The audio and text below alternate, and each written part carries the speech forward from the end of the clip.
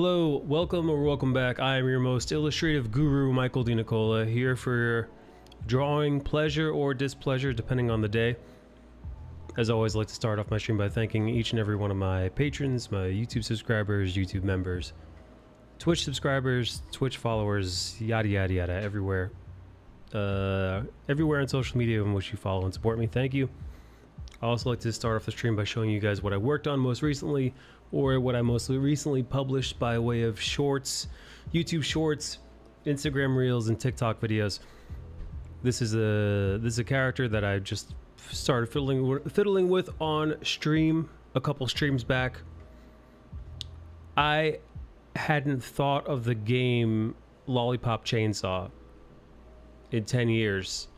And somebody from the chat said that looks like Lollipop Chainsaw, and it must have like left a mark in my brain a decade ago, and just bubbled to the surface creatively now. Needless to say, illustrating this lady to be a reference to that character was not my intent. A happy accident, right? Today I've got some coloring to do. I have some other illustration stuff I want to get to. As always, you guys let me know if you have any questions, comments, concerns. If you have any Procreate questions for me, I'm here. I'm at your disposal. Aside from that,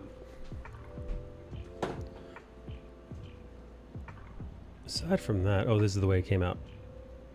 I just put a splash of color on there. Put a splash of color on there for fun, for funsies. All right. Okay.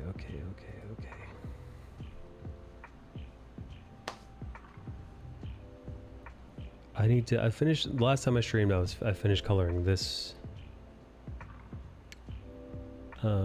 this fun Metroid piece.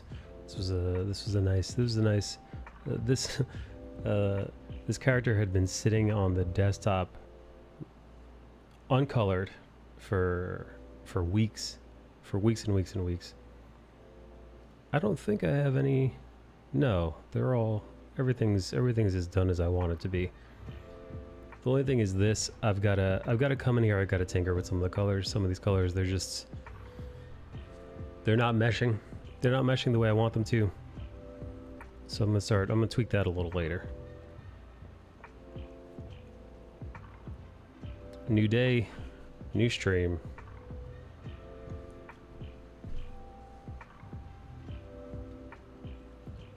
All right.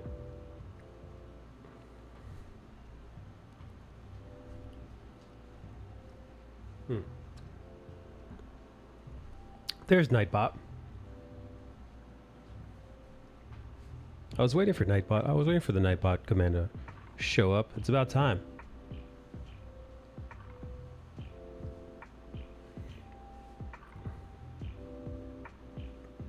And there we go. Now the Discord link is pinned for anybody who's curious.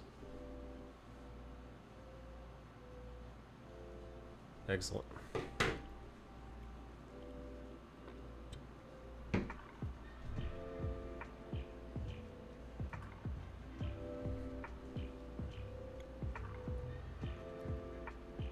Let's see if we can't bang out a quick one. How quick, you say? I don't know, dude. I draw slow. We talked about this before. I draw slow as hell.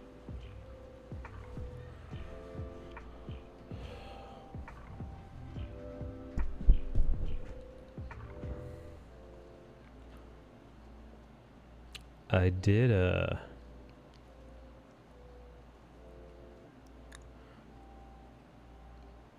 did see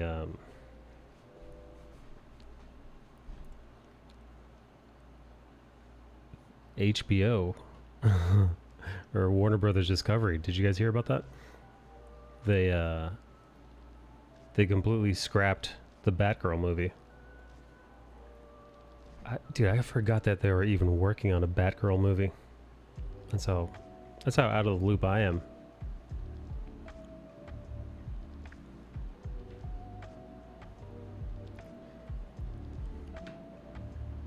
So apparently the movie cost them about...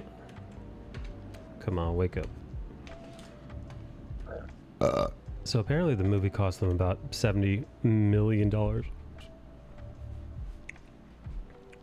Movie cost them $70 million to make, and the movie was so bad. Rather than try to recoup their money in the box office or having any kind of theatrical release, they have lost all faith in this movie. Warner Brothers executives. It's so bad they've yeah, they're scrapping it. And in order to actually get a tax break for the movie, in order to get the tax break of the movie, no one can ever see it.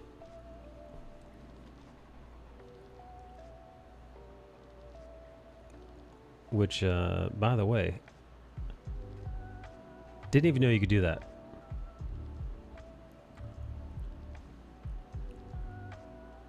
I didn't even know that was a thing that movie studios could do. I don't think it's ever been done before. At least, it's never been done that I've seen.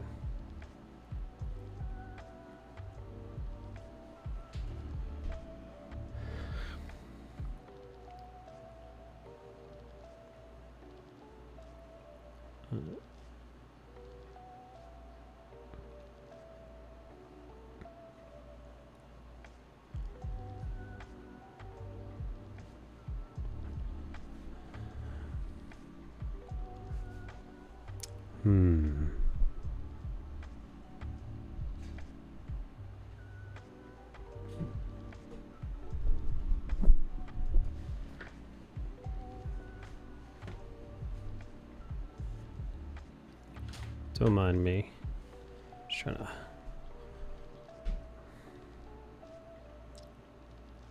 trying to position this a little bit more comfortably.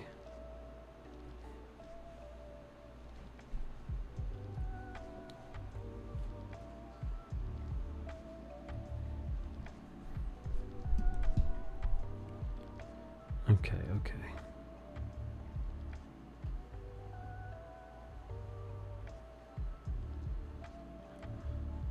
Don't mind me. I'm doing this is a rough sketch / gestural sketch where I try to figure out. Hey, Strike Boy, what's up, buddy? You've missed me. I guess I've been streaming very late. I've been streaming around like 1 a.m. my time.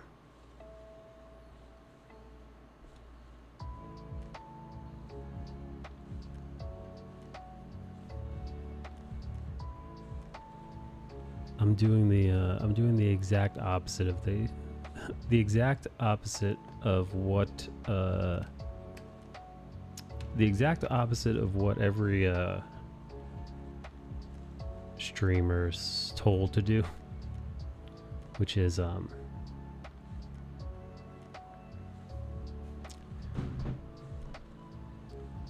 streaming at completely erratic times.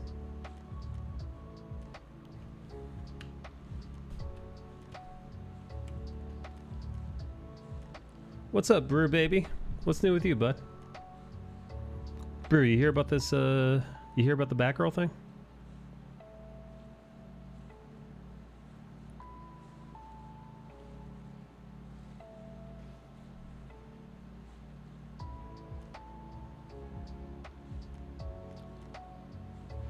Yeah, I heard about it today for the first time, and I was shocked. I was shocked that a movie would be that bad. A movie would be so poorly received that the studio's like, fuck it, dude. This movie's so bad, we're gonna lose so much money on this. Even more than we already spent. We're not gonna spend another dime. You know what? I don't know what to make of it. I don't think I really care. Ah, yes, Batgirl. We're for the movie not to come. Yeah, that's that's wild.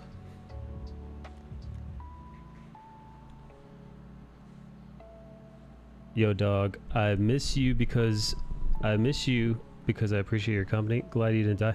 I've been streaming, man. Dude, I've streamed, all right, I didn't stream yesterday and Tuesday. I was busy. Or did I stream Tuesday? No, I didn't stream Tuesday night. Because I had an appointment yesterday morning that I didn't want to miss. But I've been doing streams. I've just been doing streams at like 1 a.m. But thanks, Banzy.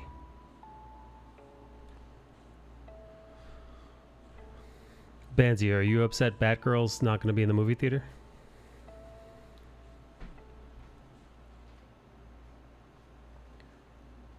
Yeah, some people are very upset. Some people are saying it's some people are playing the race card, saying that the movie's not coming out because you know, it was a chocolatey Batgirl.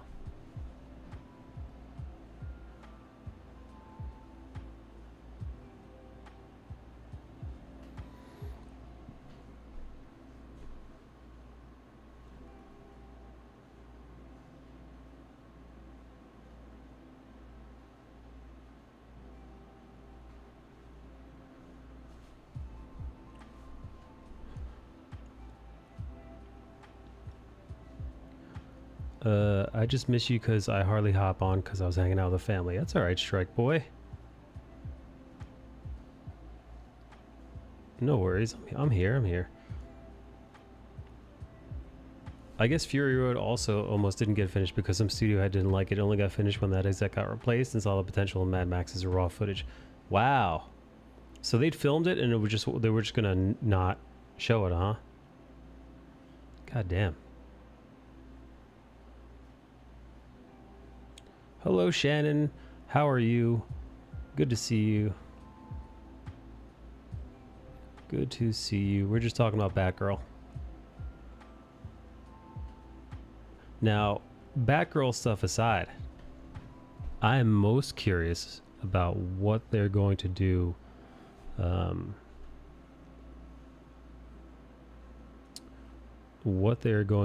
with Ezra Miller's Flash. Oh, also, you know what's really weird about this? Michael Keaton was in this year going to reprise his role of Batman. Michael Keaton was going to show up in 3 different Warner Brothers films this year. Michael Keaton was going to show up as Batman in the Batgirl movie. Michael Keaton was going to show up as Batman in the Aquaman movie. He was going to do a cameo in Aquaman. And Batman, of course, was going to play a major role in Flashpoint. However, if you believe the rumor mill,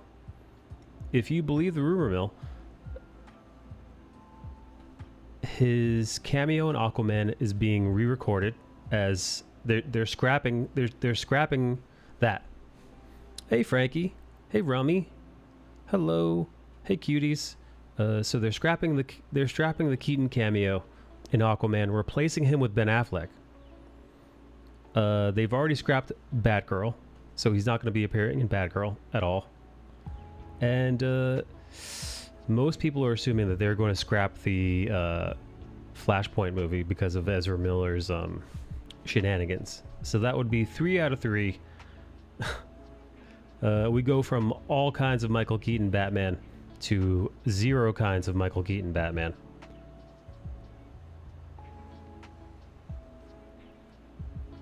Getting this off my chest off the bat, Thor's terrible. I liked it, dude. I'm part of the community that enjoyed it. I thought it was I was laughing hysterically from start to finish. I had a good time, man. I was actually taken by surprise to hear that so many people didn't like it. It was one of the cheesiest Marvel movies, like one of the corniest Marvel movies I think out there to date. So I get why people aren't into it. But yeah. Rum, you got the illness? Actually, they hated it so much because it's a Latin woman who's playing background. Get out of here. I'm good. I haven't been here in a while. Shannon, it's good to see you. You too, Strike Boy. I'm glad you both are back here. I'm glad you're still... Rum, I didn't know... Rum, did you... I took a couple weeks off because I caught the bug. I caught the virus. And I was out of commission for a couple weeks.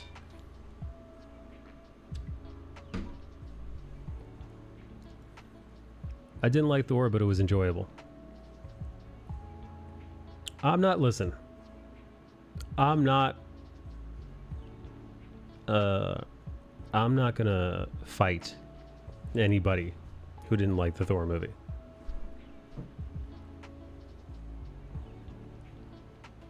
If you didn't like the Thor movie, no problemo for me. I didn't make the movie. I forgot about the new Thor film. It's very, it's incredibly silly. It's I said it's about as campy as a Joel Schumacher Batman film.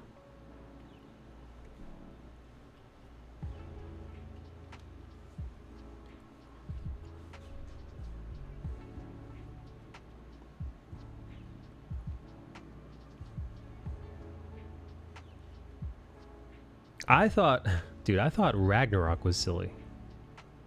I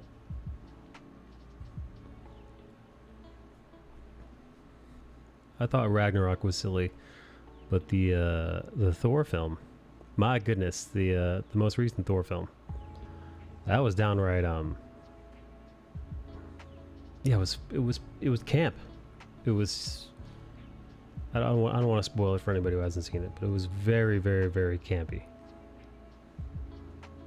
I think the campiest Marvel movie to date.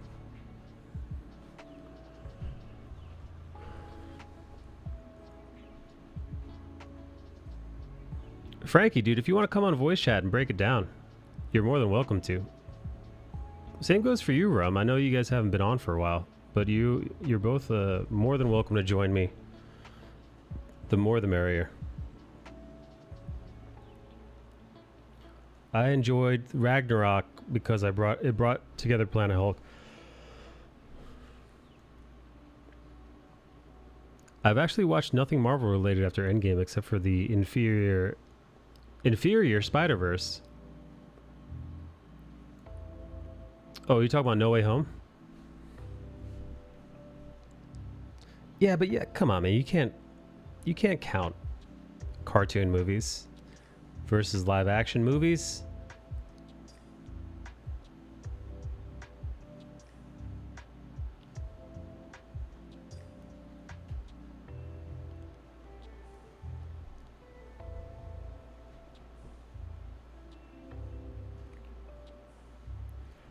Spider-Verse was legit. Spider-Verse was good, man. Spider-Verse felt like a real a solid Spider-Man story. I've heard people getting it to, man, this is why I don't fire up Twitter. Cuz I was on Twitter the other day. And then I saw myself engaging, and I think I called a movie ass, like publicly. I said, yeah, because that movie was ass. And then I'm like, oh my God. I'm like, fuck it. I'm like, fucking Twitter, dude. It's gotten me engaged. Like, it's gotten me fucking engaged in the platform. So I immediately, after I said that, I just bailed. But what it was, people were arguing about movies, and then I saw people were arguing about Spider-Man. And people were like, Miles Morales isn't Spider-Man. Only Peter Parker is Spider-Man, which is stupid. They're like, Miles Morales will never be Spider-Man. Only Peter Parker Spider-Man. And they're like, just think about when you say the word Spider-Man, who do you think of? And I'm like, you know what? They do have a point there. When I hear the name Spider-Man, I immediately think of Peter Parker. I don't think, oh, Miles Morales. But I wouldn't go as far as to say Miles Morales is not Spider-Man. It's more the fact that Anyone can be Spider-Man. It's kind of the point of the character, right? Anybody can be Spider-Man. Miles Morales is a Spider-Man. He's just not the Spider-Man. That's all.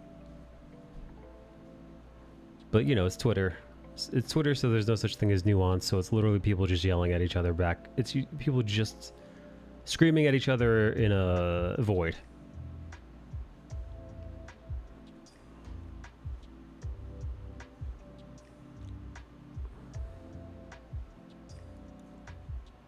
Why would you ever go on Twitter? It's such a bad idea. I went on Twitter because I was just going to post myself. I was going to post some of my artwork. And I got sucked in. God damn it! I don't even remember what I was even upset, not upset about, but like engaged enough to write a comment. I'm gonna look at my profile. Profile, tweets and replies. Here we go. Profile, tweets and replies. Here. So this place looks new look at Daemon Targaryen in House of the Dragon. And then it's Matt Smith. You guys can kind of see on my phone. Let me increase the brightness. You guys can kind of see it. Dude, to me this looks like 80s movie cheap. To me this looks like bad cosplay. Look at that fucking look at that crunchy sparkly cape that looks like your grandmother's drapes, dude. It looks like your grandmother's fucking bathroom curtain. So I saw this and I was like, what the fuck? So this person writes, looks cheap. But dude, this person writes, looks cheap, and he got ratio, dude. So 42 likes versus the Christian Bale, you know, side eye, got 800 likes. So I said, you know what, fuck it. I'm like, dude, you got ratioed, but you're right. It looks like ass. I got no likes. Nobody responded. But like, how does that in any way look cheap? The lighting sucks. The costume itself is fine. Dude, this looks cheap. How does this not look cheap? This looks like ass. Look at that helmet, dude. That helmet looks like aluminum foil. This looks cheap as fuck, man. I don't know. I feel like I was looking at this post and seeing everybody like going nuts for it, dude. I was looking at the post. Everybody's going crazy. Just like, oh my god, this looks so good. I was like, this looks so good. Doesn't anyone notice this? I feel like I'm taking crazy pills.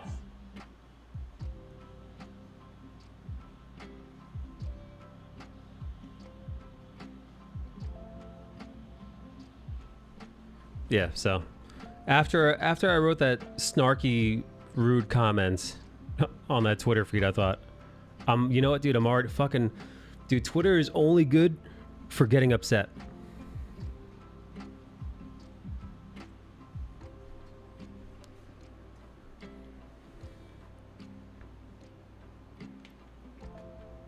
Yeah, no thank you. I don't feel like getting upset on Twitter just cause. So I bailed.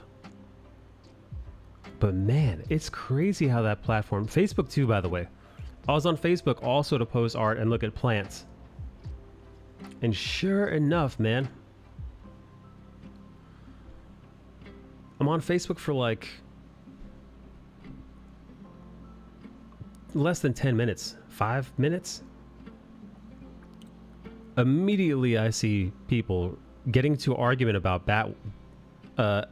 giant argument about Batgirl. Just like, Batgirl never should have been canceled. How could they do this to a Latinx woman of color? And other people like, most people were just kind of minding their own business. Just like, you know, who knows what the studio executives are thinking, yada, yada, yada. Other people were like, the reviews are terrible. The reviews for this film are so bad, Warner Brothers executives know the movie's going to cost them even more money than it would to release it.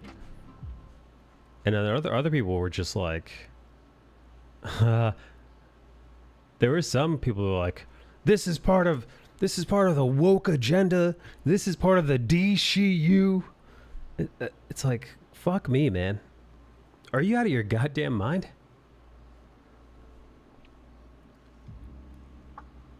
A lot of stuff on the internet just gets astroturfed into oblivion by respective companies. I remember how positive people were about the trailers for The Matrix 4 or Morbius. Well, I thought it looked like shit. Makes me wonder if the internet is just 50% bots. Yeah, no, I do. I wonder that too, man. I mean, I like a lot of Marvel content. So I'm not like one to talk, but I don't go online and start fighting people over it. Like I'm not that like for example, I enjoy the Thor movie. But I'm not gonna if you said it sucks and I hate it and it's the worst Marvel movie ever, I might take umbrage with your opinion that it's the worst one yet. I would say, I see your Thor 4 and I raise you Thor 2 or The Incredible Hulk or something. But at the end of the day, it's all so subjective. It's all so subjective.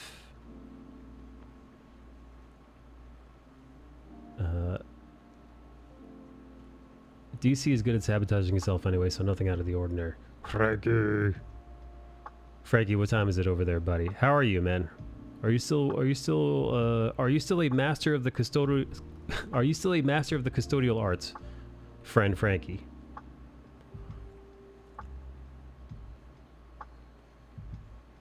It's 9 p.m. Hey, Frankie, did you know here in America we have these commercials that would air at 10 p.m. on the local TV channels, and it would say, "It's 10 p.m. Do you know where your children are?"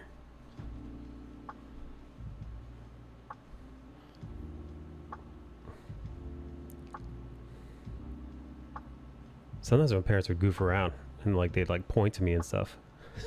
It's really stupid. It's 10 p.m. Do you know where your children are? It's like, fuck. It's like, who's that aimed towards?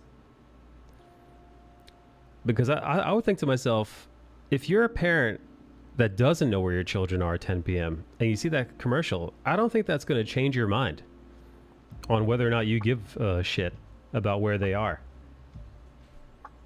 If you're an absentee parent that's just letting their kids fuck off all day, play in the streets, commit crimes, and then the local news channels where are your children? Are you watching? And then that's gonna be like, oh man, you know what? I was an absentee parent for all these years, but now you've talked me into it, television.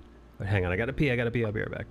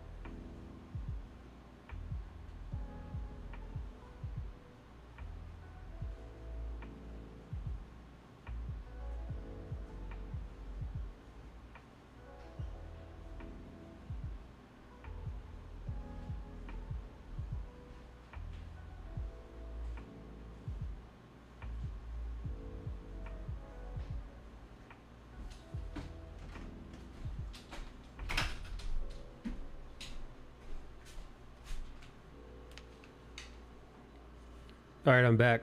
What'd I miss? Did you guys start screaming at each other about Batgirl?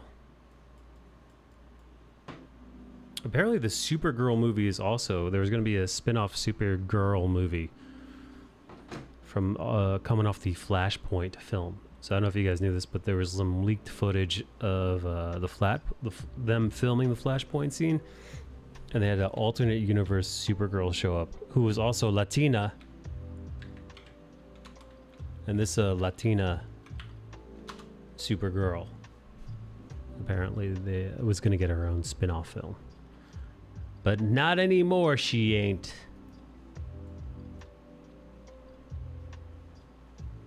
The new head honcho in charge.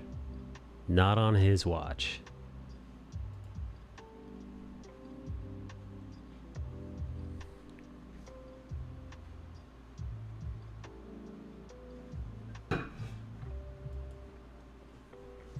Any of you guys excited for the Rings of Power, the Lord of the Rings? Yeah, the new Lord of the Rings Amazon TV show. I watched the first or second trailer and it seemed all right. You know, it didn't seem anything. It didn't seem. You know, it seemed fine.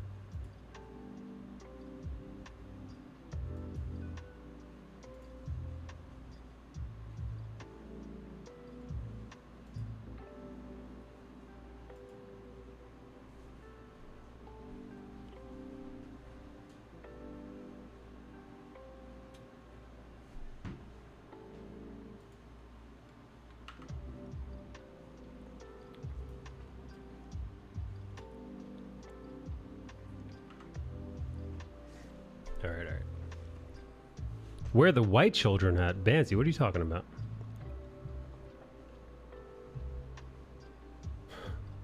It's unbelievable. Bansi, how could you say something so horrifying?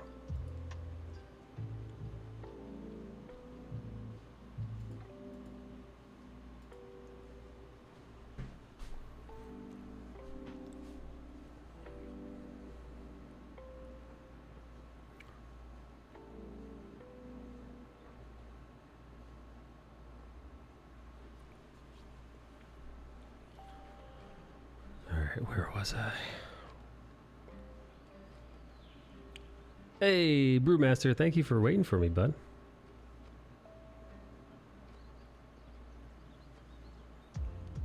Thank you for waiting for me, buddy. Trailer looks fine for Lord of the Rings. I understand why they'd add so much diversity to all the fairy tale races, but I wish they'd done it in a different way. For example, instead of having a black and white, elves just make all of them black. I know that will piss off even more people, but within the context of the elves, just living clothes off, I think would make more sense than just having everything be mixed. That would have been fucking hilarious if every elf was black. And that was like, listen, the elves are one singular race, so we're making them this way.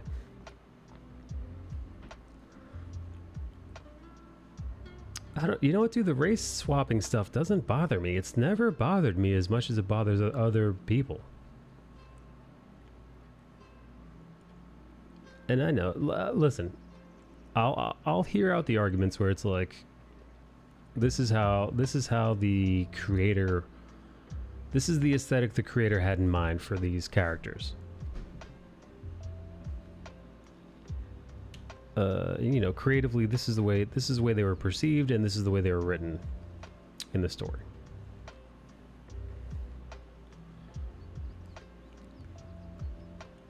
But at the end of the day, how intrinsic is how a character's skin looks, like the shade of a character's skin, or the shape of their face? How intrinsic is that to the story? I'll give you an example, right? So like, if there are dark elves, you know, like if there's a, so for example, the dwarves, right? So there not being any black dwarves might make sense, or I'm sorry, would make sense in the grand scheme, because, you know, dwarves look like this because dwarves look the way they do because they grew up in complete darkness, or they evolved in complete darkness, therefore their skin is pasty as hell. Or, you know, like dark elves, for example. Dark elves are usually like albino, right? Like that's how light they are. They're nocturnal mostly, right? If I remember correctly. At least some versions of them are nocturnal.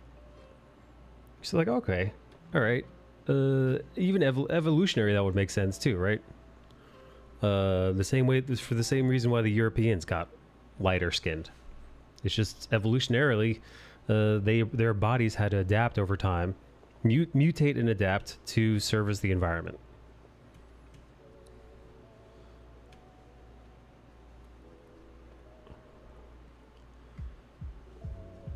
But at the end of the day, I don't think it matters all that much. At least not to me. Evo, how bothered are you? Evo hates it when a character is race swapped. No, sometimes it does feel like tokenism. Other times not so much. You know, for example, in Marvel, right? They changed Heimdall. Heimdall, who I believe is part of the Norse mythology, is an actual mythological character. But they made Heimdall into Idris Elba. And that was fine. It's like, but you know, we all know.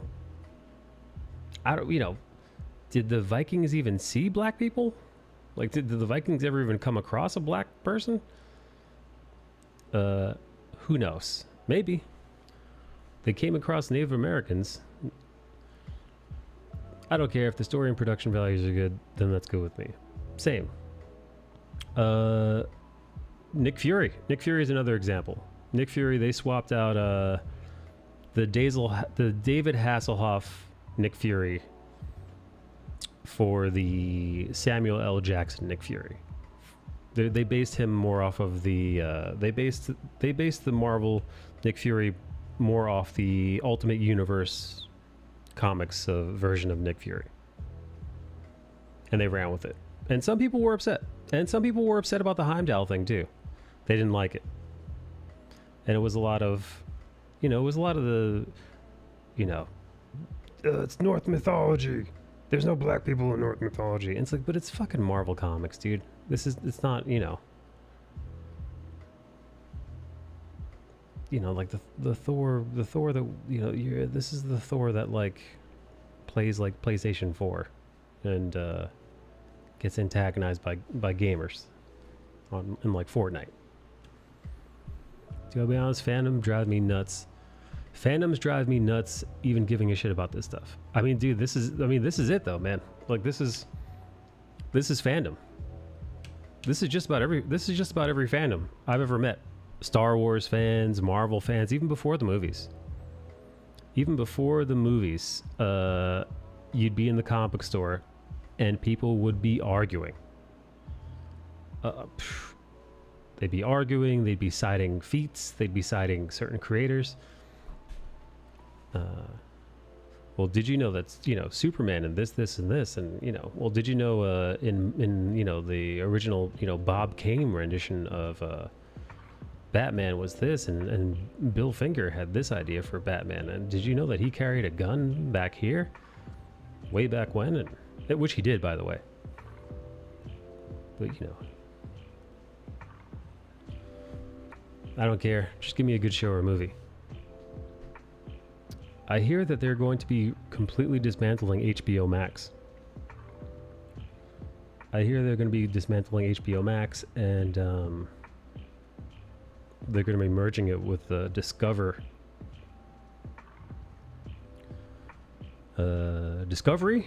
Plus. Discovery Plus.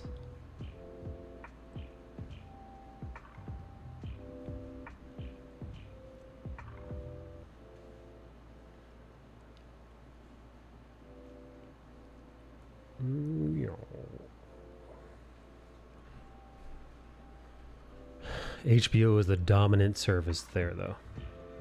HBO's got a lot of good stuff on their platform. HBO Max has become one of my favorite of the newer platforms. I find myself watching HBO Max more so than many others. I'm on there, I'm watching Our Flag Means Death, I'm watching Hacks, I'm watching Doom Patrol, I'm watching The Harley Quinn Show. I'm watching, dude, I'm watching Last Week Tonight with John Oliver. I'm watching The Rehearsal with Nathan Felder. I am just, like, most HBO Max shows that are on, I'm just like, sign me up, daddy. I think I paid for HBO Max a couple of years in advance. I'm watching Peacemaker. Peacemaker is one of my favorite superhero shows.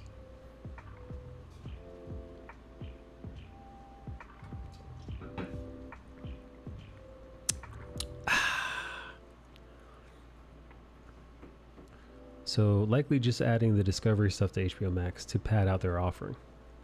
Yeah, it's already good. Like, hey, you don't need to pad me, bitch. I've got a semi already, HBO Max. You've got my money. There's so many. How many different services are there? Like, all right, let's see. Netflix, Disney, Amazon Prime, HBO Max, Paramount Plus.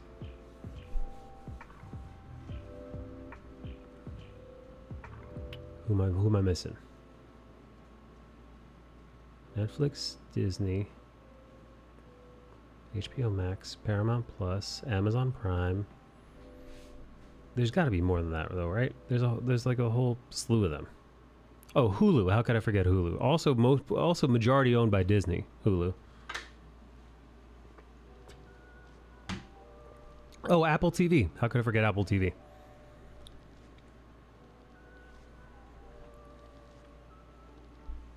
Crave here is good because of the content. It has all the HBO stuff plus Showtime and Stars. Oh, yeah, no. Showtime and Stars are two completely different things. I don't know if they have their own app. They might have their own app. It's why we can't have HBO Max and some of the other services here, because Crave Bell Media owns the Canadian rights. Canadian rights. That's why I get a VPN. If I had an affiliate program, this is where I would say, use code Mikey D for 20% off, VPN, such and such. We do not condone piracy.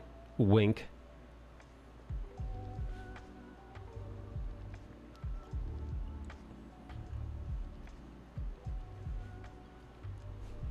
I don't know what Disney Plus is like there, but we have a bunch of Fox stuff on here. No Hulu here. So no need to worry about competing against themselves. Well, yeah, no, well, that's the thing about the Fox stuff is the Fox was bought out by Disney. So the Fox stuff is the Disney stuff. So all the, like, the 20th Century Fox, like Simpsons and whatever the hell else, that's all on Disney Plus. I'm going to assume that what's going to happen is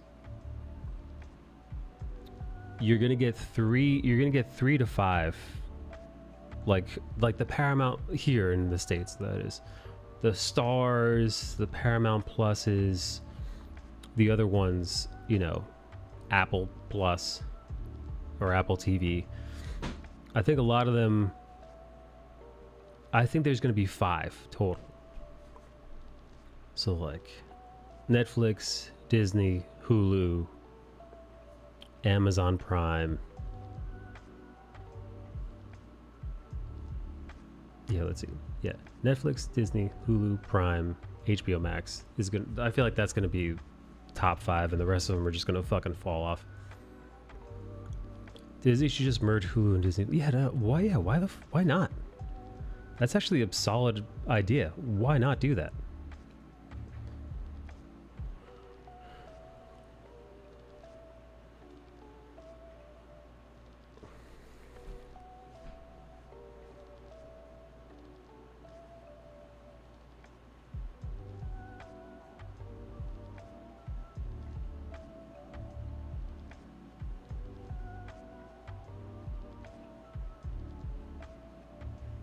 Imagine how much they'd have it all.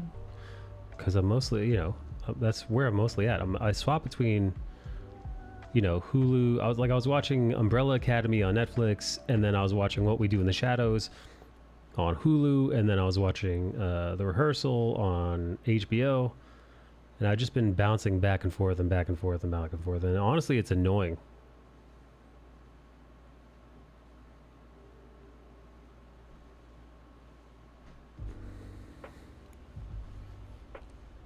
I would bet they analyzed and found they'd make more money for a separate. Yeah, they probably did. I just finished Umbrella Academy. I really like this season. Who's your top 3? Or no, who's your top Umbrella and or Sparrow?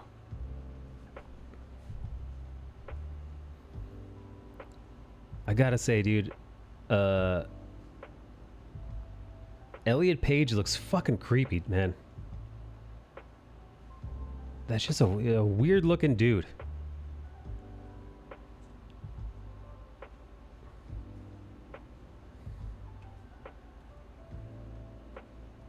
Klaus and 5, dude. I had this exact same conversation with my lady yesterday. Yesterday, 5 was my number 1, and Klaus is my number 2. Exactly. Luther coming in on 3rd.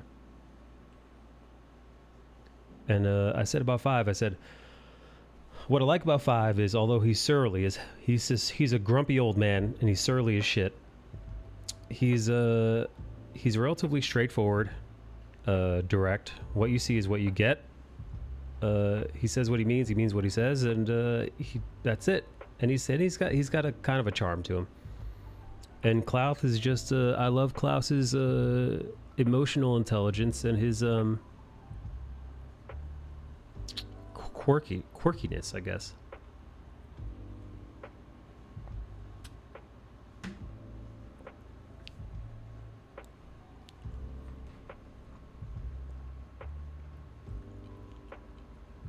So many of those characters are so unlikable. The vast majority of those characters are like completely dislikable. None of the Sparrow stood out for me. I like the hot one. I like the the telekinetic one. I thought she was pretty fine. Was that Eva? Was she wearing a wig?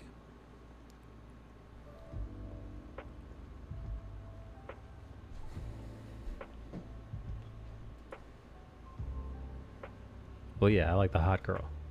As you should.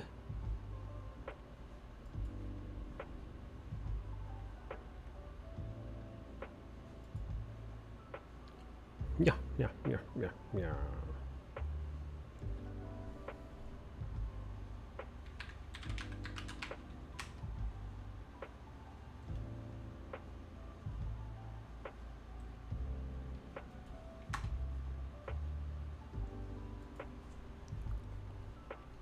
I don't think it was a wig.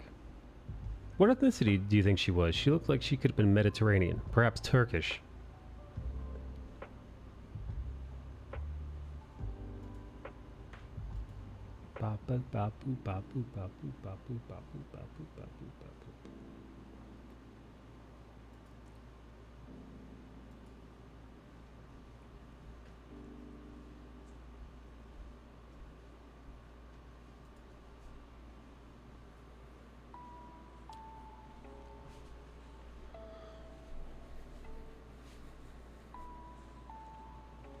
Yes, Southern European maybe. Yeah, sure. Italian perhaps. Maybe Greek. I could see Greek.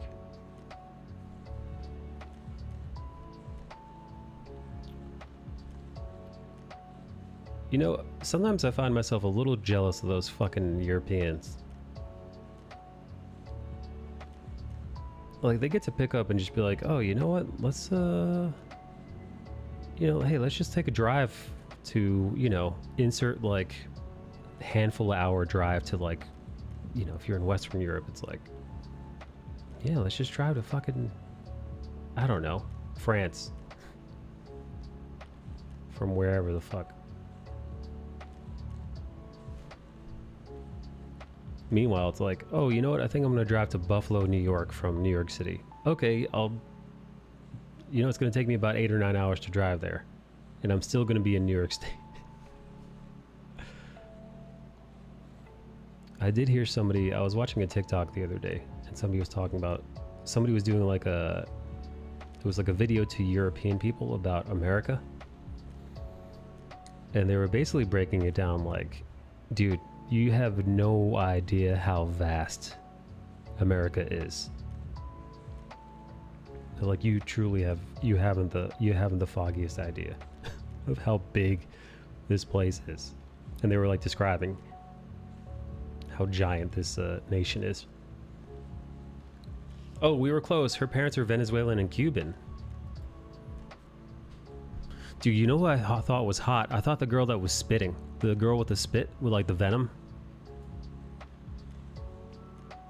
Wow, she's a little bit older. She's a little bit on the older side too, 87. I would have assumed she was a 90s baby.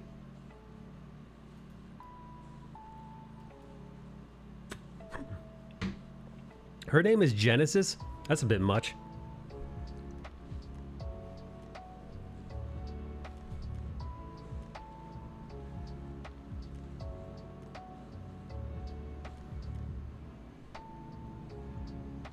Yeah, dude, Evo, same thing. Agreed.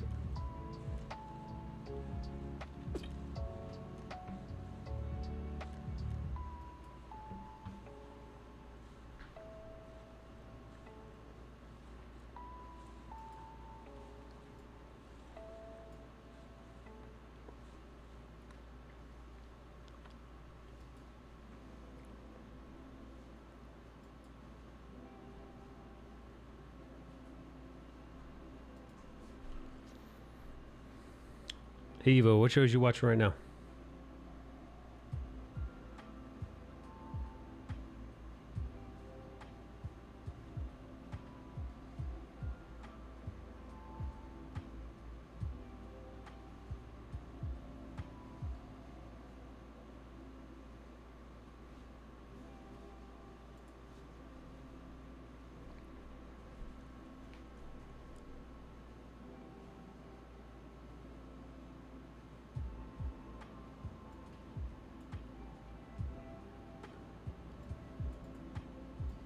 Oh my god, dude. Dude, you know who that was? You know who the spitting girl was?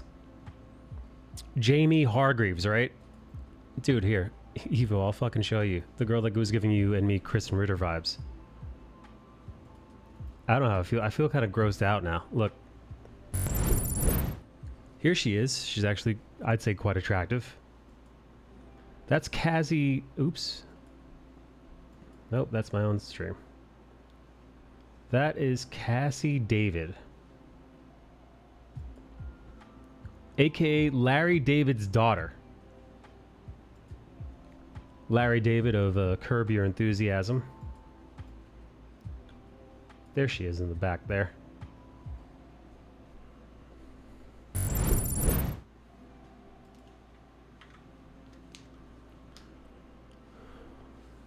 Gonna watch the Orville next. I just got caught up and finished season 3 of the Orville. I enjoyed the hell of it.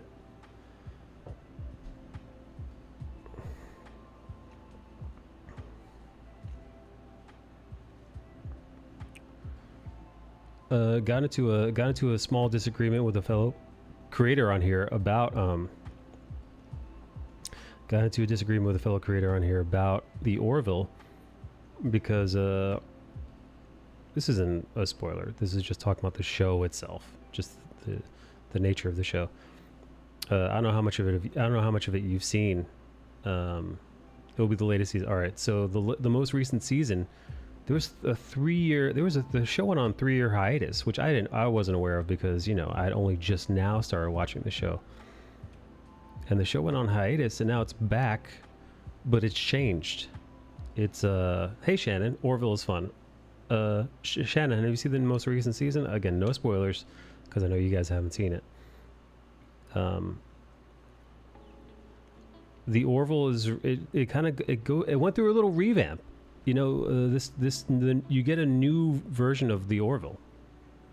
The ship design changes a little bit. The graphics are updated.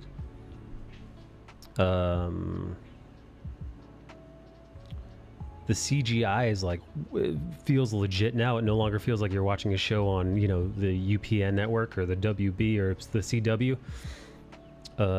So the graphics are better. Isaac no longer looks like a campy 1950s robot. I mean, he still looks a little campy. He still looks like a Doctor Who thing, but before he looked rough. I know he was meant to look a little cheesy and corny, but that was kind of the comedy of it. But he really looked rough. He got an upgrade. His suit's in other words, they've got a bigger budget. But I will say, not just a bigger budget, the writing of the show itself, the writing of the show itself has changed. So this is the argument, not argument. This is the discussion I had with Nerditude, my friend Matt, because he's a longtime viewer of the show, and he loved the show's comedy. The show's comedy is really what did it for him. That it was Star Trek, but more campy. It was Star Trek, but with that Seth MacFarlane sense of humor. It was Family Guy Star Trek. They have kind of put that away a little bit. It's kind of more. It's honestly, it's basically a lot. They've leaned. It's not devoid of comedy, right? There's still lots of comedic areas of the show. It's still funny, but I would say way more in this season than any other season. They've leaned heavily into, basically Star Trek. There's one episode where I'll say vaguely, they deal with a Trump-like populist candidate. And apparently, from what Matt told me, I didn't look into this myself, so take this with a grain of salt. But what Matt said is that they actually quoted Trump himself. The populist does, the populist candidate in the show, and he said it took him out of the show. And he said I was being ignorant to it because I didn't catch it, and I told him he was being too sensitive about it, because the fact that I didn't catch it doesn't mean I'm ignorant of it necessarily. It just means that I don't know Trump's speeches or words like that enough to be triggered by an episode that is kind of turning a mirror at our own societal woes. But by the way, my point was I'm like, dude, that's Star Trek. Star Trek has been doing that for ages. And he's like, but it's not Star Trek. I'm like, but it is now. So it seems like they're way more, and there's some more, they speak on other heavy modern subjects. But again, this is the thing that, in my opinion, Star Trek has always done. And I know it's not technically Star Trek, but it's basically Star Trek. It's basically you're watching an alternate universe version of The Next Generation. And it's whenever you hear anybody talking about woke this or woke that, when it comes in regards to Star Trek specifically, there is no such thing, man. We all know how groundbreaking The Next Generation was in regards to their inclusivity. We know how groundbreaking The Next Generation was in regards to, in the middle of the civil rights fiasco of the civil rights movement, they had their first interracial kiss on national television that got some southern states so upset that they refused to air the episode.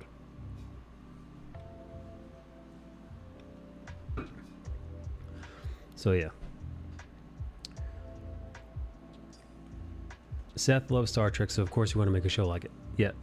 I will concede the point that if you were a fan of the previous 2 seasons of The Orville, and the comedy, this like heavy jokes, it's different.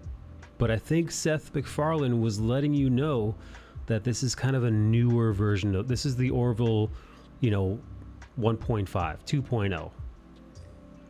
I think it's the reason why it's called the Orville New Horizons versus just the Orville Season 3. I think he was letting you know that the changes in the show aren't just visual, but they're also internal and within the writing itself and within the content of the show. Which, again, I'm a new fan to the franchise, but it worked for me, man. It felt very Star Trek, and in many ways that the modern versions of Star Trek itself, from the stuff that's being released right now on CBS All Access or Paramount Plus or whatever it is, it's kind of left a bad taste in my mouth. That actually feels less like Star Trek than the Orville does. It's likely more the show he wanted to make, but he likely only got it greenlit because of the comedy to begin. Right. Well, yeah, that's the other thing that my buddy Matt brought up.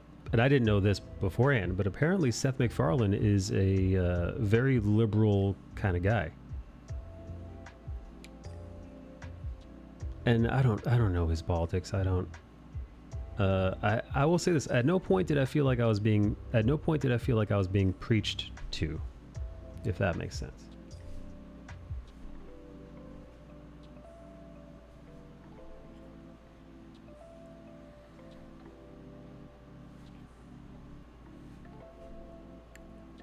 Better than Picard or that new Star Trek Captain with Captain Pike is good. Better than Picard or Discovery. I didn't like Picard season 1 so much. It felt like it didn't feel like the Captain Picard I knew at all. It felt like I was watching a clone, like an imposter.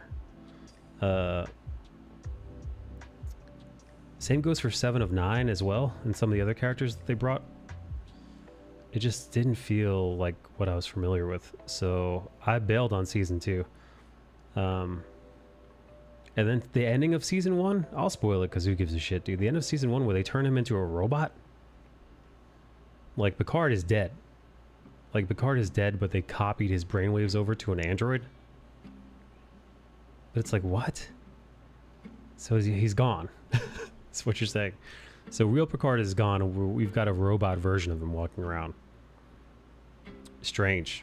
Real strange. Does season 2 get any better? Because I was real disappointed in season 1. And Star Trek Discovery, I watched the first 2.5 seasons, and I'm like, this is not good. I try to give it the benefit of the doubt because, I'm still consider myself a Star Trek fan. Season 2 about the same. Lame. What's the one with Commander Pike? What's the prequel called?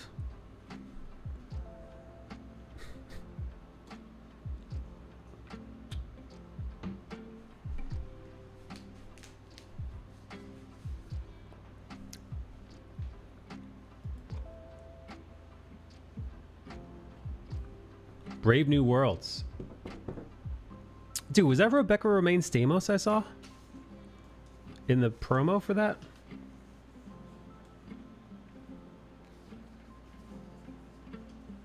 Anson Mount, aka I was gonna say aka Deadbolt, aka Black Bolt, aka Blackagar Boltagon. Yes, Rebecca is number 1. I was actually I I was actually thinking about this the other day. So many people are on the internet. They're so fucking nuts in regards to like diversity and inclusivity. And you know me, I don't give a shit about either of that stuff. I'm like you, Evo. I don't give a fuck what the person looks like, what they identify as, who they're fucking, the color of their skin. None of that shit matters, dude. Gender, schmender. As long as it's good. Can they act? Is the script that was written good? You know? Is there a compelling plot line, character development, character arcs? Right? Is there a solid first, second, and third act? Do we care about these characters? And at that point, again, who gives two shits? There's this group of people, though. I mean, there's the lunatics that are like completely mad, like they're crazy with diversity and inclusivity to like a a terminal degree. For example, on the internet, most recently, they had canceled. Netflix canceled that sexy lesbo vampire show. I think it's called First Kill.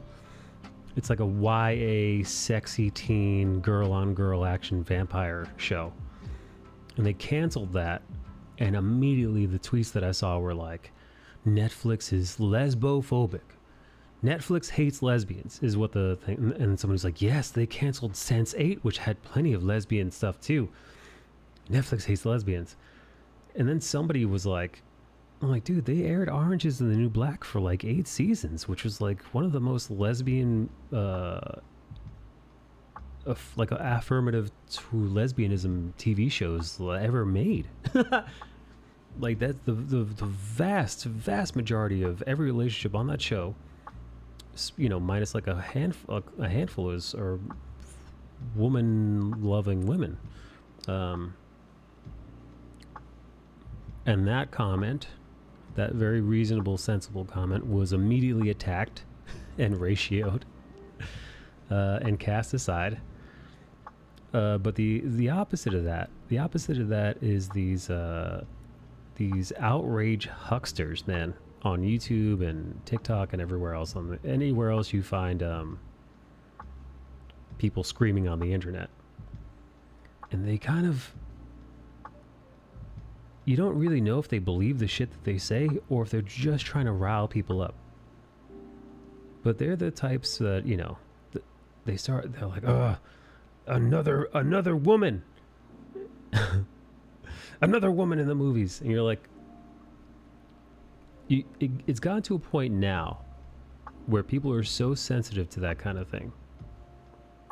The second a woman is cast, or a brown person, it seems like they start losing their goddamn minds. Like, here we go again with the diversity inclusion. And it's like, but like, maybe, wait, what if that actor, is there any possibility that that actor was just the best actor for the role? Like, is that like so outside the realm of possibility that you can't even like fathom it to be true? And the other thing is, when it comes to female leads, right out of pocket, more often than I care to admit, people, these same lunatics, are like, here we go, another strong female character. And you're like, dude, like, they didn't invent, you know, the strong female archetype wasn't built, you know, wasn't created in 2019.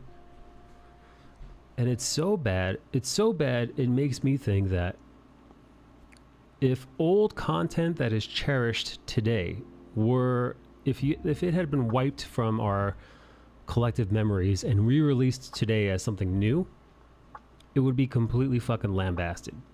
And it would be called woke, and it'd be called all kinds of names by these same assholes, these same fucking lunatics, these same grifters and, you know, outrage hucksters. I'll give you a perfect example. Ripley from Alien. I would go as far to fucking say, if they released an Alien today and nobody had any concept of what that franchise was, and it was a strong female lead who was kicking all kinds of ass in her underwear and outsmarting the alien enemy. I would say that those same outraged YouTube click cunts would be like, this, here we go, another strong female character. This is more wokeism in our you know, like they would go, it'd be completely fucking lunacy. Dude, I would, you know what? I would include Terminator 2, Linda Hamilton, Sarah Connor, where after the first one, she was more of the damsel in distress, but then T2 comes out and it's like she's been locked in a mental ward and she's just been working the fuck out. And in the interim, she has taken her role as being the, you know, the matron of the humanity's freedom fight, right? She has taken that role with the utmost seriousness. Her character has completely changed from the first movie. You know, after she was chased and pursued, rather than stay a victim, she's become strong, very fucking strong. Dude, I'm telling you, if Terminator 2 was released today, those same fucking dickheads would be up to their same shenanigans. Here we go again. Another strong female character. It'd be this, you know, just out of hand, just out of pocket, just because. It's like, fuck, man. I'm like, dude, it's gotten so bad. I'm like, part of me is like, do you guys see yourselves? Like, do you see what you're saying? Like, is any of this, like, is there any self-reflection whatsoever? Or are you just so full of shit? Like, are you so full of shit that you completely believe your lies, like Amber Heard or other people suffering from narcissistic personality disorder, that like your lies have just become truths now in your own brain? So much so that you'd pass a lie detector test because you believe it to be true, even though it started off as a complete lie. Like, do you believe your own nonsense that bad? Or are you just a complete fucking liar? Or are you just stupid? People see what they want to see, when the real reason has more to do with how many views it got or what sort of issues it's having while being made. Sometimes the show just ends up being shit, so you cancel it. The extremes on both sides of that diversity thing are both ridiculous. A lot of people make money off those outrage extremes. It's part of what fuels it too. What's up, Hindu toilet cleaner? First thing in the morning, what do I see? A pile of sheet. Thank you, Hindu toilet cleaner. Scooby Club says, I'm waiting for this channel to go woke so I can be outraged and cancel my Twitch Prime sub. Listen, and I'm not saying things don't go woke. They do. And then when I say that, first off, can we stop using that word, dude? I don't like using it because it's become meaningless. It's said so often now. It's like it's gone. The word woke has gone so far outside of like just like the normal day-to-day our peers, like the millennial age to like Gen Z age, you know, the normal lexicon of words chosen to be used by the Twitch streamer, TikTok viewer crowd. It's like your fat uncle who lives on, you know, Fox News is calling things woke. Like, the word has lost all fucking meaning. It's useless. And it's whenever I hear somebody shouting it, I'm like, oh, this person is most likely a dickhead. Because it's just so overly used to define things that don't even like really fit that what the word originally meant anymore. It just basically stands for something I don't like. You know?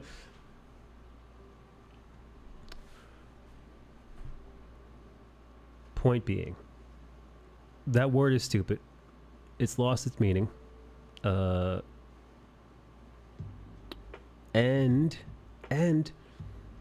yeah, there are a lot of hucksters and fucking scammers out there who really, they just want your views, they want your clicks, they want your outrage, they want to bait you one way or another for their own devices.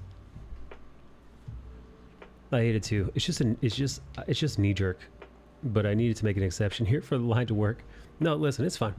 And like, again, if a company is doing stuff that does seem hyper progressive and their intentions are tokenism or virtue signaling, which has happened, dude. I mean, again, it happens every gay pride month. I mean, and it's ripped on by gay people every pride month, where it's like, Bank of America decides to change its logo to the gay it's nonsensical. So yeah, when you notice a company or a studio or whatever it is, when they're virtue signaling for the when they're patting themselves on the back for tokenism, by all means call it out, point out the hypocrisy, point out when when Nike is like, we champion the rights of the downtrodden LGBT community, and it's like, yeah, but what about the human slaves you have working in your Chinese factories? Yes, fucking absolutely take these people, these organizations, taking them to task for their bullshit. But what we're talking about is like more like the culture wars lunacy, where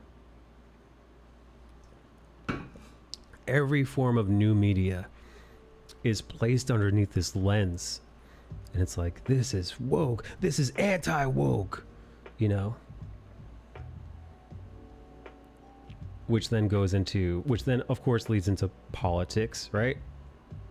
Because if you're woke, you're a Biden bootlicking, Nancy Pelosi pussy chugging, leftist, liberal, progressive freak. It's like, if you're anti-woke, yeah, you're one of the you're fucking based. Fucking based.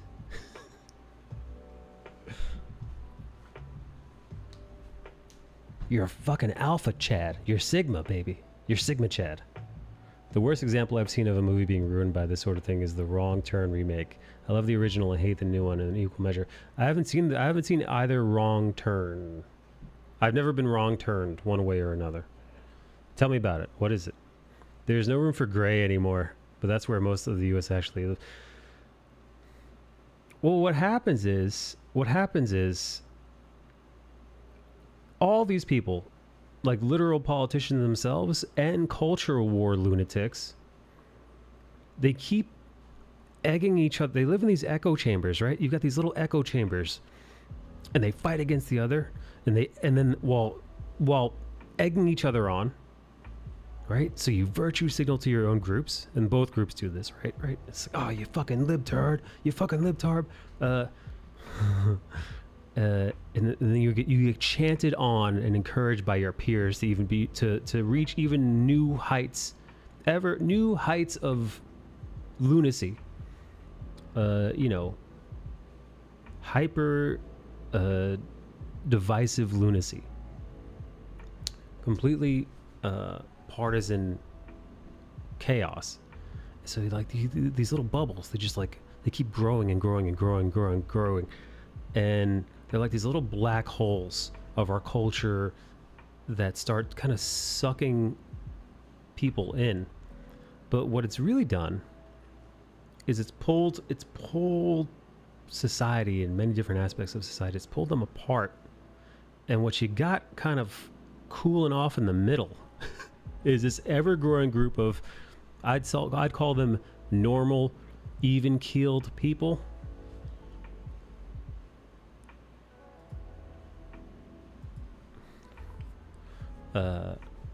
Normal, even-keeled people. Oh, Severance. That's a good show. The Severance theme just started playing on my Spotify. As these nutsos are just driving each other further and further apart from the center, or like common sense, the gray area, people willing to hear out all different aspects of an argument within reason, the more like shockingly divisive they've gotten, right?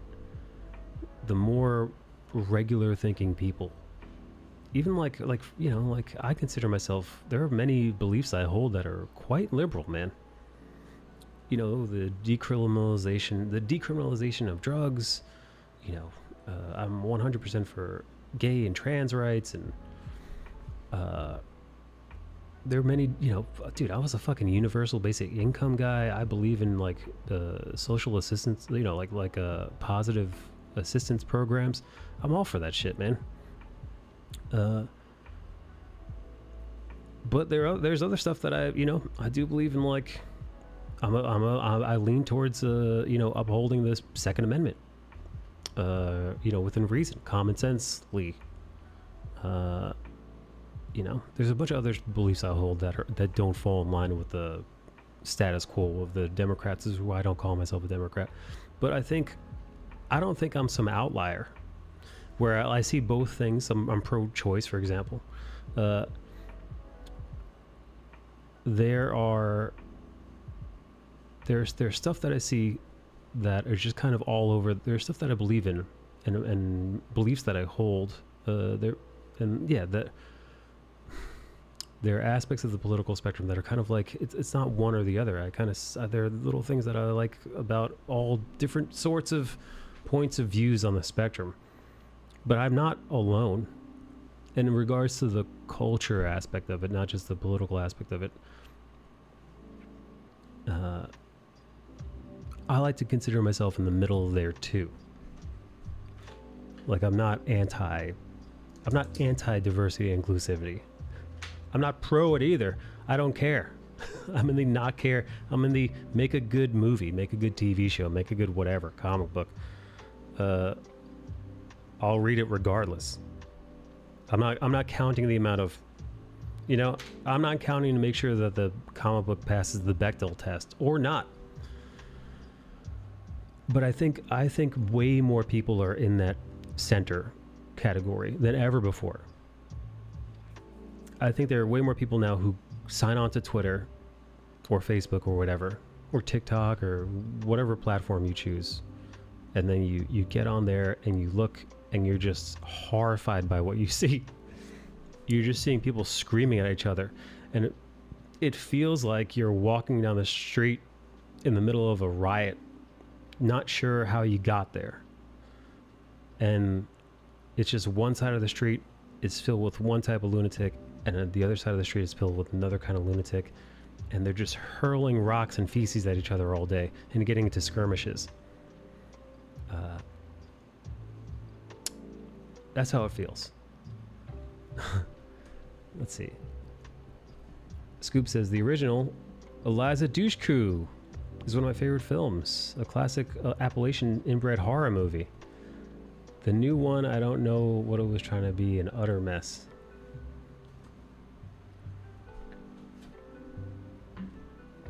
When did they release that? Was that in the theaters?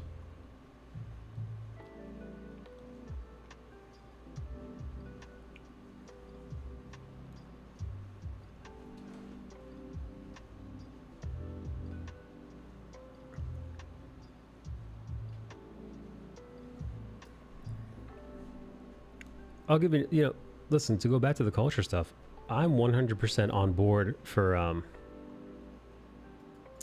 100% on board for giving Lord of the Rings of Power a chance. It looks, I'll be honest, some of the trailer looks awesome, and other aspects of the trailer look fucking terrible.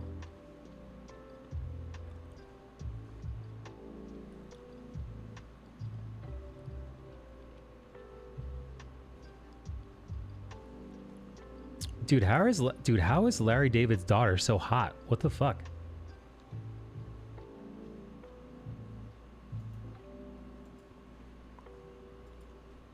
Yo, I found her Instagram. I didn't find it. It was tied to her. I still had her page up from IMDb and it was linked. So I clicked it.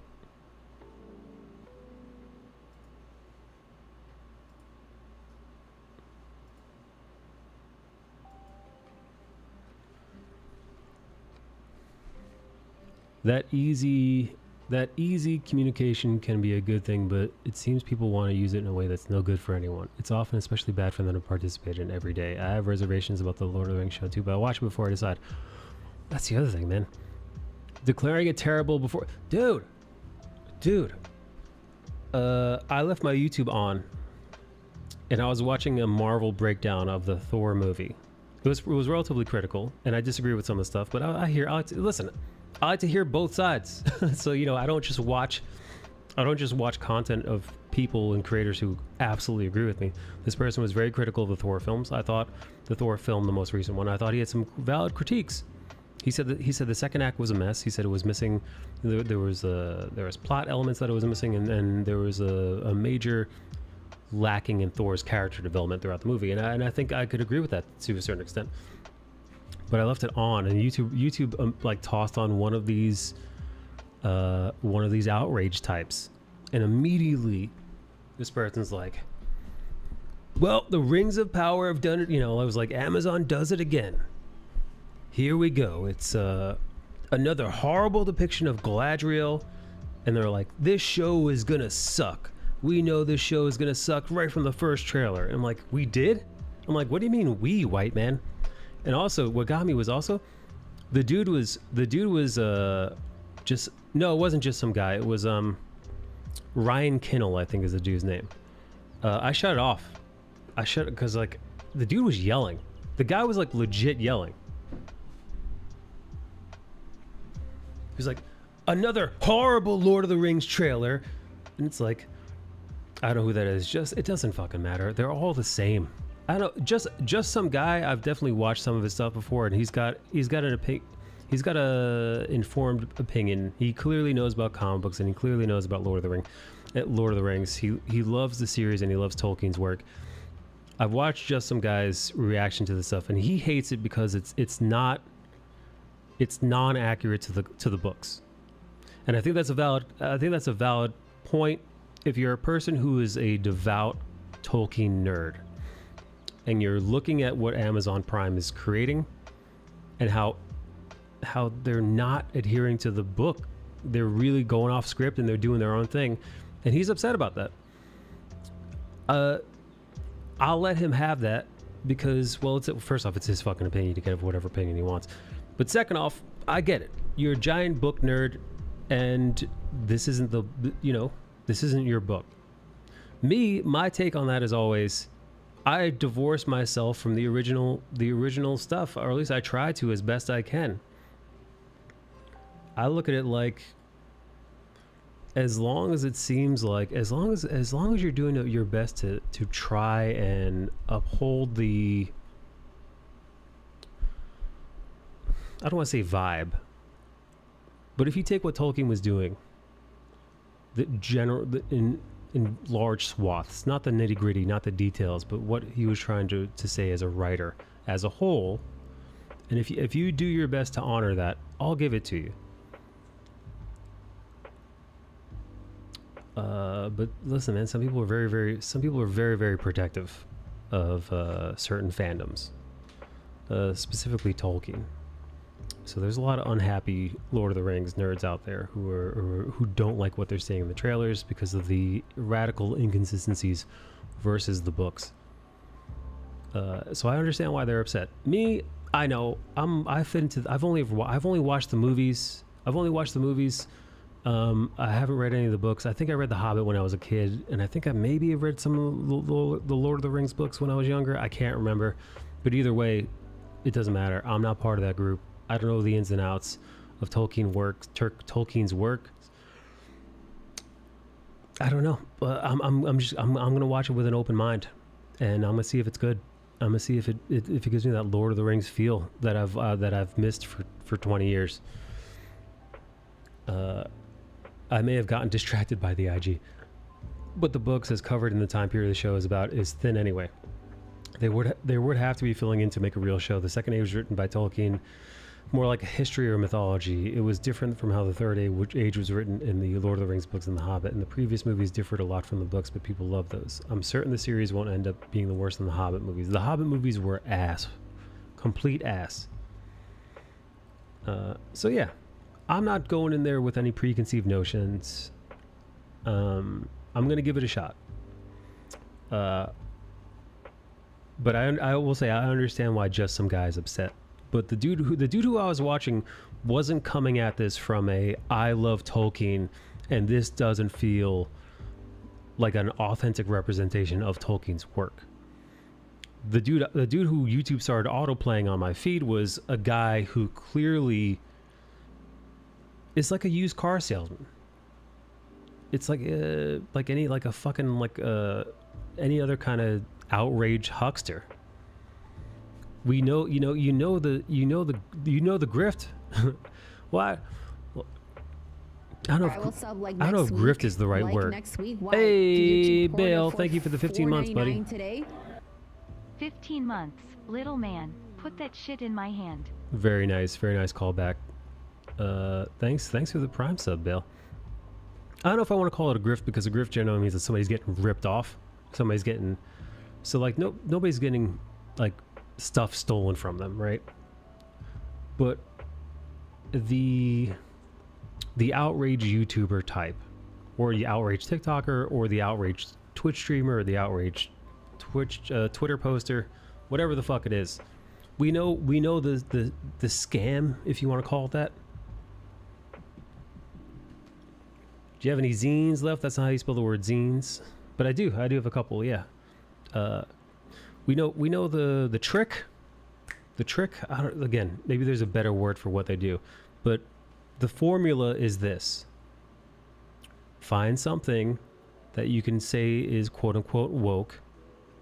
Pretend to get very, very, very mad at it, unreasonably mad at it. Make a video on it where you're screaming about how bad it is before it's even how much for a Zian. Start screaming about it to your community before even the first trailer has been out for 24 hours about how bad it is, and about how, look at all this diversity and inclusivity, and it's just so bad. And yeah, get clicks, sell subscriptions, get people to, you know, pay for your Patreon, or was it Subscribe Star is what they use, Locals is what they use. And it's basically, hey, I'm anti-woke. I'm here to fight these SJWs for you. The SJWs are coming for your characters. They're coming for your Batgirl. They're coming for your Supergirl. The SJWs are going to take them. But we're going to stop them. And yeah, there it is. It's the outrage grift. Again, I don't know if I want to call it a grift, because grift sounds like somebody's getting ripped off, and they're not stealing your money. SJWs, my K2 dead. Yeah, no, Corey, the SJWs, they're coming for your characters. They're coming for your Terminator. They're going to turn your Terminator into a woman. They've already done that a couple times already, but who's counting?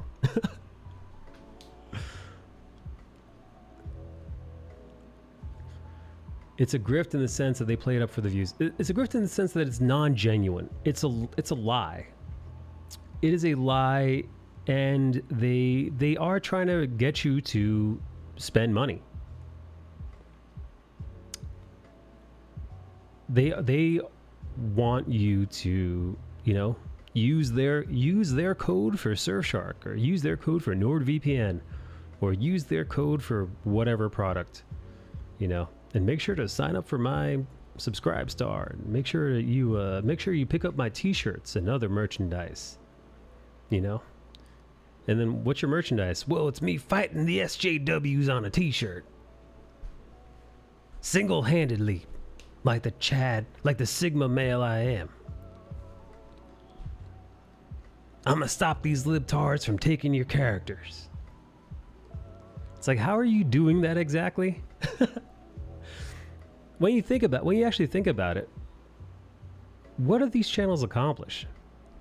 And when I tell you YouTube or whatever outrage channel in regards to the culture wars specifically, you could probably think at least of a handful of them. But what do these guys do?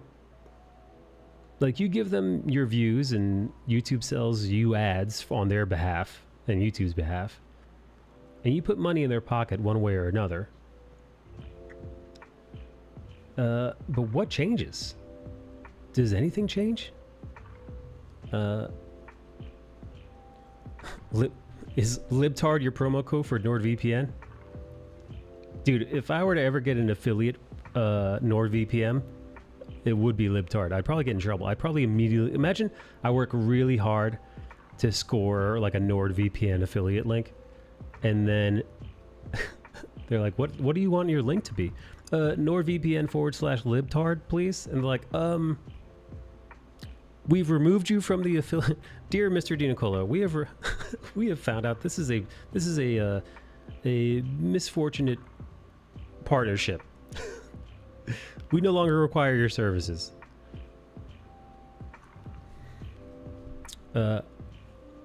Let's see. Some people actually say things they don't believe, but it gets views and makes money. They may actually believe what they're saying. The outrage might be overblown for effect. It's like other jobs. Sometimes you gotta say things about what you're saying, what you're selling to make money. It doesn't mean you think your product is actually great. I'd rather see a hot lady Terminator than Arnold's old ass these days. That would have no reflection on how much I like the old movies. Bill says, they kind of do be coming for people's favorite characters. You've seen quite a few characters get progressive us. I'm not saying that they don't make characters more progressive. But what I'm saying is, so what? The examples that we gave were Heimdall.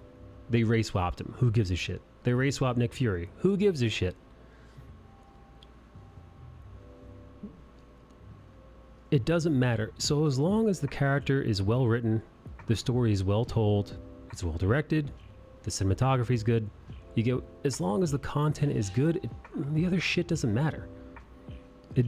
We had a whole conversation about how the Orville did a whole episode where they're basically riffing off Trump being a populist candidate that was riling up the masses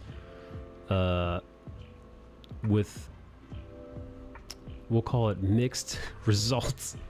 I don't want to spoil the episode. I don't want to spoil the Orville episode. It was an excellent episode. The problem is people are so fucking hyper politicized that it will be unwatchable for them. But I think it was solid. I think it was a good episode. Now, but again, to the YouTube lunatics, it's like, here we go again. Woke progressive libtardation in my Star Trek ripoff. It's like, well, dude, Star Trek has always been progressive. Whether you like it or not, always has been. Throw a zine in your art box? Sure, dude. I'll throw a zine in the art box. Hang on. I've gotta, after this, Bale, I'm gonna measure out your arc, I think, in a box and tell you how much I owe you. Not how much I owe you. How much you owe me to ship it out to you is what I meant. Tard VPN. They gender swapped Corey. They race swapped Albert Wesker and we got Blade. Now see that?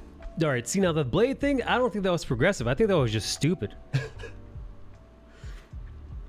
Here, let me pitch this to you guys. Can Albert Wesker be a non-white dude? For anybody who's played the Resident Evil games, you know that Wesker is more or less a white supremacist, right? I mean, like, that dude is about like the master race and the Aryanism and all that shit. So it's kind of weird that he'd be, you know, it's very that Dave Chappelle character from the Chappelle Show, who is the blind Klansman, whose name I forget.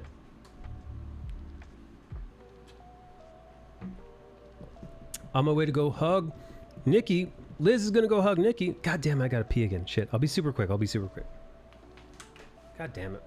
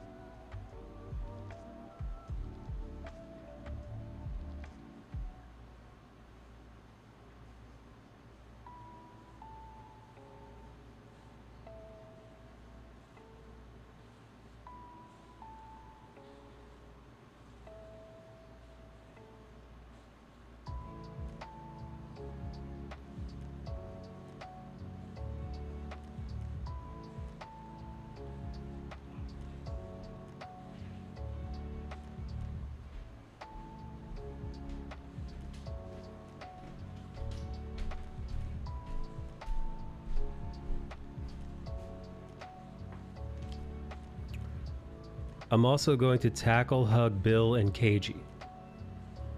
Bill Nash. Liz, could you ask Bill Nash if he actually did pay for Nagasaki's tit job? Because that was the rumor that was going on, that he paid for her titties. And I would like to know whether or not that rumor is true or false. Clayton Bigsby is the black white supremacist. There you go. Corey says, where is she squeezing? How dare you? Three Neko says, I think Clancy. Evo says, I will leave that up to Liz's discretion, Corey. Corey, do you wish you were going on this trip with Liz? Liz and Nikki? The Liz and Nikki trippy?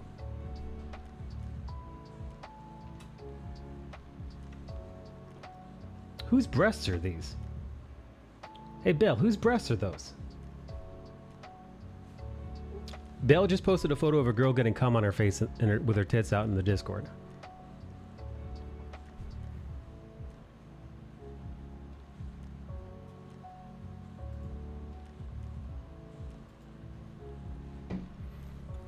Bale posted a woman in the Discord the other day whose butt was so fake. It literally didn't even have the consistency of like a human being's butt. Her butt looked like it was melting. And dude, her butt was so melty, it made me draw this the other day. Here, I'm gonna speed it up so you guys can see. I actually drew this. I drew this diagram here. Here, I'm gonna, so you guys can see the diagram. It's the fake butt diagram. When a woman has really small breasts and she gets a giant like tit job, it looks freakish, right? It looks so abnormal because there's so little skin on her chest for how big they are. They look like giant water balloons just propped on her chest. It looks horrible. And I've seen it done so many times. Girls with like A cups, they jump to like a triple D, and it looks nightmarish. And it kind of looks like what I drew, where it's like their whole body is real small, and then you got these giant, big old jugs, just sitting propped up, motionless on the top of their chest. And I said, and I stand by this, you could usually see the gals who've got butt implants, because butt implants follow the same logic, where it's this like stick, except the butt implant is a little bit easier to detect in that there's no thigh to butt ratio. So like here where I drew this healthy thigh and booty meat example, right? There's usually like when a lady has a large buttocks, there's like a hip butt thigh ratio where it all kind of makes sense. But when a woman gets a fake butt installed, it looks like this, dude.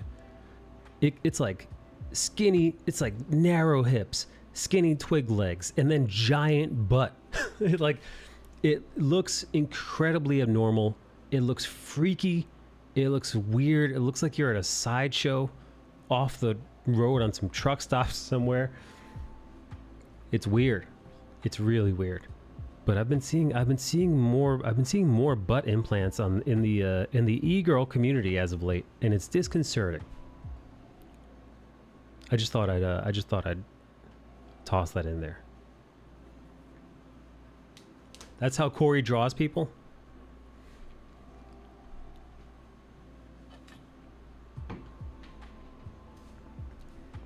I know, that's how Corey taught me how to draw that. That's how I learned.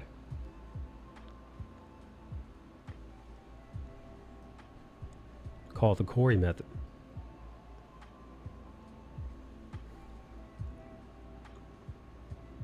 You know, dude, people have gotten so anti-SJW. It's cringe now, man. They've gone full circle. They've gone full circle. It's like Two-Face says, you either die a hero or you live long enough to see yourself become the villain. I'm glad I have a nice size real butt. Listen, I love a nice butt. And listen, I'm not telling you how to live your life. If you want to go out there and buy a fake butt, go for it. But I'm gonna tell you this: keep it reasonable. Same thing with the titties. Keep it reasonable, man. Don't go crazy. The anti-SJWs are as bad or worse than the SJWs. It's just become really cringy, man. Like I understood where the anti-SJW thing comes from, or where it came from rather. But now it's just as cringe as being on there screaming about whatever the hell the libs of TikTok are screaming about. That's what you call body dysmorphia. Yeah, it is what you call body dysmorphia.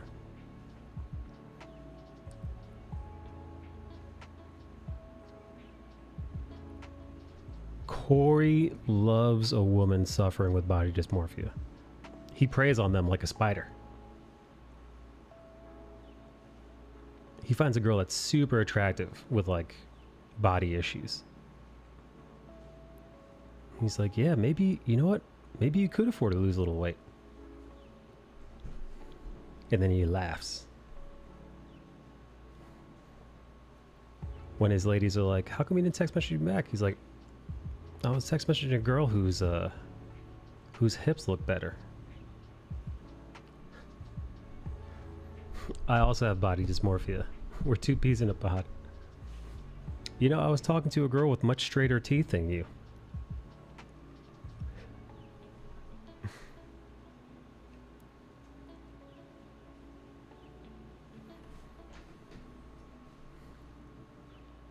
How do you know if you've got body dysmorphia?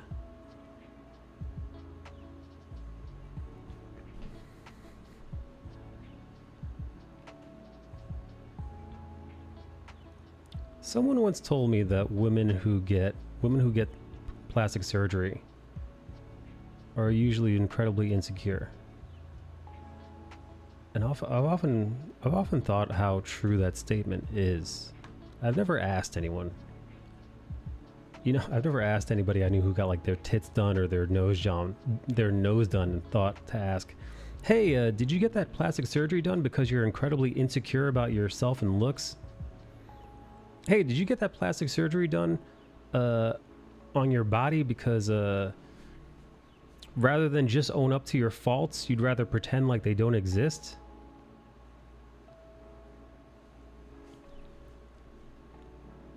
Often, oh, look, Evo and Shannon both said the same thing at the same time.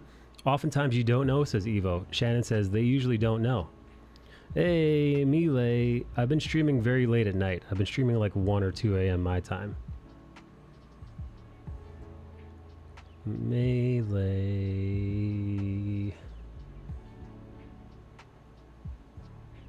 But I'm here now, Melee. It's okay.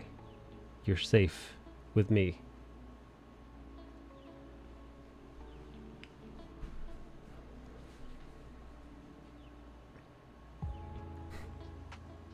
You know, we're talking about everything under the sun.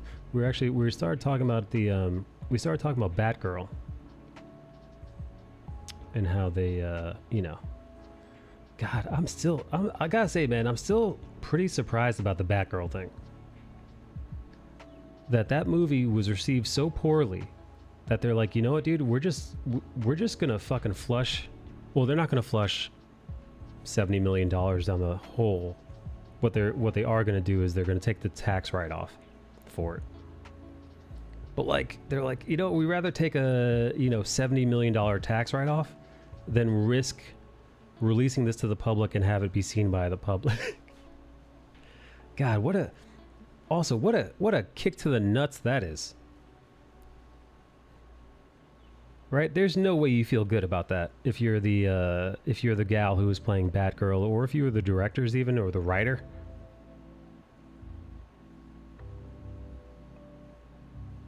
And just like, yeah, no, this dude, think about like the kind of movies that are still on HBO Max that they're like, yeah, this will fly.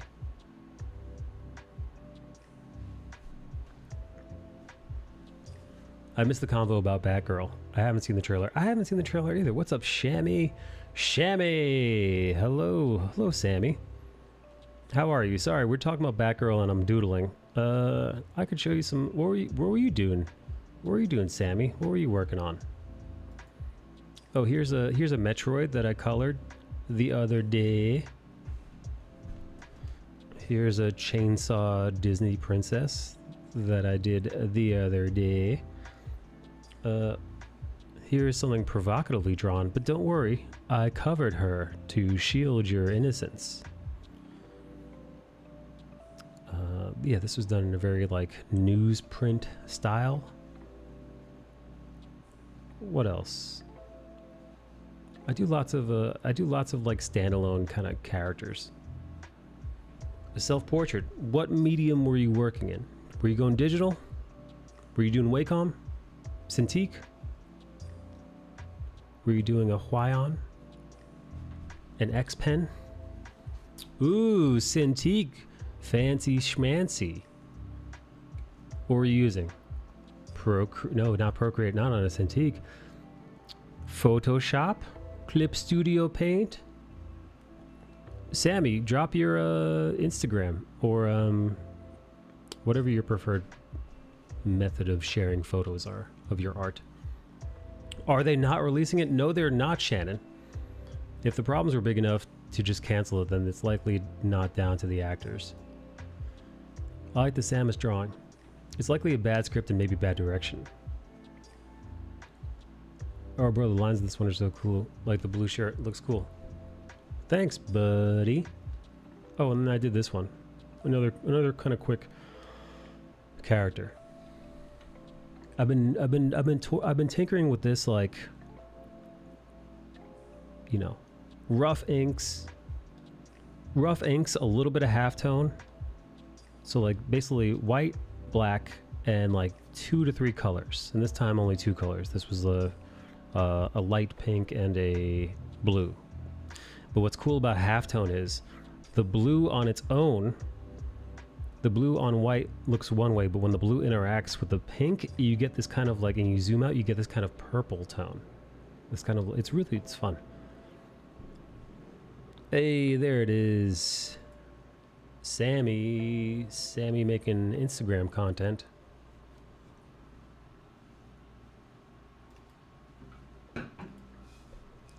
Ooh, you're from Belgium.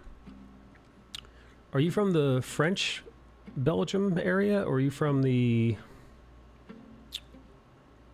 God, what are they... What's... Flemish? Flemish? No. Fuck. What's the other part of... What do they speak in the other part of Belgium? I'm a no good American. We don't know about no geography over there. Oh, wow, Flemish. I was right. Look at me, knowing about a country that it isn't in North America. Yay. Looks like a Fortnite character in the best way possible. I see more than one bear. I approve. Can you show the chainsaw chick? Yeah, sure. This is the chainsaw one I did. I did this the other day. I used like one... No, did I? No, I actually used just one. I used the inks. And then... So I had the color of the inks. I've got the pink tone. And then I've got the background tone that I also use as the halftone. So again, just another one where I use like basically just 3 colors.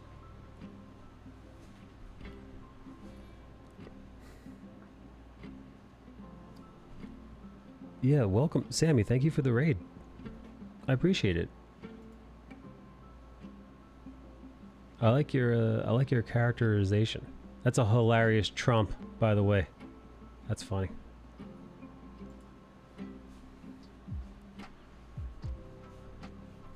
Chainsaw feels like concept art for the movie Ready or Not. I have not. What is Ready or Not? What is that? Enlighten me, friend. I'm working on this. You know, I forgot we had sound effects. Hang on, it's gotta pop up. God, it's so hot in here. It's 86 degrees in here, and yet I'm like super hot. Why is that? How hot is it outside? The air conditioner isn't doing jack shit. Oh, it's 92 degrees outside. That's fucking warm. That's real warm. I like your, hey Sammy, I like your haircut. Very straight lace. Hey Sammy, how come you were wearing a shirt and, how come you were wearing a suit and tie? Not a suit and tie, but like, how come you were wearing a suit and like a beautiful crisp white shirt? It's 101 here. Where are you at, Shannon? Jeez. And for those of you who are not American and are like, what the hell is what are these numbers and what is 92 degrees and what is 100 degrees in, you know, European or, you know, I guess any other area of the world? I don't know. I don't know how to do the conversion. You're on your own. Fort Worth, Texas. Hey, has the Texan grid gone out again? And also, Shannon, did you hear the rumors that you guys are going to try to secede again in 2023? I was talking about that the other day.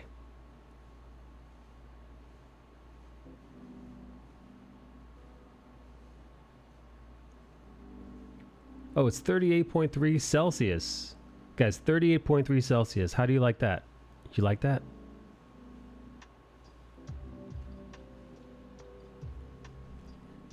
Oh, please, so funny. It's such, dude, it's such like a nonsense political maneuver. Like, it's such like a Ted Cruz kind of like bullshit, like, Texas is gonna secede, baby. And it's like, no, you're fucking not.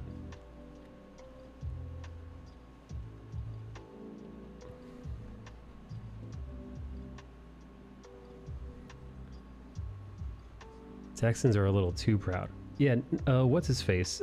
Cruz also was like, we're going to take our oil, and we're going to take NASA, and we're going to take the military, and we're just going to go on our way. And it's like, what the fuck are you talking about, stupid? I'm like, NASA belongs to the fucking United States. It's not a Texas. It might be based in Texas, but it's not it doesn't belong to Texas. It's like, what do you mean the military? I'm like, do you think U.S. is just going to hand over its military bases in Texas to you? It just, none of it was making any goddamn sense.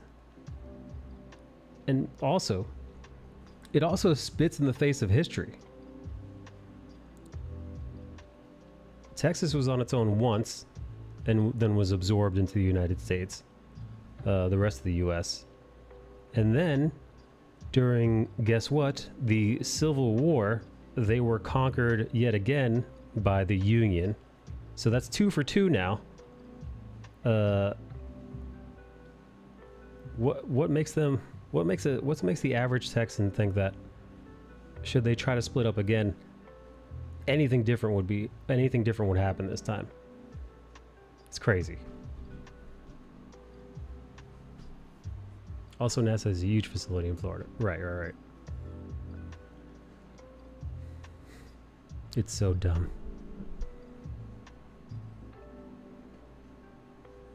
What mic are you using in cam? Oh, sure. I am using the Sony A5100 with a cheap $50 eBay lens that I got. But the default lens will work just fine. And I'm using a Shure SM7B microphone. Those two things are basically like YouTuber / Twitch's like first, like, it's the first rung of like being the semi-professional streamer. Like right when you decide, when you've gone as high as you can in the webcam arena, and you're like, I gotta evolve past webcamming. This is the first rung. Because anything more, dude, any other professional microphones, like you're looking at like hundreds and hundreds. This is like a $400 mic, $400 or $500 when I got it. Yeah, so this is a $400 mic. It only goes up and up and up. The camera I got for like $300, and also is like a very kind of, you know, baby streamer's first professional camera.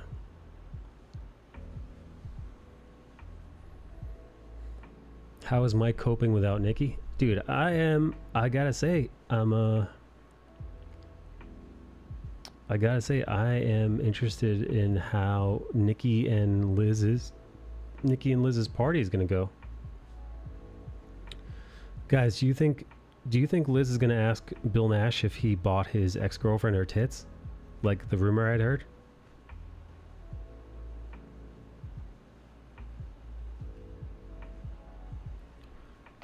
Oh Lord, is Liz there too? Yeah, Liz and Nikki are going to hang out with a bunch of other Twitch streamers.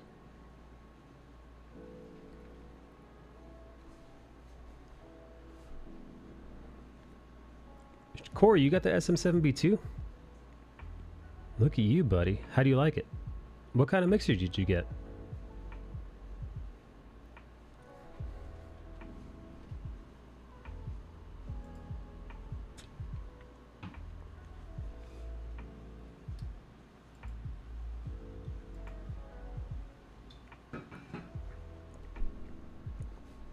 I just have a Focusrite. I don't know that. I don't know what that is. Here's my mixer. I gotta take the air pressurizer too. It's getting a little dusty. Yeah, I got a little. But there it is. I keep it in really good condition, generally speaking. Try to make sure that it looks as nice as it did the day I got it.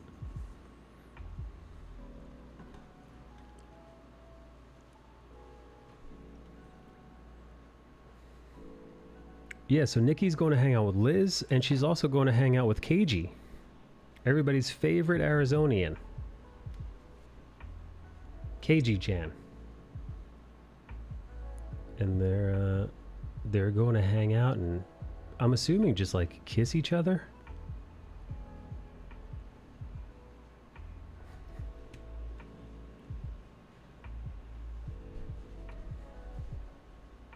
Bang, bang, you're the best. Hey, Rascal, thank you for the follow. Yep, KG is in Chicago this week. Dude, they're all hanging out. I've got a little FOMO right now. Corey's dropping links. Corey's dropping Amazon links. Not too much to it. Oh yeah, shit, dude. That's basically about as basic as a mixer as you can get. But I guess if you're just if you're just using it to stream, you don't really need one as big as I got. The one that I got is like, you know, what you'd use if you've got extra instruments and extra microphones and whatnot. The reason why I got the one I got is because it's got audio effects that I barely use.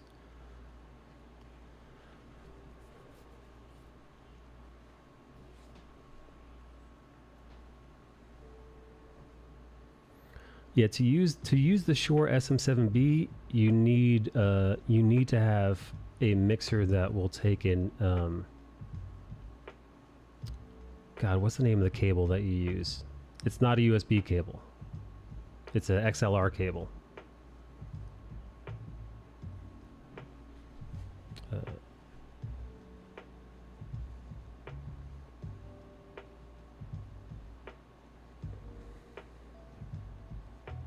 Like phantom power, and also it needs to also have phantom power. Yes.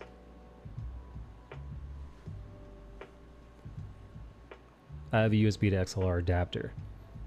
The USB to XLR adapter, it will do, but you will lose fidelity in the exchange.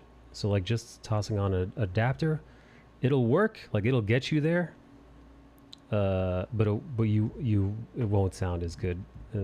Just slapping a little converter on it. That's why people get XLR mixer, you know, like mixers. Yep, a mixer is best. Yeah, but you know, listen, if you're out on the go, or you know, if you're at a convention or doing stuff, you know, where you don't have access to a mixer, a converter like that it'll get the job done.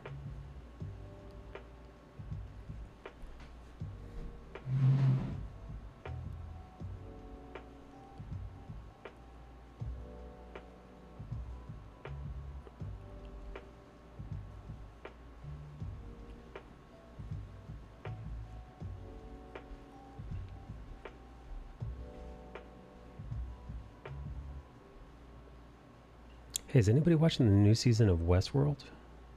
Or am I the only sci-fi nerd in here?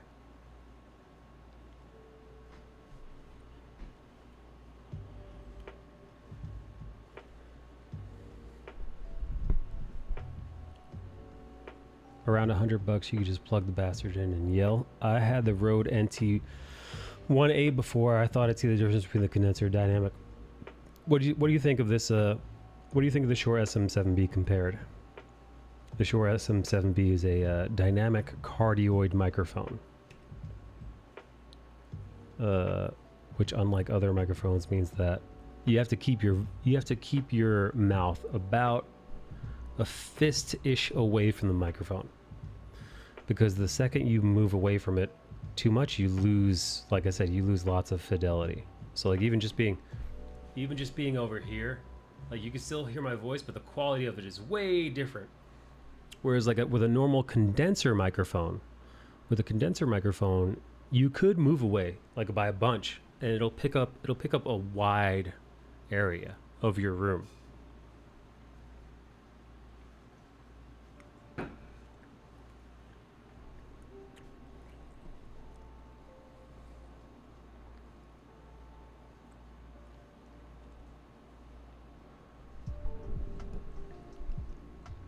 If I had the finances too, I would try to buy one of those fancy shotgun microphones. A shotgun microphone is very similar to a Shure, but it has a kind of conal area in which it catches sound. So kind of like how this microphone, it catches like this area that's like about a fist away from it is like the sweet spot.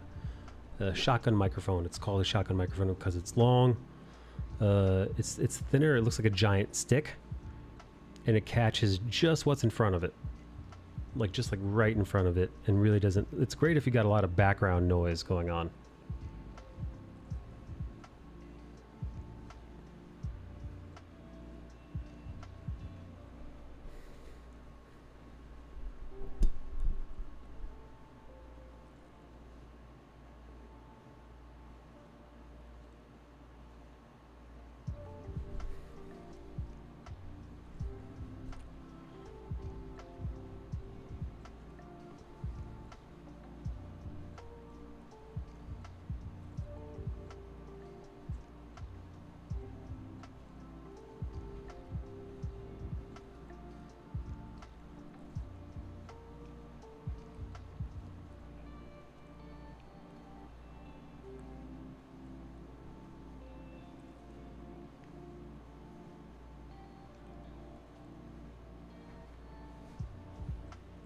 Hey guys, I'm curious, do you guys feel bad for the actors and actresses and the other creatives that were involved in the Batgirl Batgirl movie that got shit canned?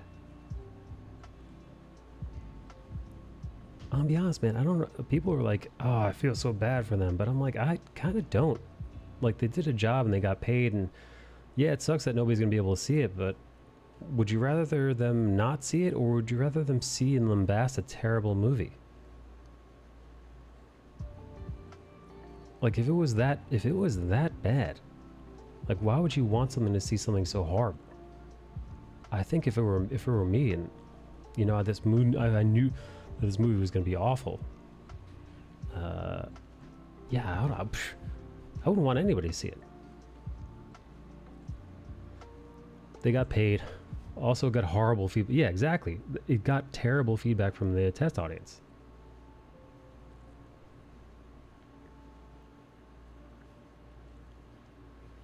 It was, if it was released, it would be Morbid Time Part 2. Yeah, dude. You don't listen, a Morbid Time is funny because everybody kind of gets into the ridiculousness of it, but you don't want a Morbid Time. Like, you're literally you get bullied by the entire internet for like weeks until they find something else to rip on. But no, they weren't laughing with Jared Leto. They were ripping on his ass for weeks and weeks and weeks and weeks and weeks until the meme died.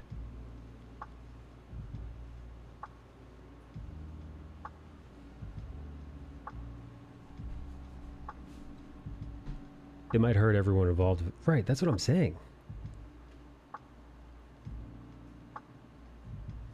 If it was released, it would require more money. Well, yeah, sure, they'd have to, one, I think they needed reshoots. I think they needed more reshoots for it. And also, they'd have to start marketing it. And, you know, marketing can cost up to $150 million. On top of what they've already paid. For a movie that isn't gonna, that's most likely gonna cost them, you know? So it's just, yeah, I see why they're taking the write-off.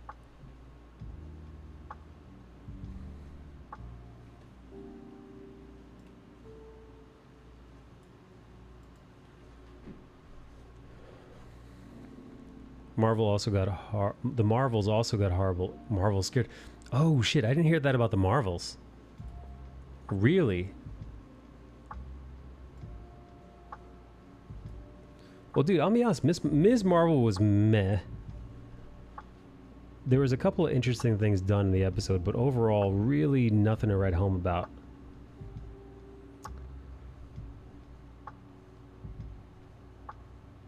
Captain Marvel was ass, as we all know.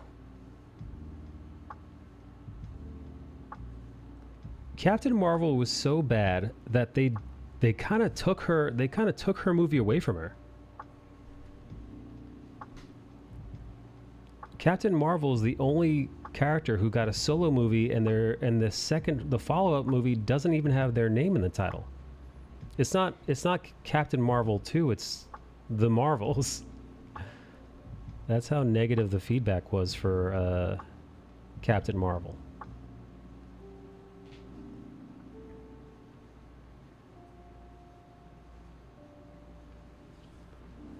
Hey, Pink.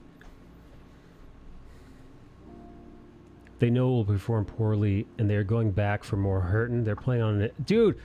Oh, so for those of you who don't know, yesterday, Patton Oswalt let it slip on a morning show. I think it was like Good Morning America or something. He let it slip to Al Roker, of all people, that him and what's that dickhead's name? What's that fucking Harry Styles? Him and Harry Styles were coming back for Eternals 2, baby, to reprise their roles of Star Fox and Pip. And it's like, dude, Eternals sucks so bad. I fucking completely forgot that Harry Styles was in it. I forgot that he was in the teaser, you know, the post-credit scene teaser.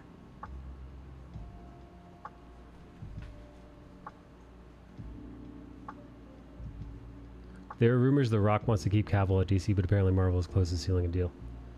Ooh. Yeah, The Rock got booed at San Diego Comic-Con.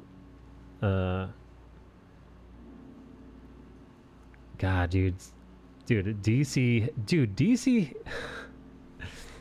Marvel has Phase 4, right? The last couple of years at Marvel, due to the pandemic and other issues, Marvel has slipped. You know, they didn't slip in like over 10 years, but they started slipping. Phase 4 really didn't seem to have any connective tissue, not in the way that Phase 1, 2, and 3 did. It seems like they fell off a bit. Now, only time will tell if this is just a slip, a minor slip up, or a full free for all for Marvel. We'll have to wait and see. However, it would have been the perfect opportunity for DC to come on in and you know, pick up some easy views from a fan base that's might be a little burned out on Marvel. However, DC has not done that. DC is in pure chaos, from Amber Heard being in the next Aquaman film, which is also undergoing lots of reshoots as we speak, removing Michael Keaton allegedly. Poor Michael Keaton. That guy could have had a moment. We were just talking about how he's being cut out of the Aquaman cameo he was going to have. He's been cut out of the Batgirl movie that he was going to be put in. And if they end up canceling the Flashpoint movie, which they may very well do because of Ezra Miller's shenanigans, that will be it. Of 3 projects that Michael Keaton was going to be in, he'll now be in none. But again, time will tell. But DC, man, DC really not giving us anything. DC showed up to San Diego with Shazam and Black Adam, and that's it. DC has some of the most recognizable comic book characters of all fucking time, and they have like nothing. It's like, what are you working on, DC? It's like nothing.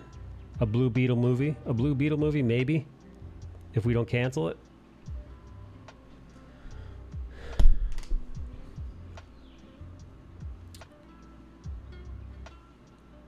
WB/DC is going to get gutted. The Discovery merger is going to fuck them. Yeah, for those of you who don't know, it seems like they're going to scrap HBO Max and merge it with Discovery Plus. Fuck Harry Styles and Olivia Wilde. You don't like those? You don't like those two? Who is dude, I would really want, this is kind of redundant, but I would love if Henry Cavill signed on to play essentially Superman, but in Marvel. So like there's a few different iterations of Superman for Marvel. I believe it's the Sentry. The Sentry's one version of Superman. Hyperion is another version of Superman for Marvel. Gladiator is something of a Superman in Marvel as well. I think Blue Marvel also might be Superman. It might be a Superman version. But I believe Blue Marvel is a black man. So they can't do that. Although how funny would that be if they race swapped that the other way? No fucking way. No fucking way they'd let that fly. Olivia Wilde has 2 kids with Jason. Yay, that's right, Ted Lasso. And cheated on him with Harry Styles. Ooh, fuck. I didn't know that. Oh, that stinks.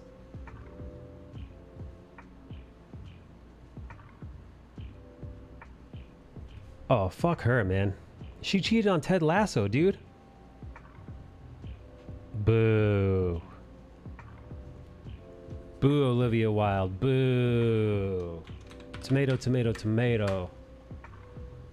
Move this man!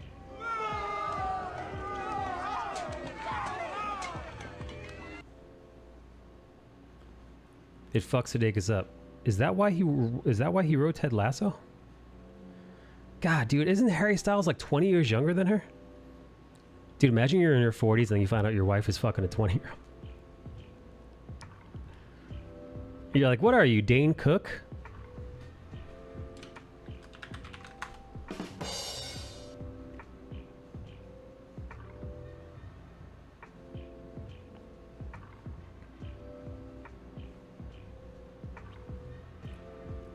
$10 Oh, is it just... Oh, Harry's 28.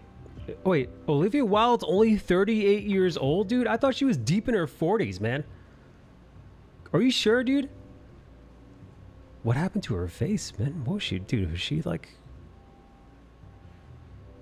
She's a slightly more sane version of Ezra Miller? Olivia Wilde is? Mike, you know there are versions of Superman where he's black in the comics. There are 2 different versions.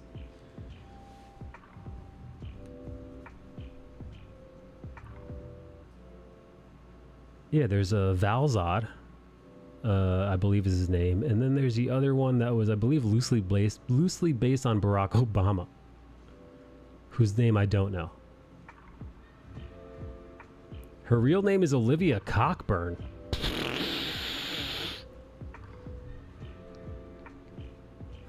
That makes sense now. That makes a lot of sense now.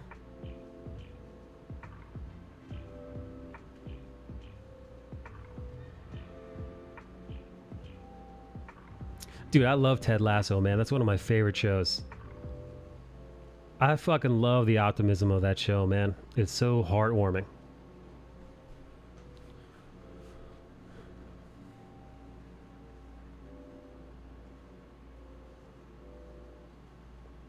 Oh, dude, Olivia Wilde's got that midget thumb thing. Matilda has that midget thumb. So does Megan Fox has that. Megan Fox's her thumbs look she's got like monkey thumbs.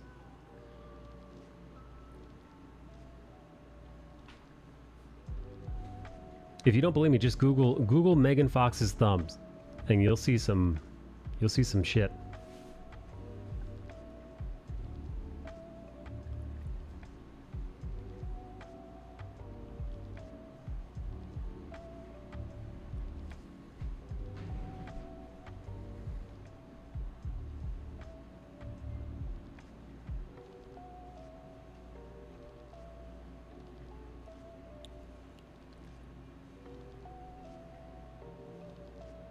Melee Fox, who's your favorite celebrity couple? Is it Megan Melee? Is it Megan Fox and Machine Gun Retard, or is it Staten Island's favorite retard? What's his face? Raccoon Eyes. Pete Davidson and Kim Kardashian.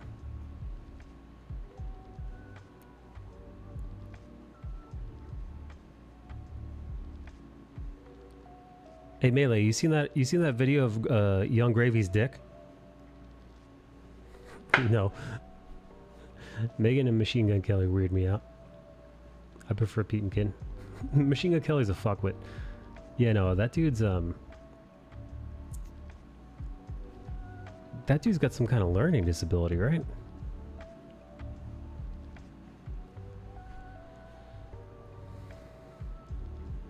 No, but I do love Young Gravy. That guy's got a decent sized hog on him. I was watching him bang some lady from behind. He was really giving it to her.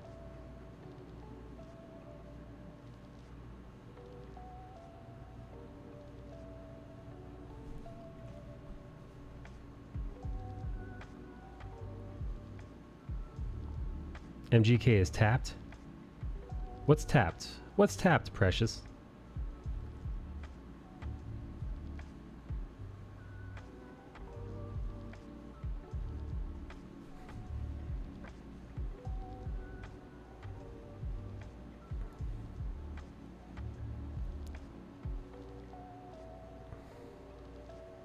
Oh, tapped is not right mentally.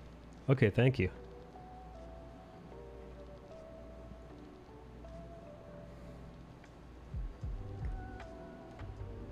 Wait, Yoji, did you say which role Henry Cavill might be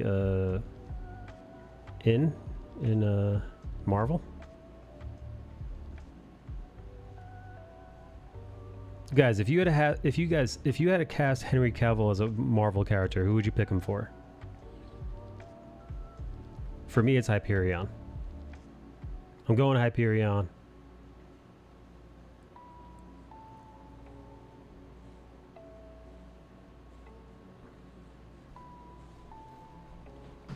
He's great. He's a great Superman. I say keep it coming.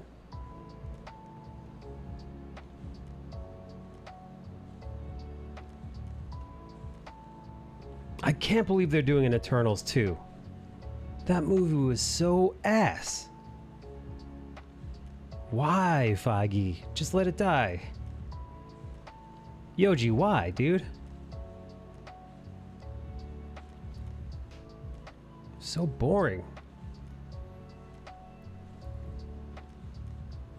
Wild hooked up with Styles in the movie she was directing. They were spending lots of time sucking each other's face while shooting in front of all the staff and cast. No word on who Cavill will play, but it could be Wolverine. Although Taron Egerton is also in talks. Taron Egerton was on a podcast the other day, and he spoke about what role he had went to talk to Marvel about. And it was they wanted to cast him as Cyclops. This is a handful of years ago. And he turned the role down at the time because he didn't want to play a character whose face was covered in the films, or whose eyes were covered specifically.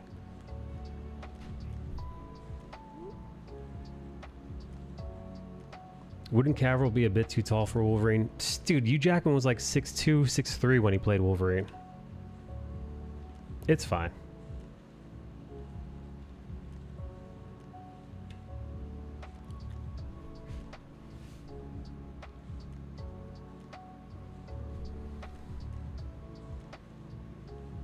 Eternals was bad, and a lot of it had me lost, as if it were meant to be longer, but they cut a bunch out. Well, how'd you lost? Because it was introducing you to fucking 12 characters. Hang on, I gotta put my hair up.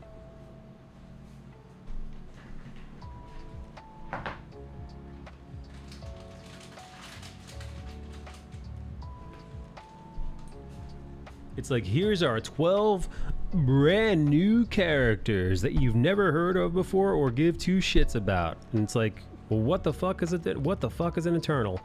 What the fuck? Celestials did what now? You're a robot?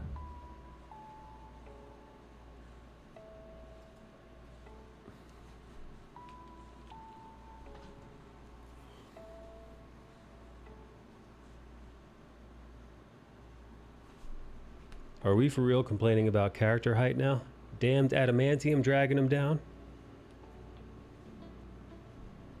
He's KG's height? I didn't know KG was 5'4". He was offered Cyclops for first class when it was at Fox. He's had talks with Marvel about Wolverine. Oh shit. See, here I was thinking that I thought it was Kevin Feige that had him in talks for Cyclops.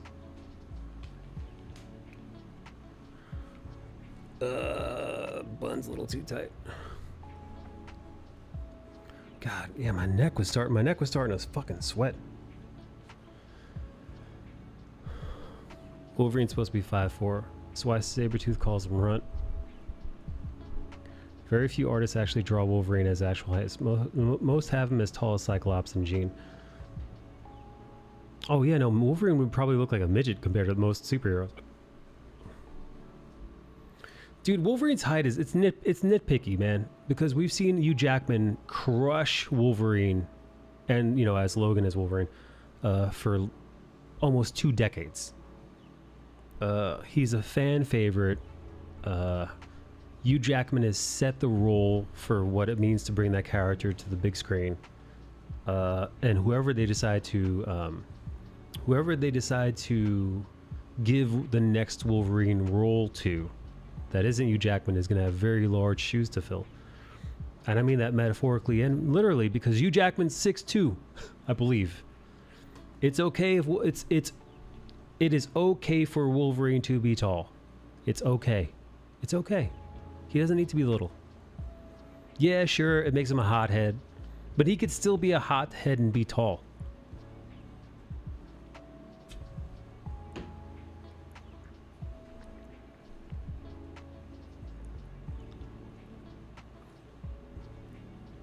I could see Cavill as Havoc.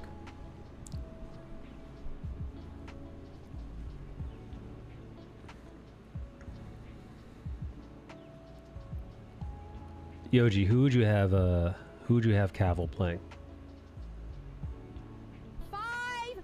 Hey, look who it Miss you, is. Papo XO. I miss you too, Papo. Papo.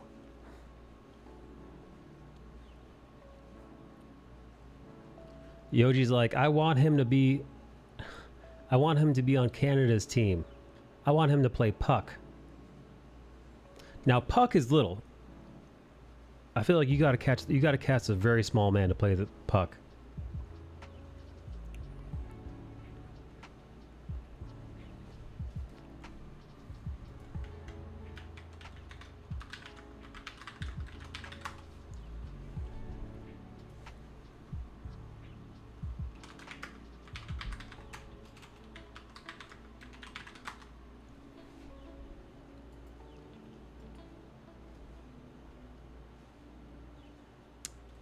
I'm trying to look at Puck.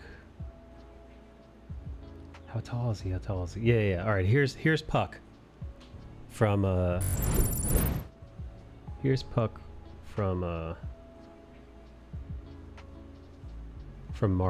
Marvel's Alpha Flight. He is tiny and hairy, much like Wolverine. He's also Canadian, also like Wolverine. He's 3'6".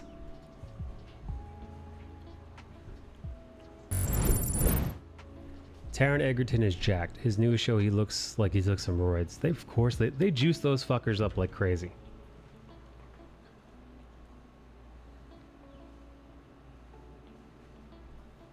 Wolverine started off in Alpha Flight. That's right, until he moves up to the big leagues.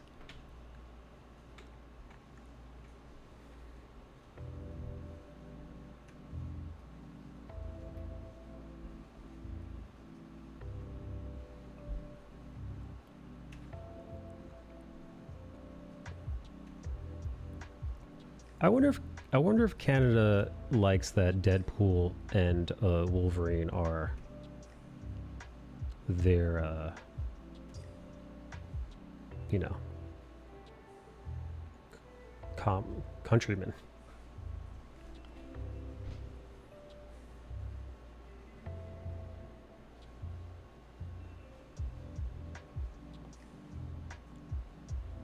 Should ask Evo.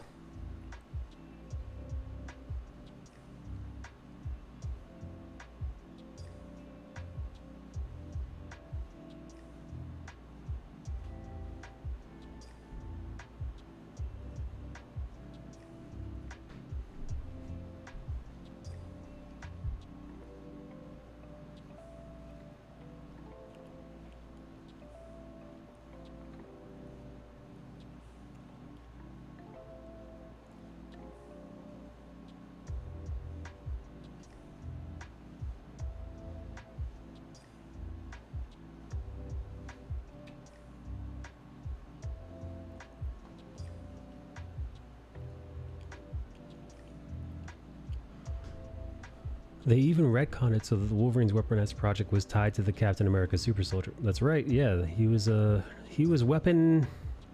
Yeah, he was Weapon X. That's right. He was Weapon X, and Weapon X was the 10th iteration of the Super Soldier program. Hey, Jen. Hello, Mike. You've not been responding to my message. What'd you send? I'm going to whoop your ass. What'd you send? I asked how much your commission were, fucker. You did? I did. Where'd you ask me this? In Instagram. Oh. Then I tried to call you on Discord like twice.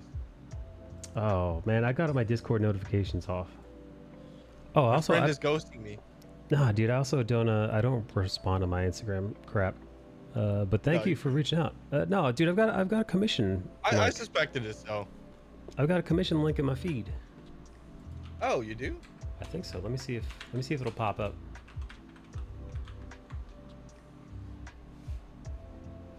Yeah, there it is. Commission link in your feed. Yeah, if you go to like my linked tree, it'll be in there.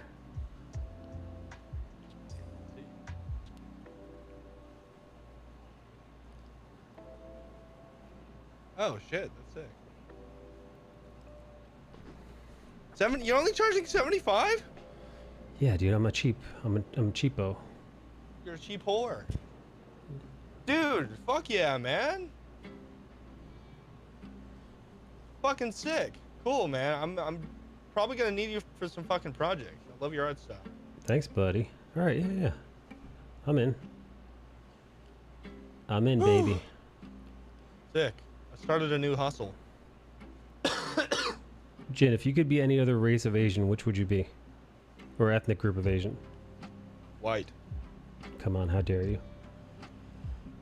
I need that white privilege. You got that white privilege.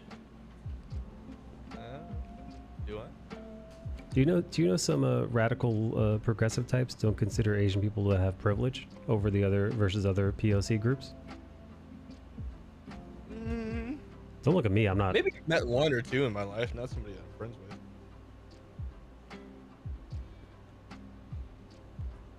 Alexa, stop. Fucking Alexa, man. Alexa, stop. Dude, my new business venture. Like Linktree, but for merch. Oh, I see what you. I see. Yeah, it's gonna be fun.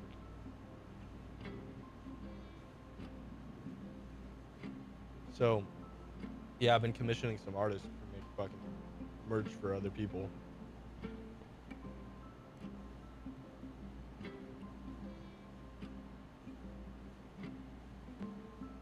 So I think I may definitely use your skills in the future. If he wants the white privilege, he's got to call himself Kyle. My new name is Hello. Me, Kyle.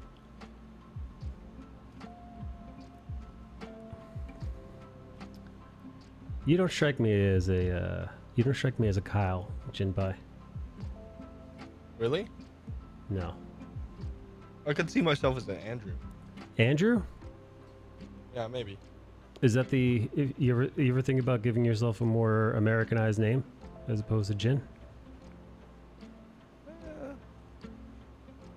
I mean, Not really. I've had, Once when I was like younger. I mean, I've had plenty of friends who did that. They've got, you know, Chinese names or Vietnamese names, and they picked an Americanized one just to, you know, tell people to get around. Yeah, yeah. Like my friend Jimmy, his real name is Kewa, but he just goes by Jim. I'd find it weird though, kinda. Yoji, do you have an American name and like a Korean name? He's now Jinpai Kyle. Hello, Dark Fox.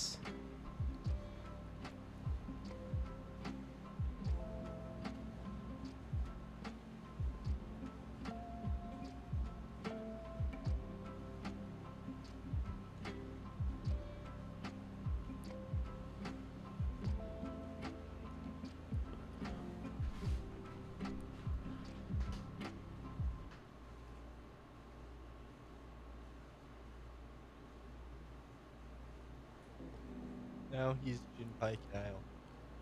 Jinpai Kyle, yeah. Jinpai Kyle.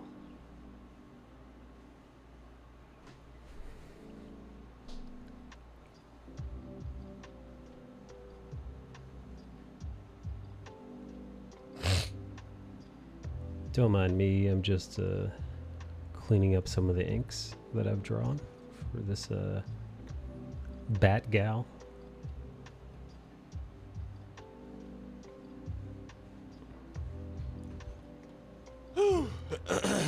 Sheesh. Yeah. How's the are you posting content anywhere?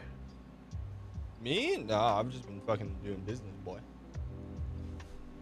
But how am I supposed to get my Jinpai content fix? Yeah. Just imagine. Picture it. You were going hard for a while there. Ooh, Nikki G. Gee. Hi, love you. Nicole Check your phone. Gonzalez. Check my phone. Did you send me a Michael's picture? posting everybody out here. Hang on. I'll check my phone in a second. Here we go.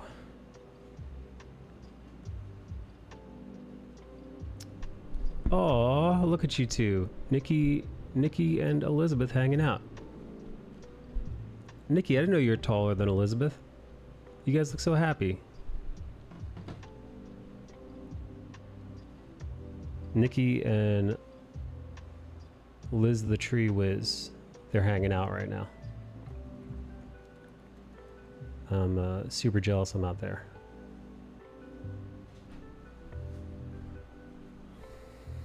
They're up in like a log cabin somewhere. No, they're in a formerly abandoned church. I don't know, they're doing something.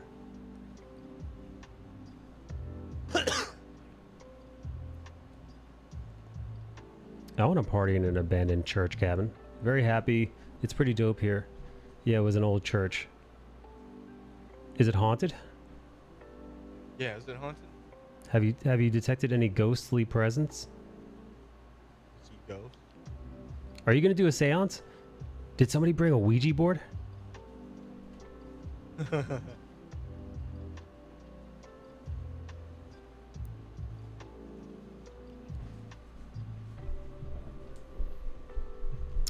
Are you guys all, how high is Liz right now?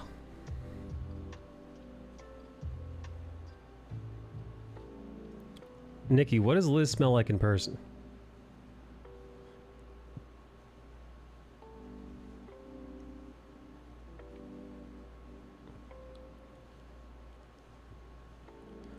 See, now Nikki usually hates the way white people smell, so it's going to be interesting how she smells Liz.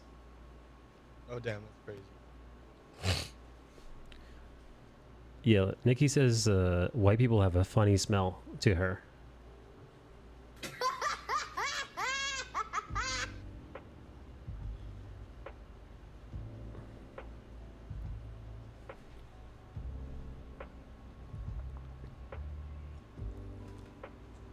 How does KG smell? Nikki, how does KG smell? Dude, I bet KG smells like feral raccoon and pine tree.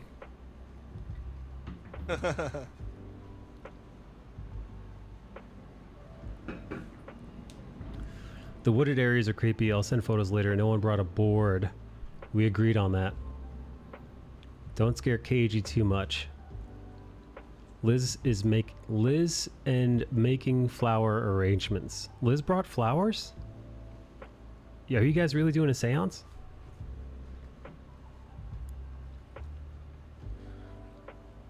Do you guys think Nikki is more physically attracted to Elizabeth now that she's seen her in person, Jinpai?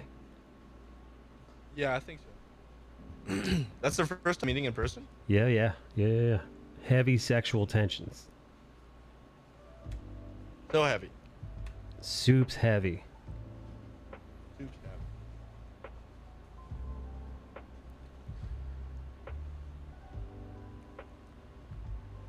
You think Nikki's gonna pull a Cosby? She's gonna pull a hot Cosby on Liz? Slip a little something in her her kombucha.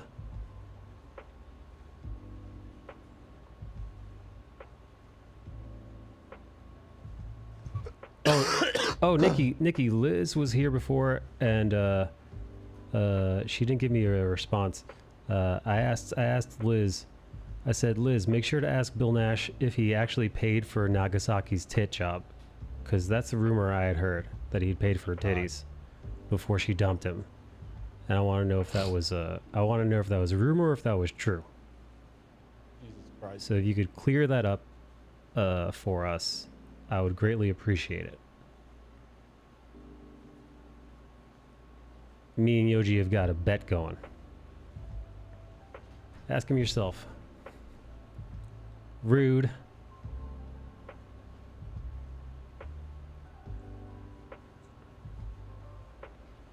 Hey, tell Matt I said hi. Hey, look, Volpsy's here. Volpsy, did you take down your one of your Twitter accounts? I don't want to say which one it was. Cause Volpsy, I was looking for one of your Twitter accounts the other day and I couldn't find it.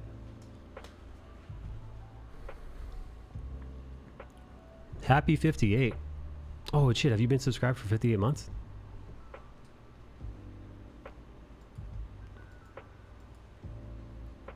Yeah, you are. Happy 58th, Nikki. Bye, Nikki. Enjoy yourself. Nah, I just changed the name, I think.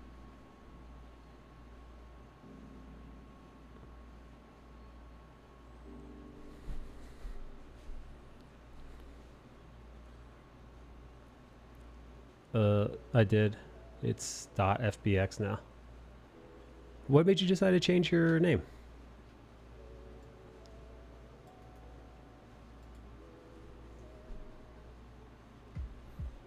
And also, wait, Volpsy, what were you talking about? You recognize what?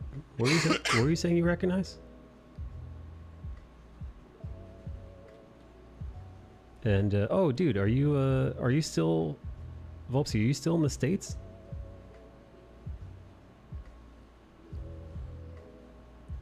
I wanted to reserve the username. Okay. Nope, I am not. Whoa. What time is it where you're at right now?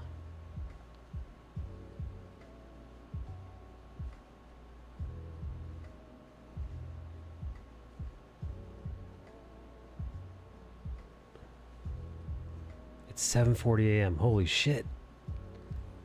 Damn, dude, you woke up early. Good for you. Good morning, then.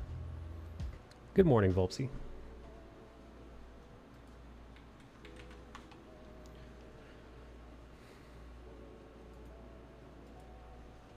I cannot get used to the time zone thing, especially different days.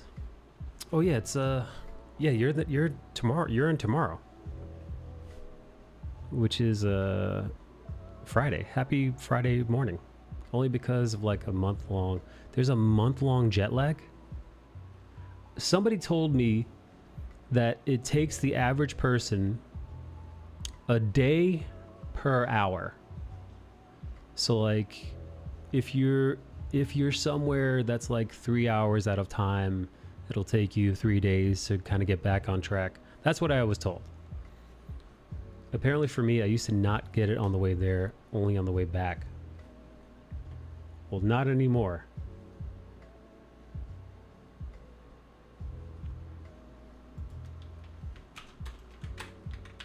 Will you be streaming anytime soon? Also, is it hot as balls over there? Because here it's about like 95 degrees-ish, give or take.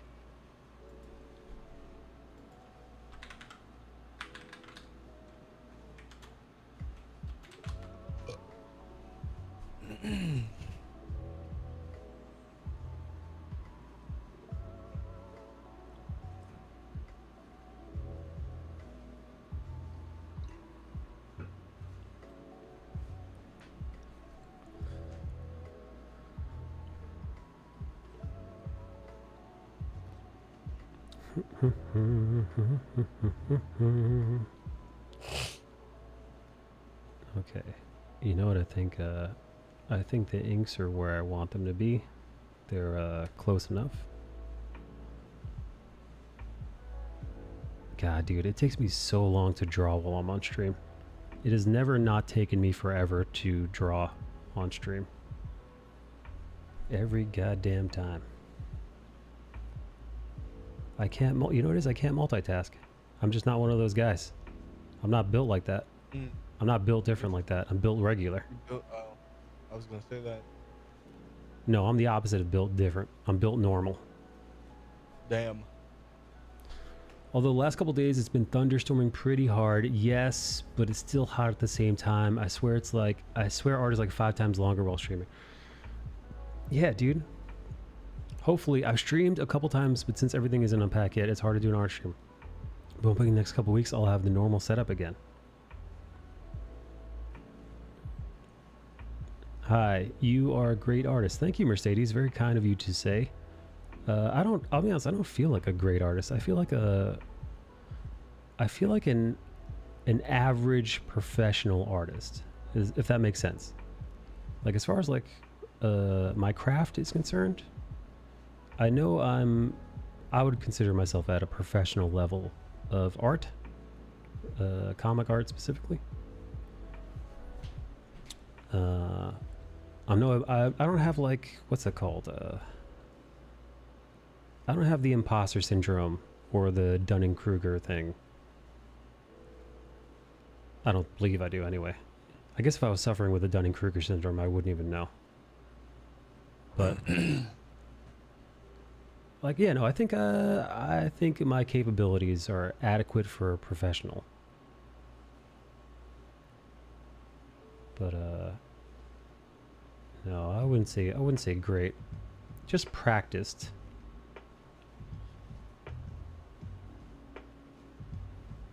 Michael, I need to run. Good talking to you. Good talking to you too, Jinpai. Thank you for hanging out, man. I appreciate you, buddy. Goodbye. Goodbye.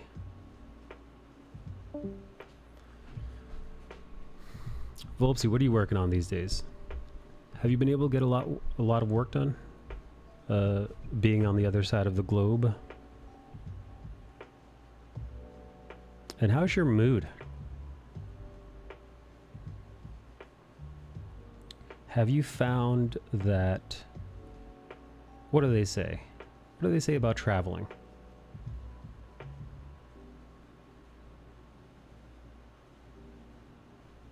I don't know. I don't travel much, so I don't have any... I don't have any cool travel tips or... I don't have any insightful travel anything. I haven't been able to do anything and it's been killing me. Are you feeling particularly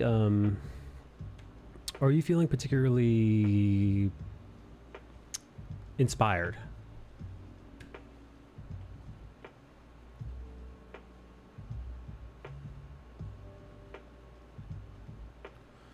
Travel is currently chaos, says Yoji. I wouldn't know, dude. I haven't gone anywhere in the last, especially since, you know, the virus. Oh, Volpsy, did I tell you I caught the virus? I was out of commission for 2 weeks.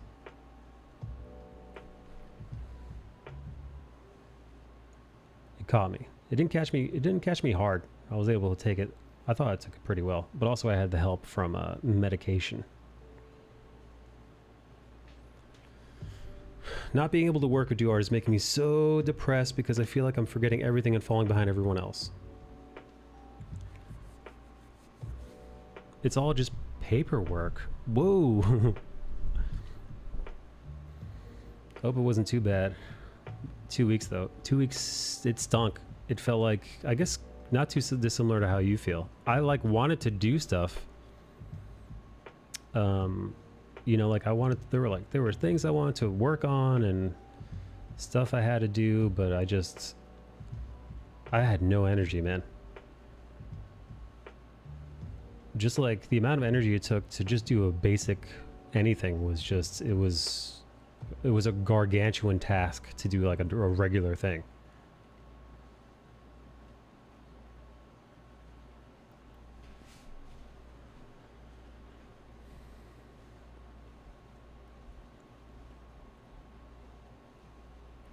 Ask Bernard missing his connecting flight. 3-hour wait lines at security at Heathrow for his plastic bag slippers. Really? Damn. Yoj, that sucks. Try leaning forward and spelling. What?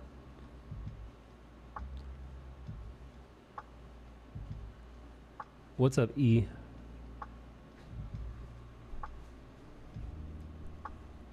I've been sick and I've been working and just sleeping.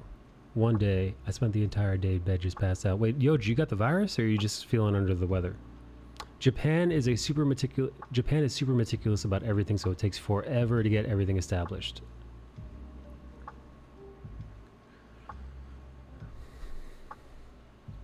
Are you staying with like friends or family?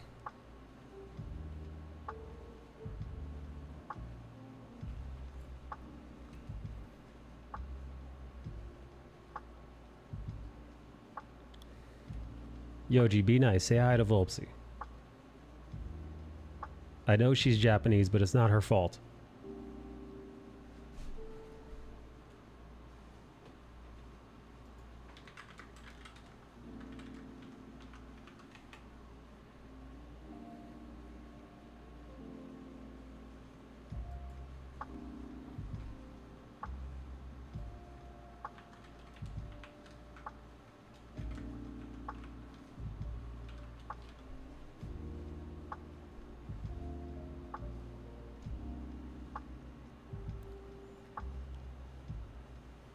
The test said it wasn't COVID, but I'm not 100% sure. I'm hentai all the time now. What? He had to stay overnight in a hotel, and he had to use plastic bags. He's going back to Taiwan, and he has to spend a week in quarantine. Holy shit, dude! Dude, of all the times to be in Taiwan, man.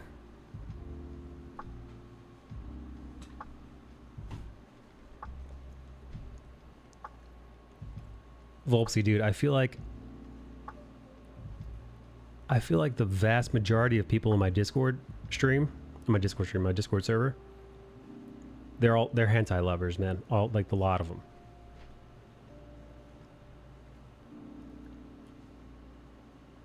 Yeah, Bale, John Amore, and those are just the people that admit to masturbating to cartoons. We're not even talking about the people that masturbate to cartoons in secret, like Corey, Evo, maybe Yoji. Bernard is going because he likes to travel and his girlfriend is there. Man's in love. Good for him, man. I'm glad that he's happy.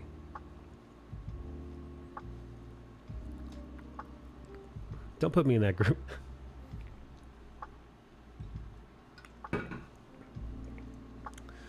No. I'm teasing. Corey doesn't masturbate to cartoons anymore. I think especially since COVID now, everyone's hentai. What? Wait. I'm hentai all the time now. I think especially since COVID, now everyone's hentai. Are you drunk? How much sake have you had this morning, Volpsy?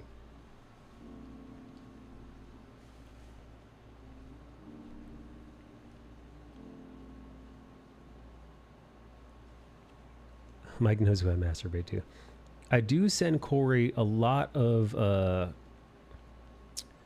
items I find on the internet relating to a couple of white women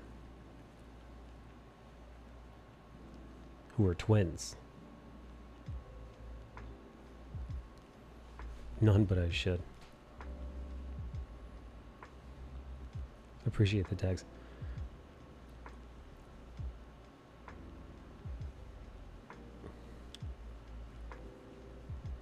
Hey Volpsy, parts of Japan is known, widely known for its unfortunate levels of xenophobia. Hey, where the white women at? Volpsy, as a foreigner, have you felt any of that since you've been there, or in the past while visiting?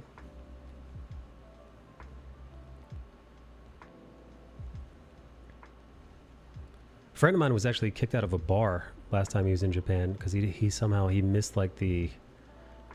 He somehow missed the like gaijin can fuck off sign that was like posted outside. He's like, they fucking threw him out so fast. There's a lot of phobias and ists everywhere. They could smell that you're not pure blood. You smell like a dirty American.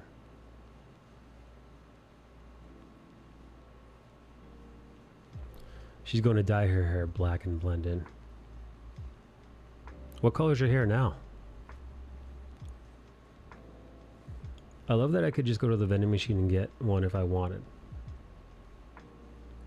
Not yet, but I think it's because it takes them so long to figure out what I am that it's too late by the time they realize.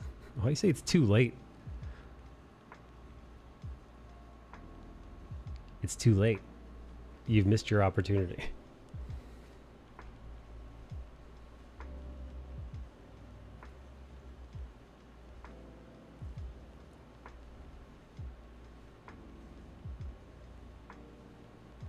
God, I love Procreate. Bright red. Can I see it? Do you have any? Do you take any selfies?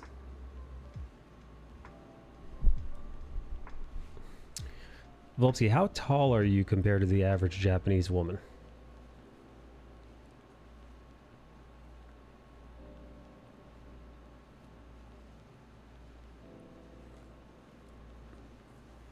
Don't worry, the only side effects of the Coripox is in large package. Yeah, I'm so tall. Dude, aren't you like 5'5"? What are you talking about? You're so tall.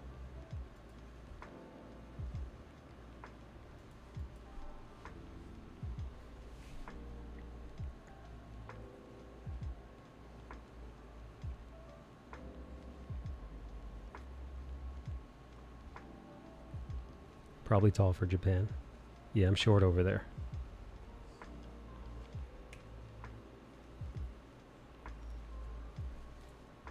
But over here, I'm a tower. My friend's wife, Yuki, when I first met her, I thought she was... No joke, I thought she was legit a midget. My friend Dave, he was just in here earlier. When I first met his wife, she's like 4'10". So like she's like a couple inches shy of being a full-blown midget. But apparently like her family, like they're all little like that. But that's like normal. Yuki? Yuki means no. Cool. Yeah. So my friend's girlfriend, Snow. Yeah, little dude. Real small. Because my friend was like 6... He's like 6'1". She's a wee lass. Well, I kind of want to... Well, now I want to go to Japan and walk around just to feel very tall.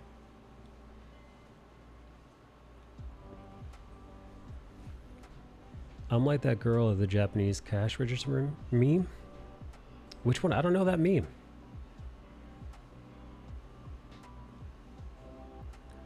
They're getting taller, the new generations, at least in Korea.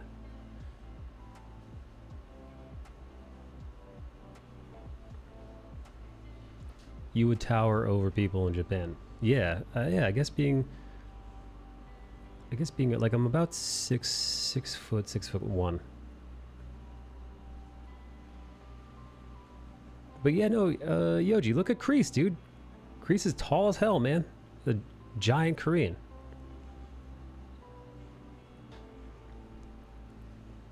Must be all the hormones in the milk that was fed to him over here, Yoj. Must have unlocked some kind of latent Korean power.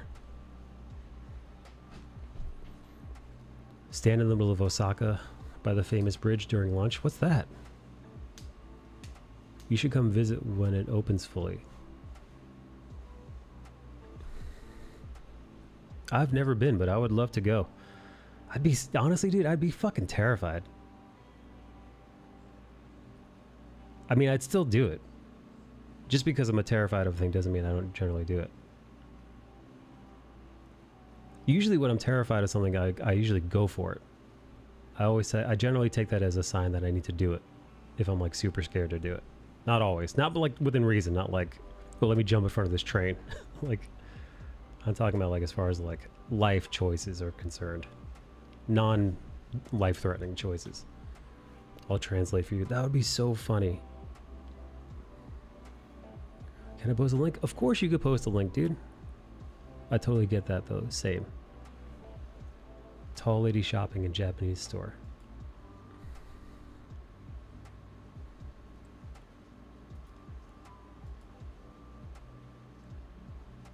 Oh my god. How tall is that woman? Wow. All right, hang on. I'm gonna show this to you guys if you guys don't want to click the link.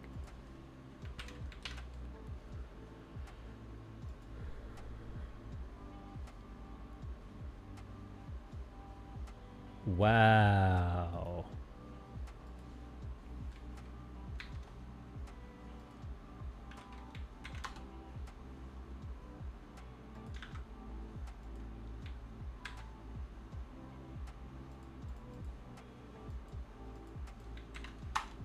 Here, let me show you. Would you look at that?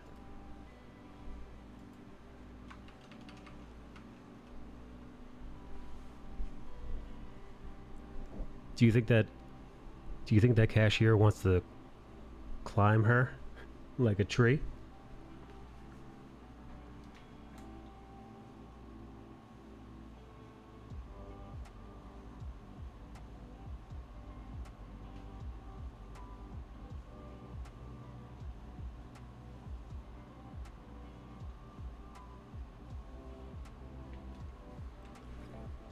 This is the famous Running Man sign in the middle of Osaka.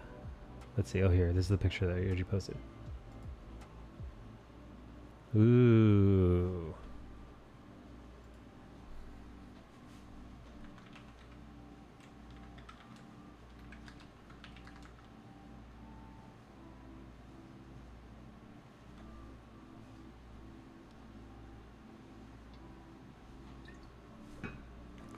The only busy area like that, the only busy area like that I've ever heard of in Japan is that one crossing.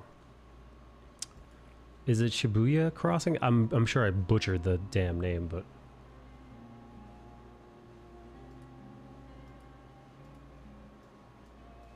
it's a super busy one.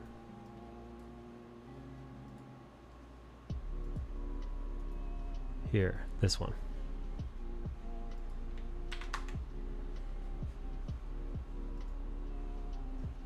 Hey Volpsy, have you been here? This looks like sheer chaos.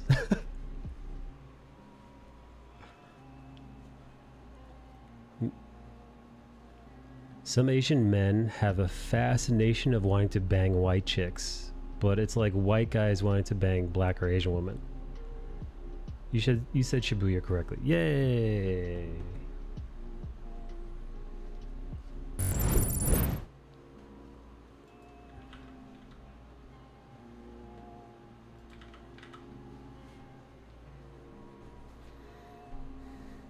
No, Japan is orderly.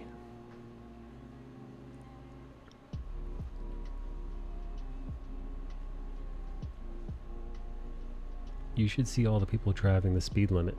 Dude, I don't drive the speed limit. In New York City, they decreased the speed limit. It used to be 30. They decreased it to 25, which is, you know, which is ridiculous because nobody really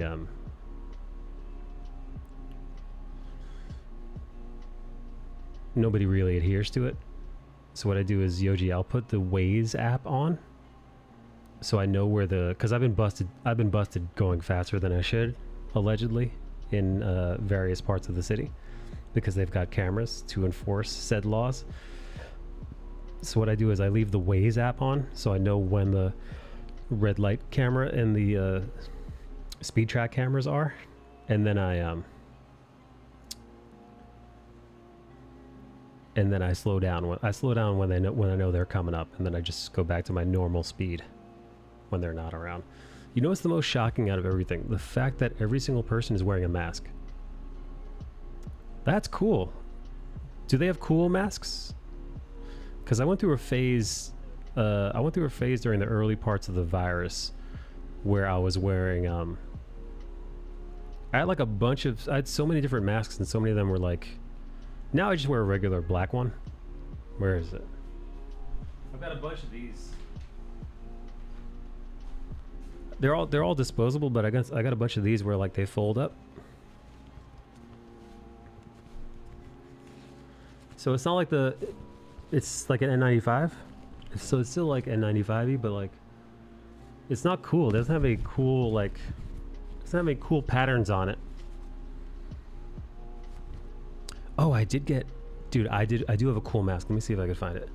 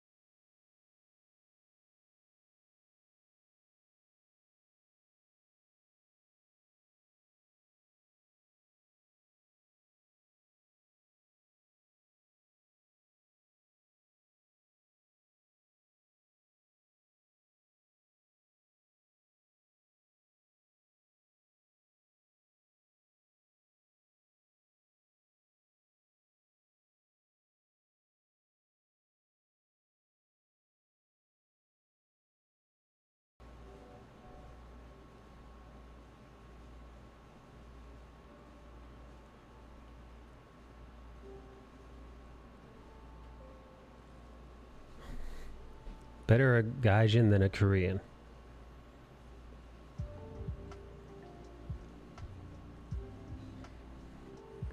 Yoji, how did Mr. Kim and Kim's Convenience start talking about the Japanese? It was always like, I think it would be like,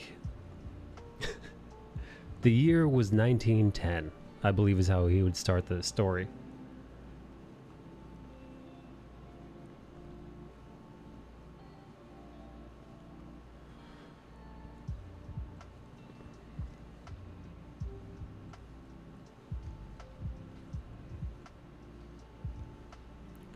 Koreans in Japan are considered the criminal element.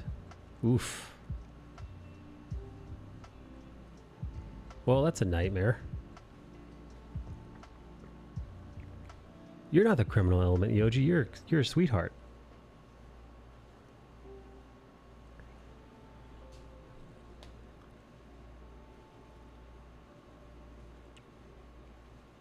I do love me some Korean barbecue.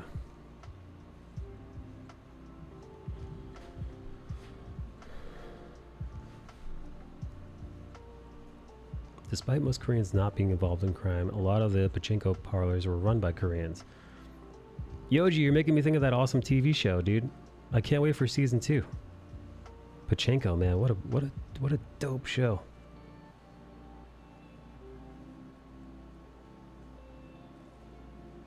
Dude, I didn't even know what pachinko was before that show.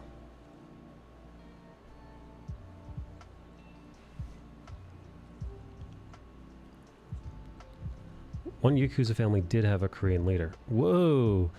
Dude, how scary would that guy must have been? Dude, that guy must have been a nightmare.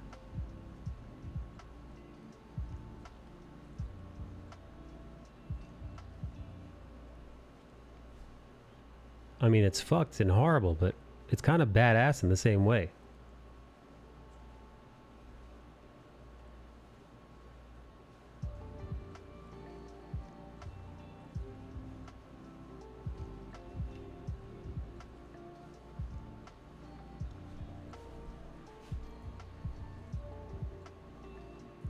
Yoji, that one lady in the Pachinko TV show, she's so attractive, man. Super hot.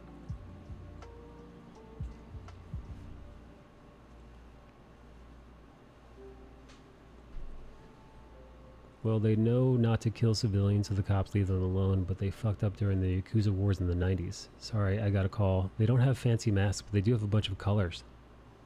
Do you have any cool masks now, Volpsy?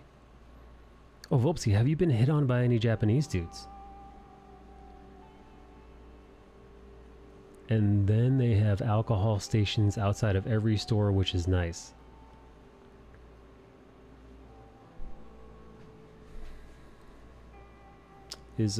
So yeah, you know what? I remember somebody telling me that there's a whole drinking culture in Japan that I was unaware of until somebody told me.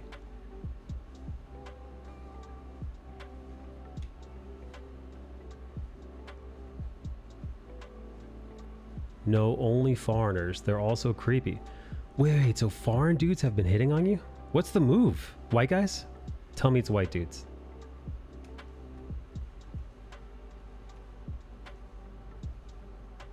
You know, I saw a video of a TikTok lady.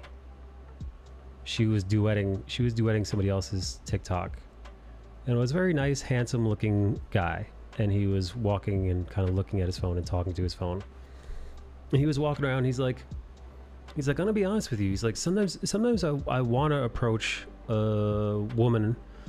Sometimes I want to approach a woman on the street, but like not in a creepy way, like in a friendly way. But he was being nice about it. He's like, whenever I think of maybe, and this guy was he was on the handsomer side. He wasn't a schlub or anything. He's in like a nice, friendly, normal looking dude. He was just kind of walking with his phone. He's talking on the phone. He's like, I'm gonna be honest. Anytime I've ever had the inclination to like say hello to a woman that I didn't know, I stop myself because I feel like they don't want to be bothered by me, so I don't do it. And that was his video. And then the other video was of a woman who was just like, this is the problem currently with like the the the socio-dynamic nature of approaching a woman in the street. And her point was nice guys don't want to approach a woman, because what ends up happening is nice dudes don't, because they don't want to impose. But guys who are absolutely fucking jerks don't give a shit what women care about or want. So what ends up happening is the guys that do approach them are dickheads. The guys that approach women on the street are generally jerks. So what you end up happening is, she was saying that, so most women are like, don't approach us in the fucking street, you jerk. So the guys who would be nice, who they actually might not mind having a conversation with, don't. So it's just kind of like it was just kind of this funny, like, catch-22. Pachinko. I'm a bit disappointed they let Justin Chan direct some episodes. He never straightened out his plagiarism problem with his movie Blue Bayou. Foreign guys with Japanese fetishes moved to Japan to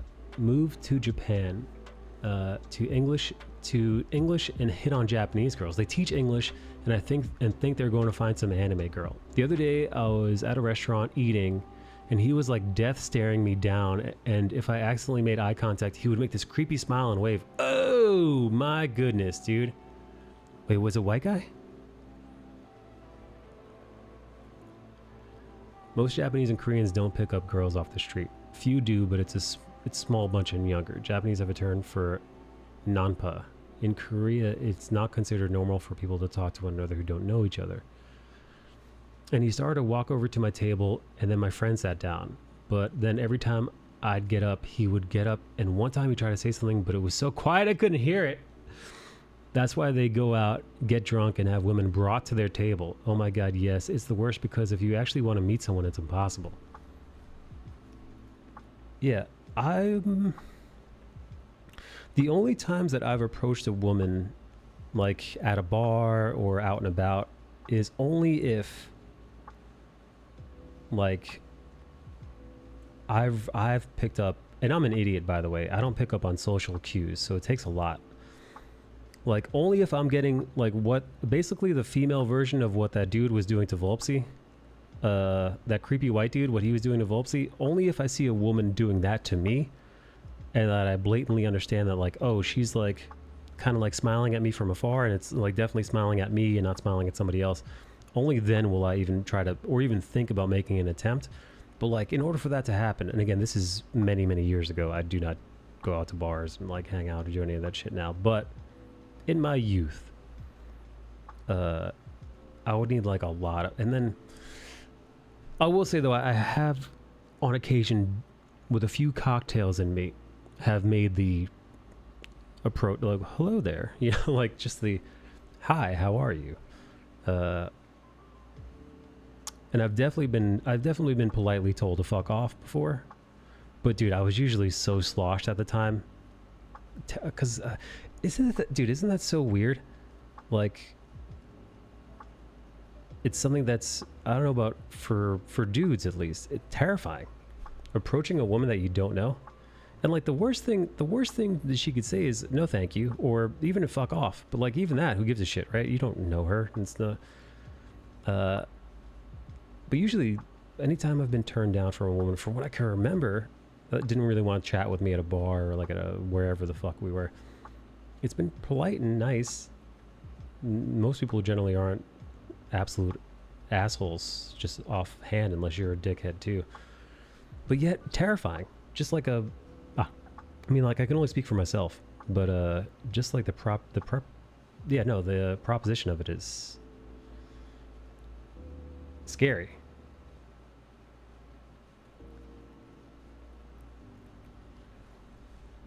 Only interaction I had with a Japanese woman was at a Uniqlo, because the cute cashier actually spoke English. Otherwise, it was all walking around in mostly temples. Hell, I have enough of a hard time talking with people in the US.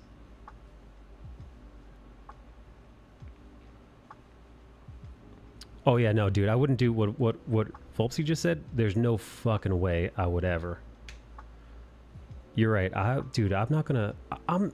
You just heard how uncomfortable I said it was to speak to a person in America. You know, the country in which I am from.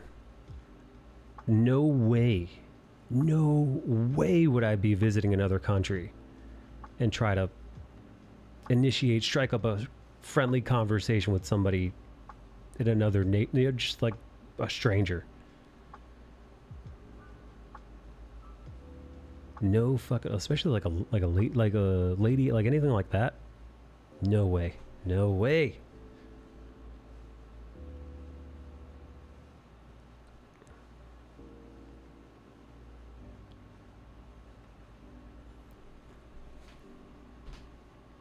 Predatory foreigners. I'm learning something new every day. Didn't know predatory farmers. Didn't know predatory foreigners were a thing.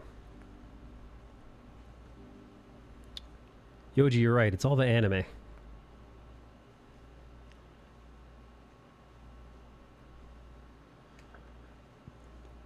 Too much anime. It's mutated. It's mutated the perception of Japanese women across the globe. Well, time to go to Tokyo and find my waifu. She's out there somewhere. She's out there somewhere dressed up as a maid. Just for me.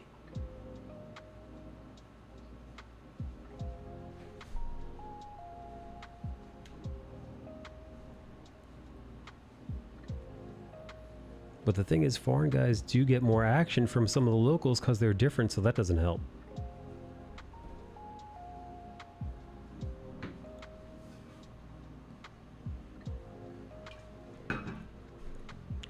Some loser white guy from the US instantly has better odds.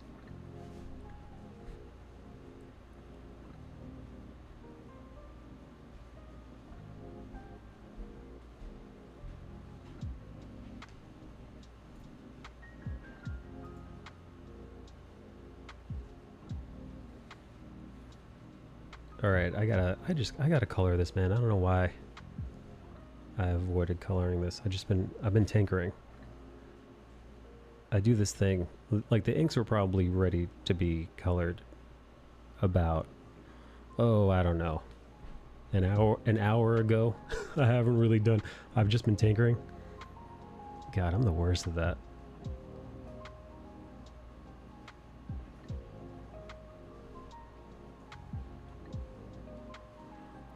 If you go to one of the Japanese streams that are in Shibuya at night, you get a good idea of what it's like. I've never watched a Japanese stream. But I will now. Now I'm really curious.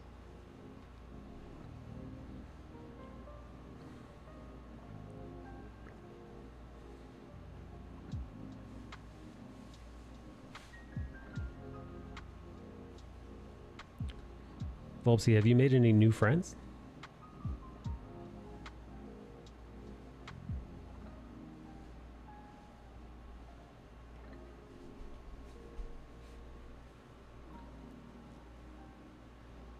Not in the area, but the not the area, but the preying. Like predatorial preying.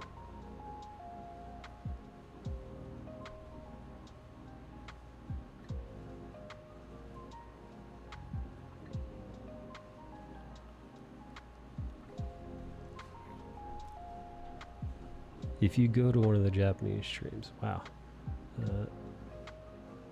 I refuse to go to that area. It's so gross. Back when Korea was poorer, a Korean guy from the US had better odds. These days, you're no better than the locals unless someone really wants to come to the US. It's usually foreigners streaming in Japan.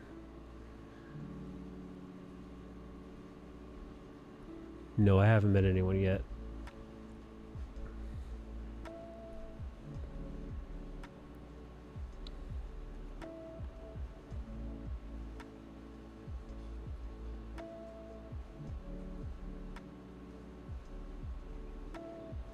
Yeah, how would you go about meeting people in a new city?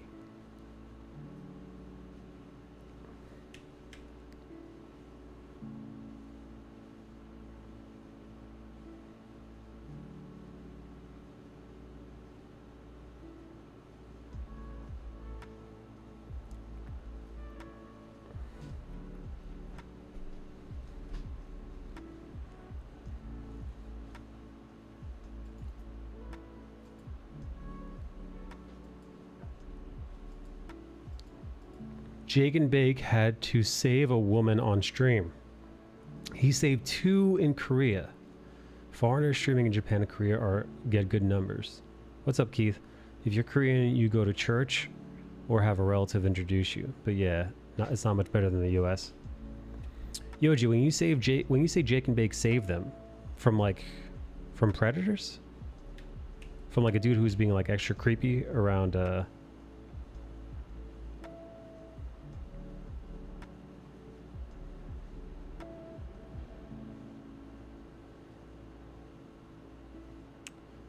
I feel like I've definitely seen like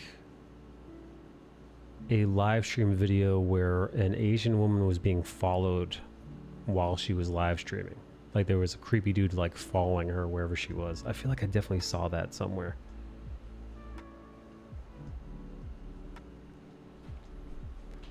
Yeah, some guys fall. Yeah, I know I've seen that before.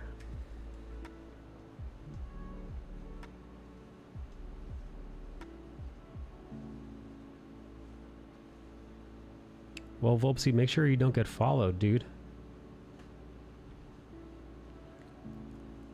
Ginny was being followed on stream. Really?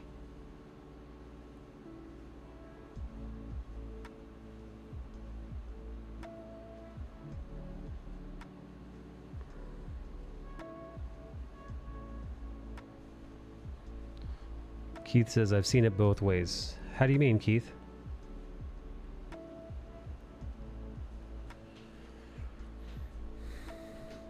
One girl that wasn't a streamer came to him and some other streamers. They pretended like they knew her, so the stalker left. Oh, hell nah. If anyone does that, I will go crazy American.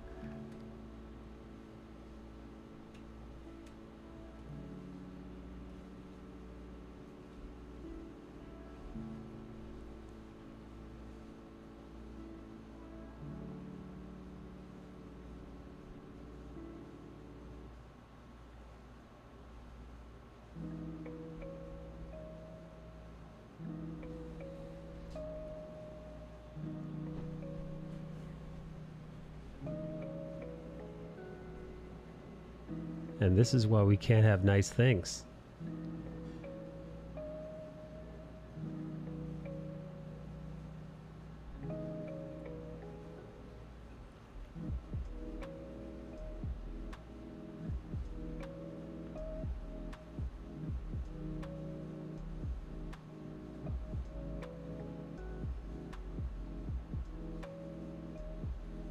Don't mind me just getting a little quiet whenever I'm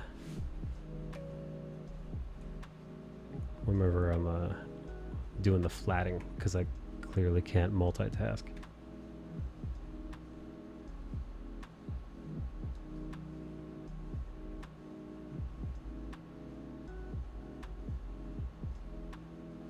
I wonder what the bars are like in Japan.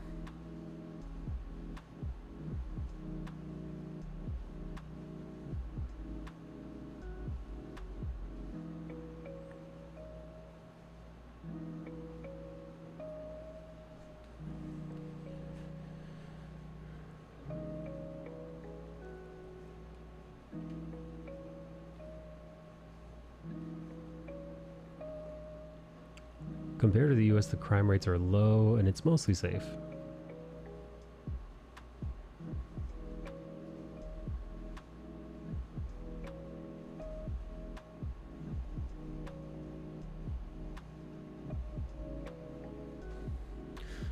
Just talking to people in English will freak them out.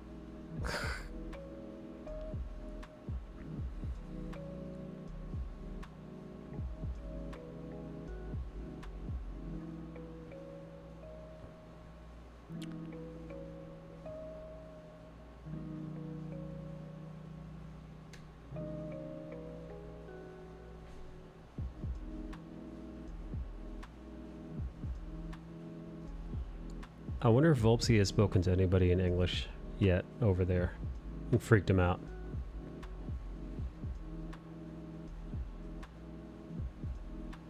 They're like, stop speaking to me in English, you weirdo.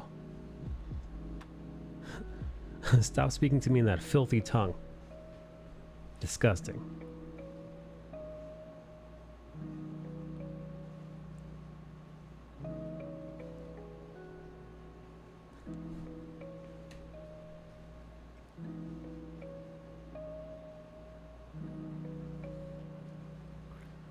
Just talking to people in English freaking them out. I just memorized how to say in Japanese, I don't speak Japanese. How do you say that, Yoj?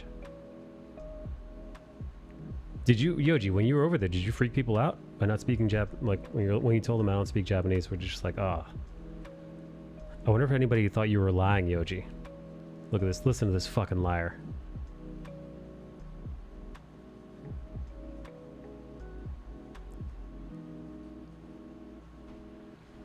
I think it's more they freak out because they're like, shit, my English isn't great, how do I respond? And then they try their best, which is so sweet.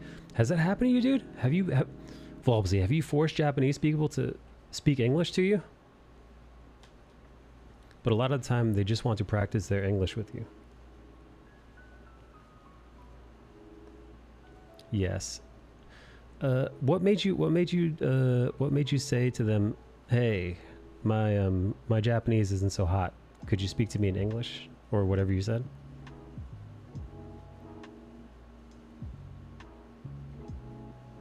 Because sometimes I don't understand. Aw.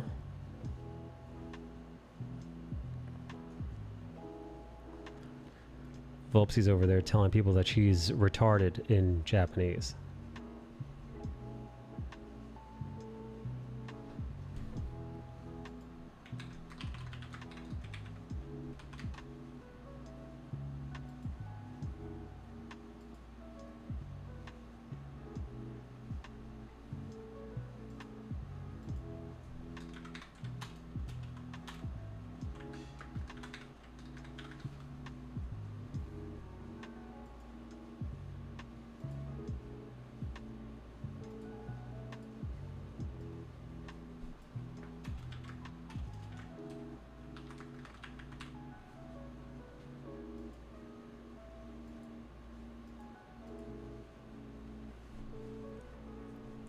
I just say, sorry, my Japanese really sucks. Do you say that in Japanese?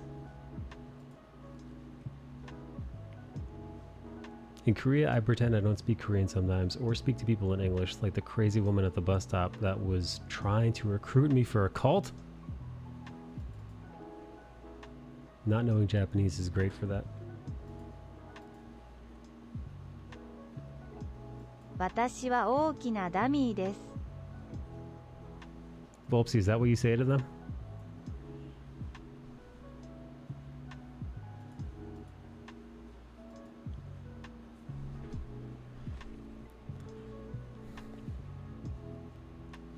Because I can understand it unless it's like professional vocabulary. A big what? Here. Sorry, the music drowned it out.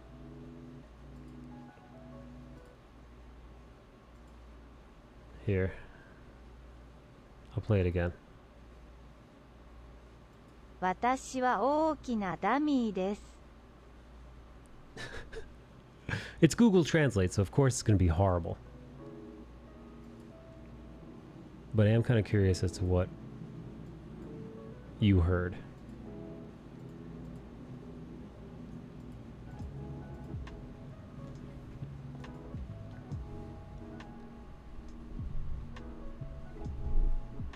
What the fuck? Here.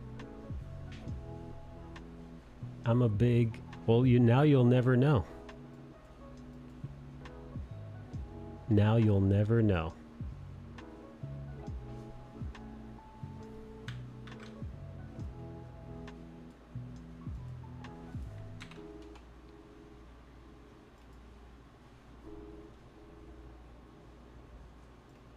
Here, this is what it is. Hey, Tanko.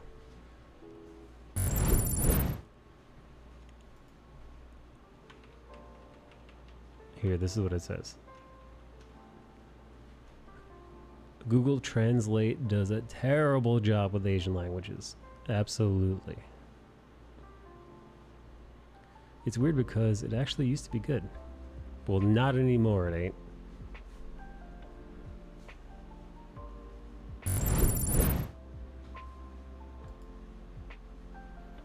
And then they did something which made the Japanese translation terrible.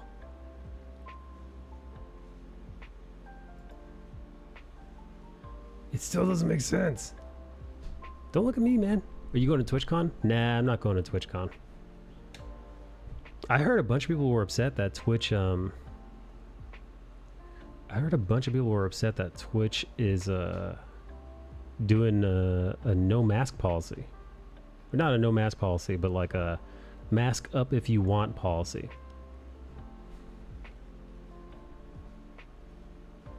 No wonder Volpsy didn't understand that guy at the restaurant. Yeah, he's using Google Translate Japanese.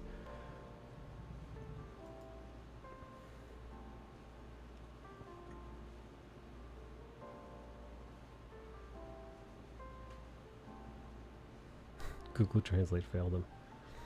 Volpsy, where was he from? Was he an American? Was he an American weirdo, or was he like a European weirdo?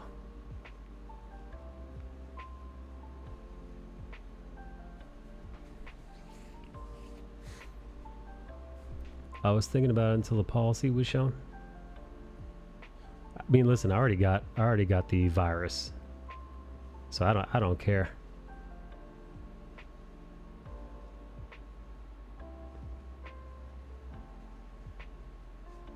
He was wearing a, I have no idea, but I think he was wearing a soccer jersey. Oh boy, yeah, no, Americans don't wear fucking soccer jerseys. But then, you know, an American overseas might. Probably not America. Volpsy, have you spotted any Americans while you've been there?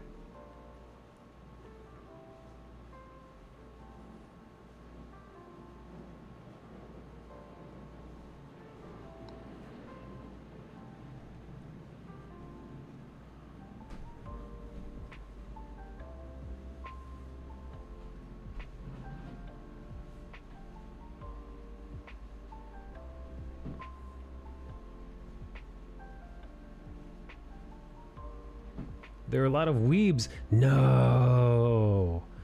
No, dude. You've seen weebish Americans over there? Oh my god. Dude, that's a nightmare. God, that's so embarrassing. So embarrassing. How do you know they're weebs? Are they just walking around with like body pillows and fucking Oni-chaning around town?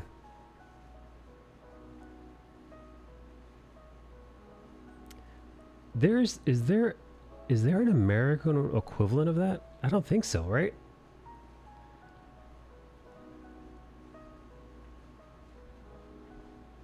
At least they aren't predatory. I mean, that's a plus. But like if that's the major like plus, you're like, well, at least they're not like Bill Cosby. I mean, you know how low the bar has to be set in order for it to be like, well, they could be, you know.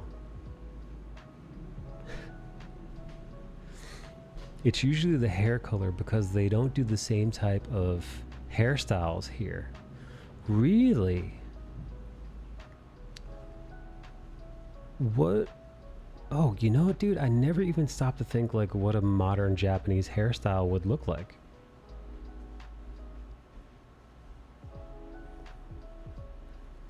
My friend used to go to a Japanese hairstylist to get his stuff done. And this dude, Seiji-san, would always give him the strangest like asymmetrical haircuts. And we always used to rip on my friend because they were so weird. But now I'm thinking, in hindsight, maybe they were just like modern Japanese haircut styles, and we were just fucking like ripping on them. Meanwhile, if we were in Japan, he'd be looking like hot as fuck. The foreign Bill Cosbys hang out in the clubs and areas foreigners congregate. I think a lot of the time it's because you have to have a certain hairstyle for work. Really? Is it like a short hairstyle? Can you be a dude and have long hair over there? Like culturally?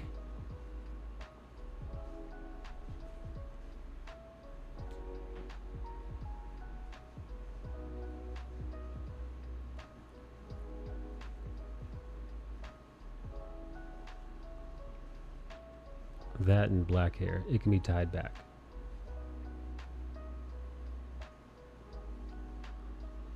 Longer, dyed, and blown out hair for male hosts, but in some schools don't allow girls to wear ponytails. What?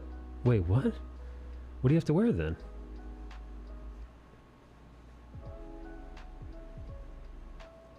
Because it might turn guys on. Oh man. That's not very progressive.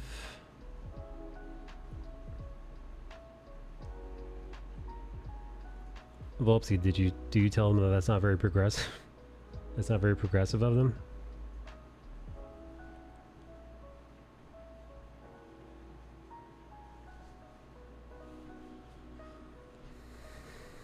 Japan and Korea are not progressive. Question: how do gay folk deal over there? How do they fare?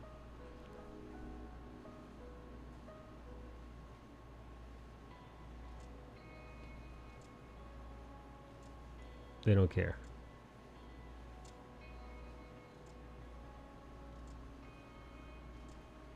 Well, that's good. Well, at least there's that. Women at companies, regardless of seniority, are expected to serve the coffee and quit when they get preggo. Volpsy, has anyone asked you to serve them coffee? They don't care until they do, when the subject comes up and in their face.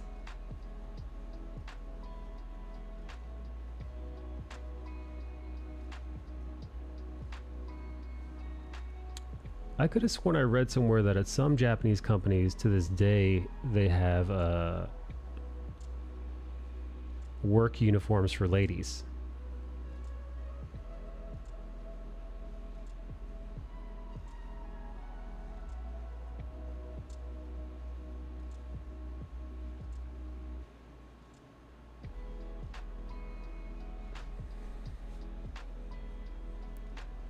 It's definitely better than before, though, overall. Yeah, you have to wear heels? Oh my god. Dude, could you imagine them trying to do that in America? God, that company would be in so much trouble. It's like, yeah. Yeah. Hey, honey, you're not wearing heels. You know every broad in this joint needs to wear heels. Go home and change.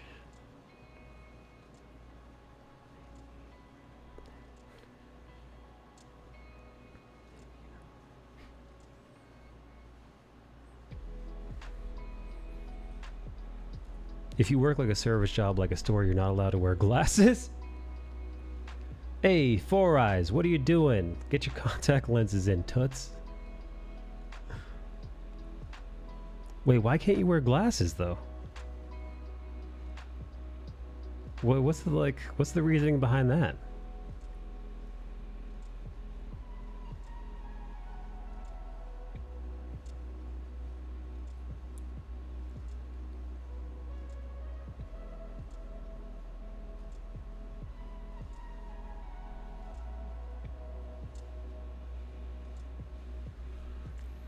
It's strange, but Korea's been making a lot of movies about being gay and such, but they hate and highly discriminate against gay people.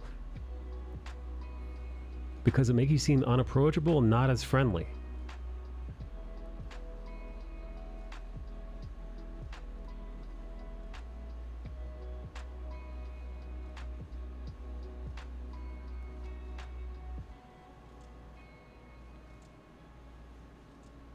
Hey Volpsy, do you wear glasses? I don't remember.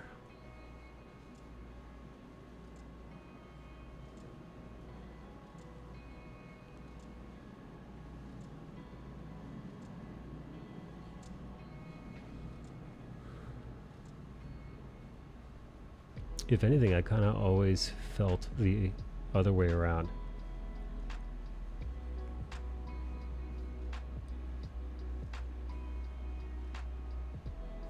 I have computer ones, but I rarely use them. Well, thank God.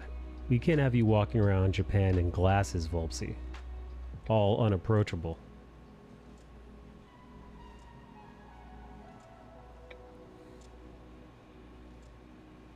Hey, take off the glasses, Four Eyes. Maybe that's the thing I need to do. We'll get you some fake lenses. Korea isn't that strict, but there was a lot of ageism and people will judge you based on looks. The Freddie Mercury biopic did really well in Korea, but Koreans hate on gay people so much. Why don't they like them, Yoji? What's not to like?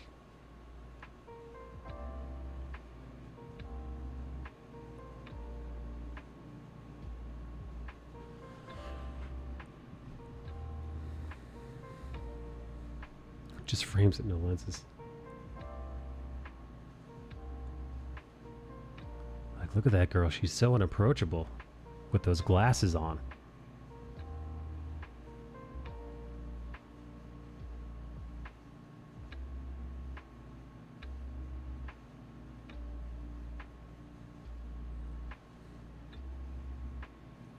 Hey, Volpsy, remember that time you picked me up at the airport?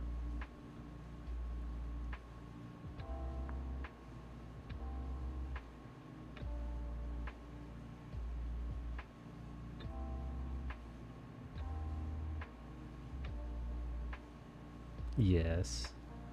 That was adorable, by the way. That was a fun day. That was a fun day. It's kind of nice getting off the airport and Volpsy being the first person you see. First person to greet you. And then we were just hanging out in the car. Volpsy is one of those people where she's so easy to get along with. You slip in a normal conversation. Like, I don't even think I skipped a beat. I think I just got in the car and just started chatting.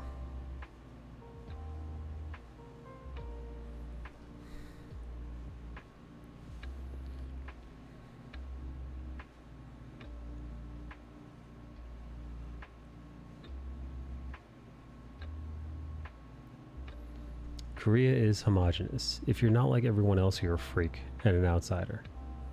Yeah, it was like how it is now. It was like how it is now, except in person.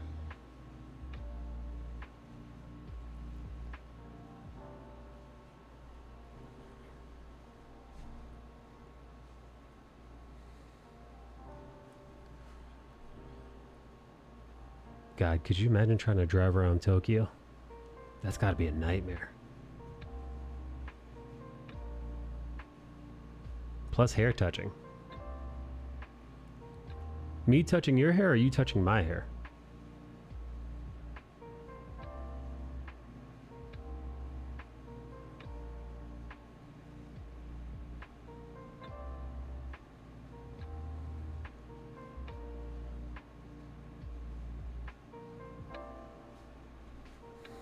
You touching mine, but maybe both? I don't remember.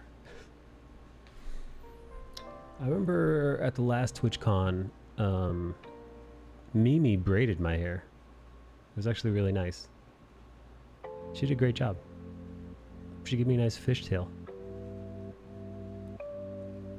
Japanese roads are safe. Everyone drives the speed limit and is respectful. Hell, they're even respectful when they park in those tiny ass parking spaces. Most Japanese cars don't even have door dings. I still have that Polaroid up on my wall. Which one? Me with the braid? Oh, braiding. It feels so nice getting your hair braided. I can't braid hair for shit. Hey, what's up, Rogers? What's up, Rajay? I think that one was from 2018. God, man, so long ago. Holy shit.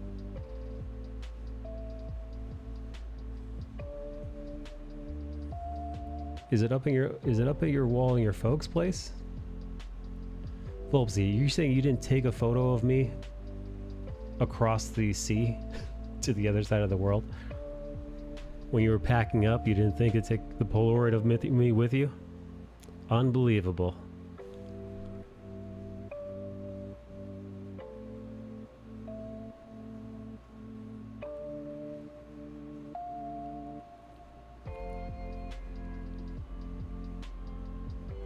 Where are you, Rogers? Rogers is in Seattle. Ooh, West Coast Rogers. It just means you have to visit and take another one. I will. Actually, I've got a bunch of Volpsy Polaroids. They're in my they're in my closet though. They're in my closet to the right. I know exactly where they are.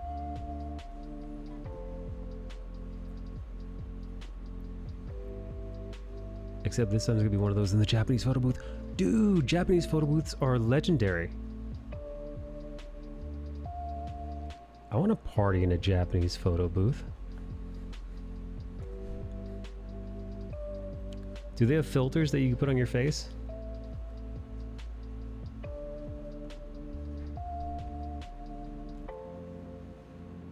Rogers travels a lot. Arizona is home for me. Work trip. Rogers, dude, I didn't know that about Rogers. This entire time, Rogers been hanging out on here, and he's a traveler. I say he's a traveler like he's a time traveler.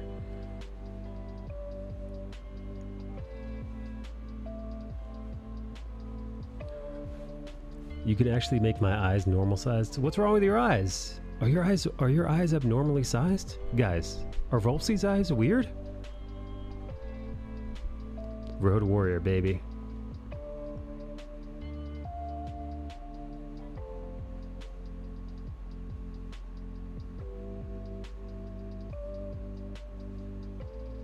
My eyes are small as fuck.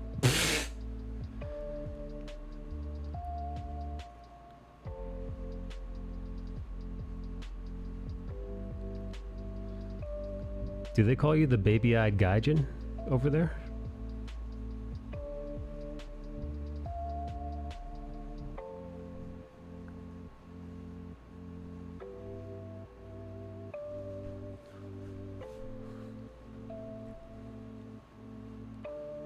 America's weird. No, but I also just want to be more fluent in Japanese stuff.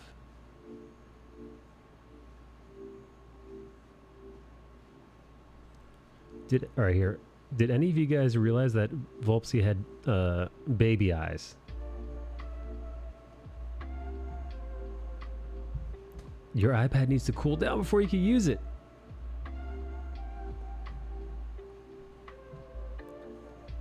Damn. I knew it was hot in here, I just didn't realize how hot. I guess using the iPad, it's 86 degrees in the room. I guess using the iPad at almost 90 degrees for 4 hours will...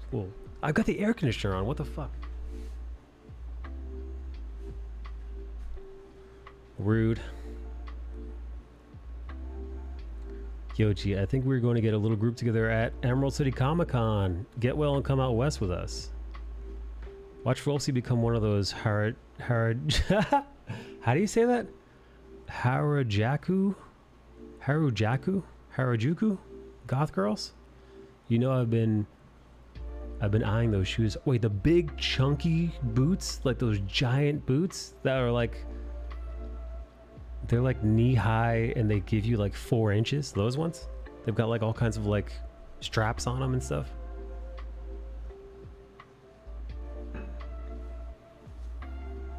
Hell yeah. Dude, those look like they weigh 1,000 pounds. How tall would they make you? I want all of them.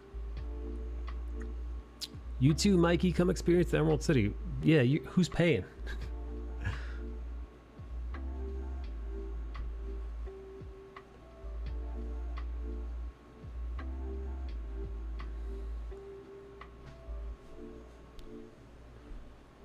I've never been Northwest. I've been to Seattle before. I actually like it. I used to have ones with a big star. I used to have ones with a big star punched out of the heel. It was like 6 inches. How old were you when you were rocking those? When I go to the bathroom, I would fall onto the toilet. Fall? Could you imagine Volpsy's coming over?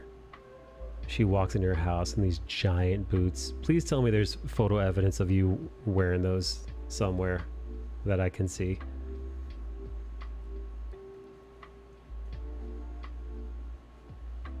Volpsy's in your house. She actually used the bathroom. You hear her fall into the toilet. It was like 06, 09.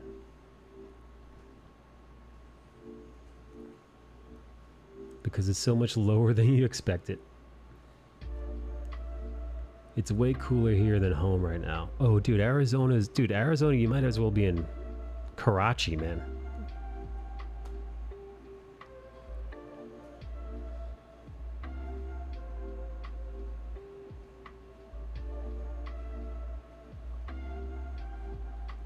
I want to see Volpsy in these giant boots.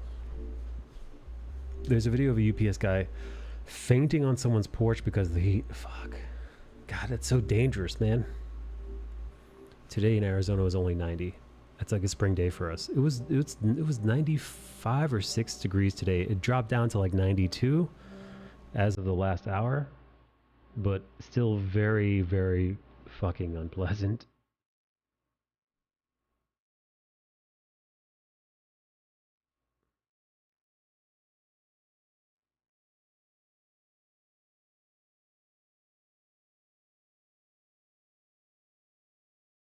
Damn, that's so scary. The DMV is 95, feels like 105. There's a petition for UPS to get air conditioner in their vehicles. They don't have air conditioning in their vehicles? In their giant metal vehicles? How is that illegal? I mean, how is that not illegal?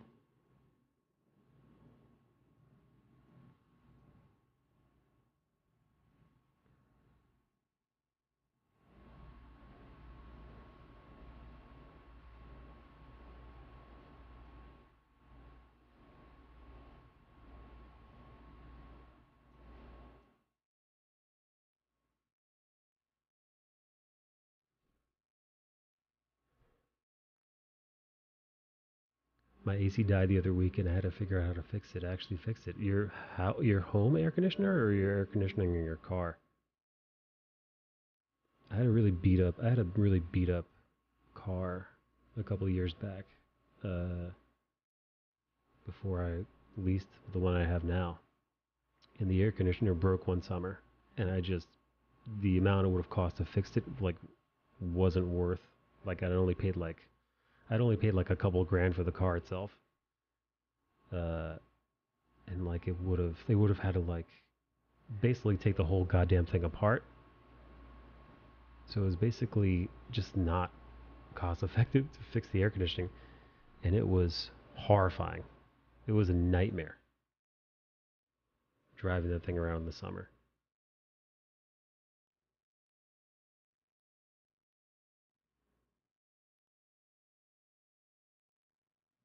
Home AC. I will sub like next week. Hey, next pony week. named Tony. Thank you for the 6 months. $4.99 today.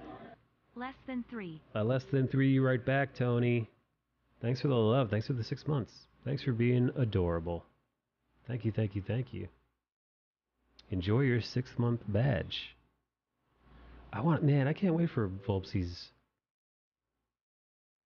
Japanese stream.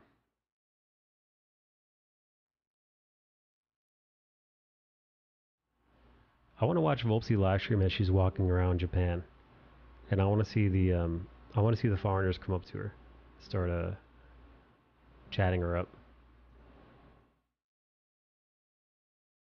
trying to kick game to our pal Volpsy. I wonder what kind of lines they have. Apparently that dude that was trying to hit on her at the restaurant that she was in, apparently his game wasn't all that tight.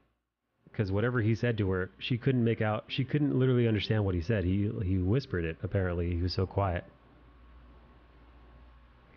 Does anybody in the chat want to guess what he said to her? I do want to do that. I just need to figure out a decent data plan. Do you have service over there? Like...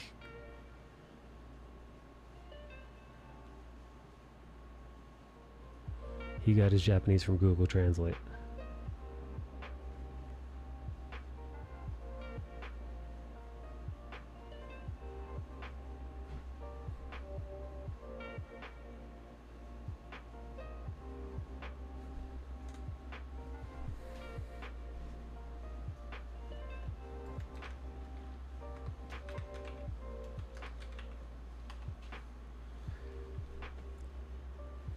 She will get all the creepy US weebs on her stream. Better on her stream than in her face in public.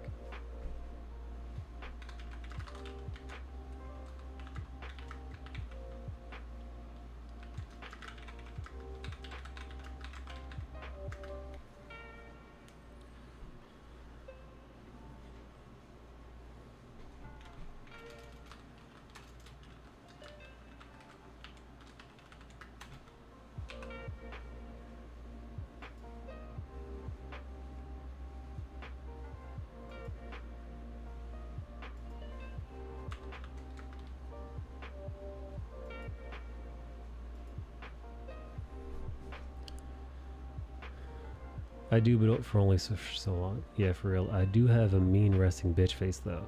Does it work even though you're wearing a mask?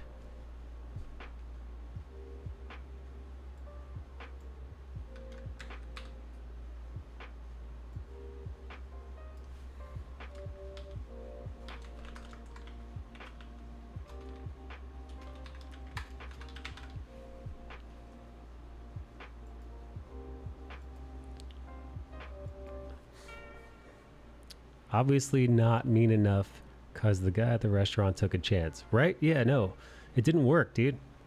Yeah, I think so, because I get those stupid creases above my creases when it's sunny out. I hate it, but you get eyebrow like that, like a Klingon.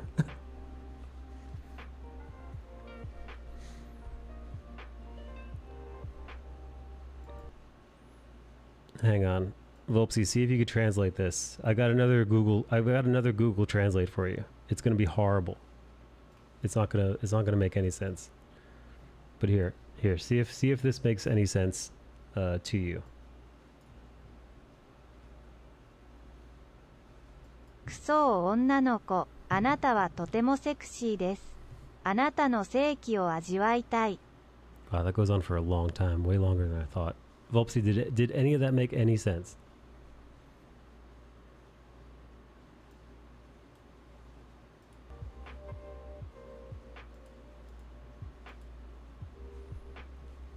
Why is it out of order, kinda?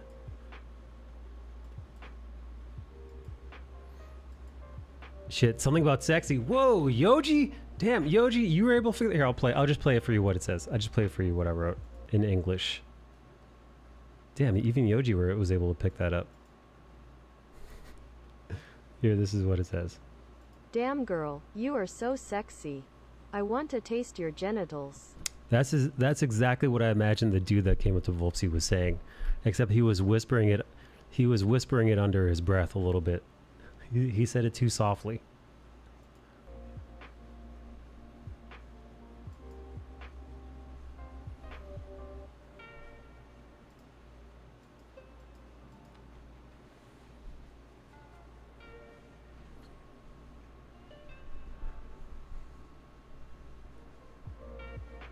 Learning a lot about you, Volpsy. I didn't know you get eyebrow creases like a Klingon when it's sunny outside.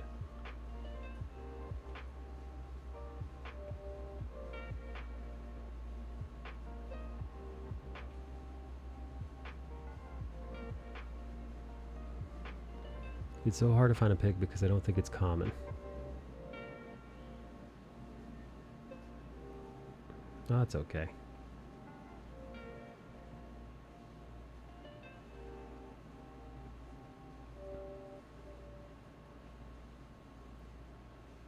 I blame that on the white half.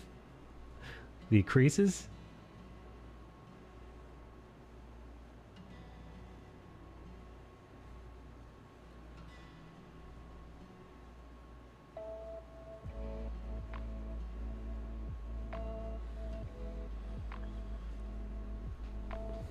Ooh, 2013.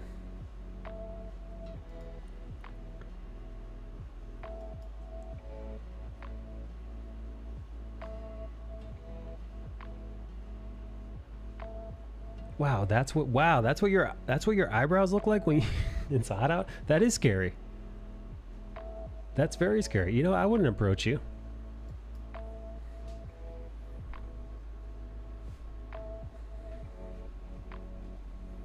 That's the Volpsy defense mechanism. Wait, this one's better. Volpsy turns into an old white man's eyebrows when it's hot out.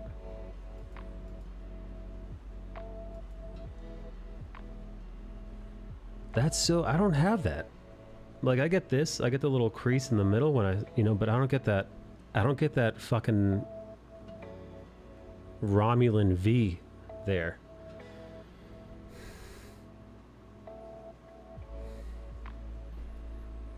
Volpsy, maybe that's sexy to people.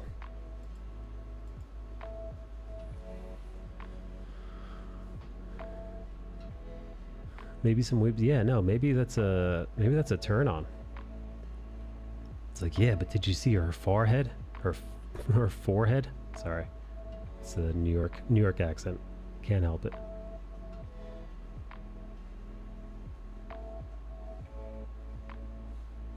Trekkies. She looks just like a Romulan when it's hot out. So sexy.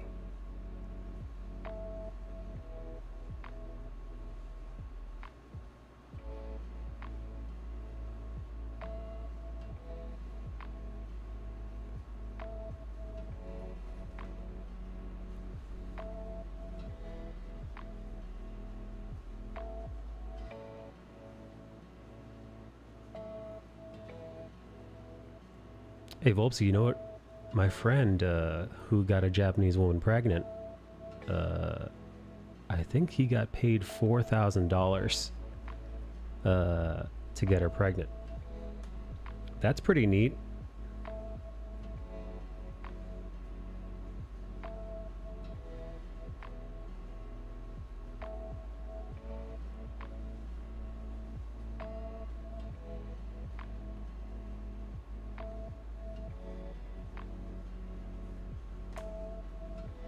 Not surprised at all. Yeah, no, dude. I think they for real give you like incentives for that.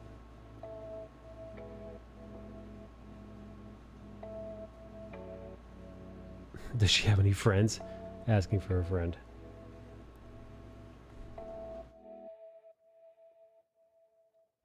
It's rough in Japan during the summer. People have AC and don't use it. You like the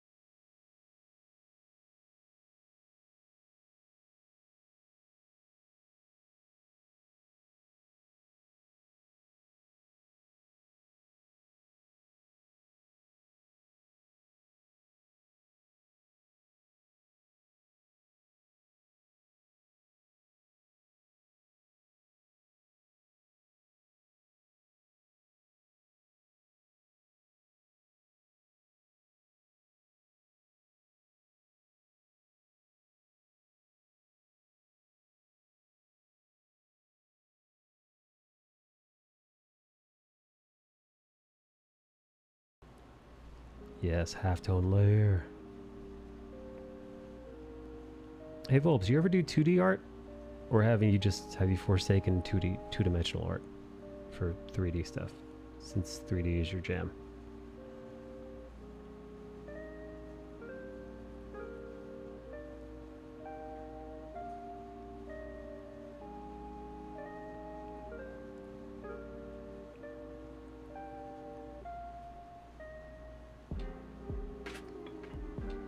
I want to, but every time I try, I rage quit. What are you trying to do, though?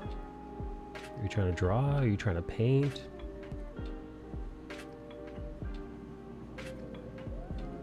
Because I'll be honest with you, when it comes to drawing, I'm your guy. When it comes to digital painting, man, you could fuck right off with all that. I'm the exact opposite of your guy.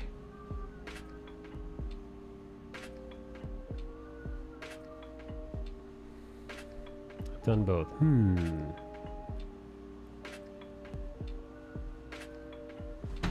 Oops. I enjoy the line art, but I think I do better with painting. Yeah, no, I never got the hang of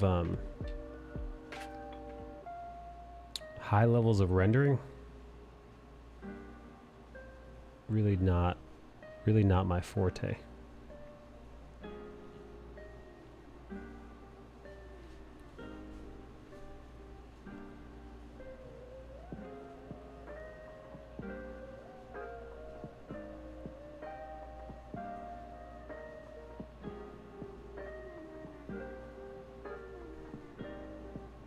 Volpsy hanging out, making me want to go to Japan.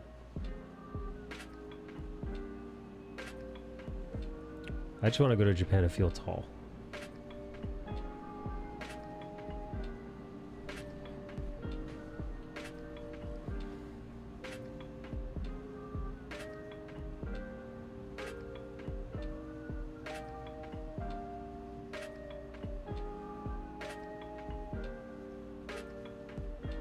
Everyone should visit at least once.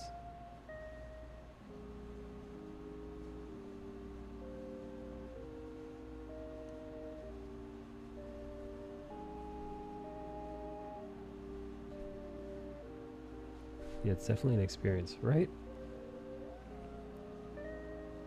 One day.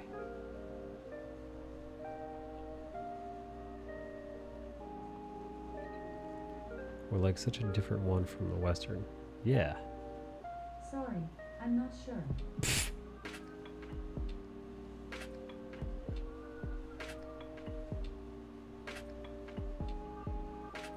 Just be careful where you end up, because if you go to Kyoto, it's nothing but temples.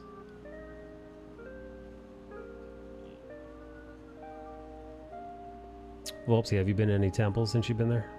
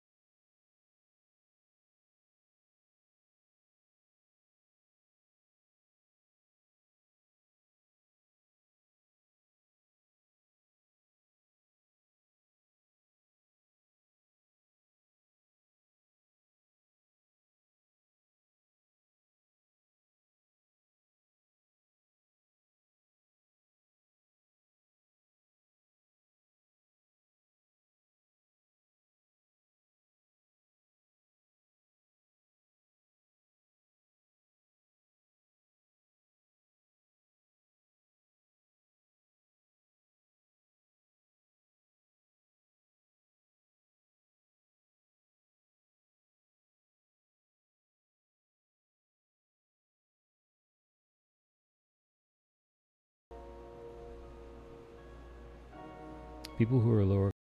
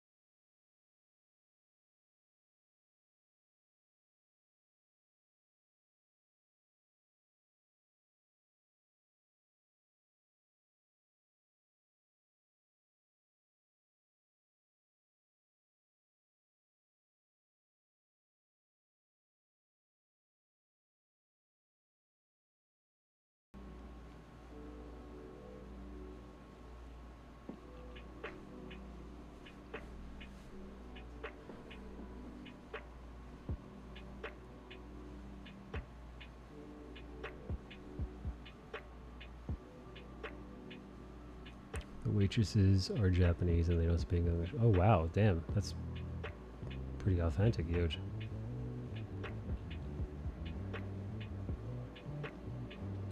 Pelosi was going once China started making threats.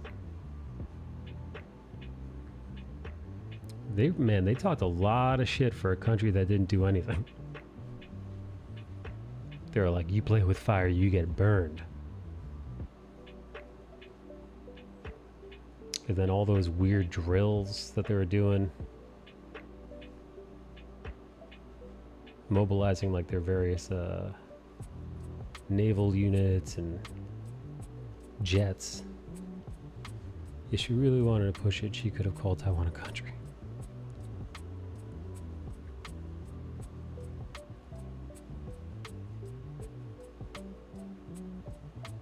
I was joking, Bernard is going to end up in the Taiwanese army.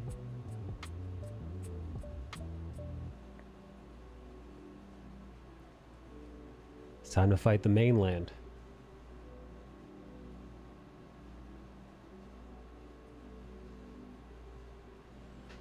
It's time to fight Winnie the Pooh. Once Bernard signs up, Xi Jinping won't know what hit him.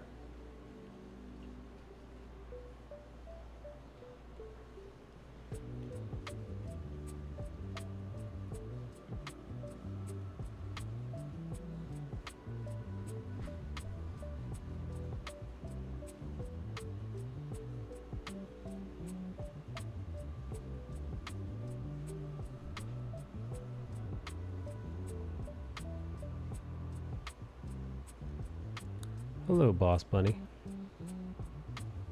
I'm sketching Batgirl.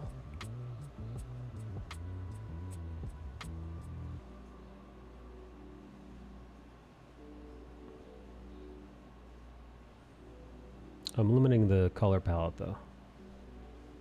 And I'm not doing too much rendering. It's okay, they will evacuate the US citizens.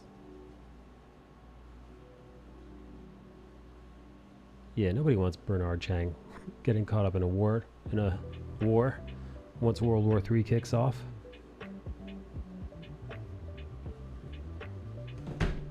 Oops.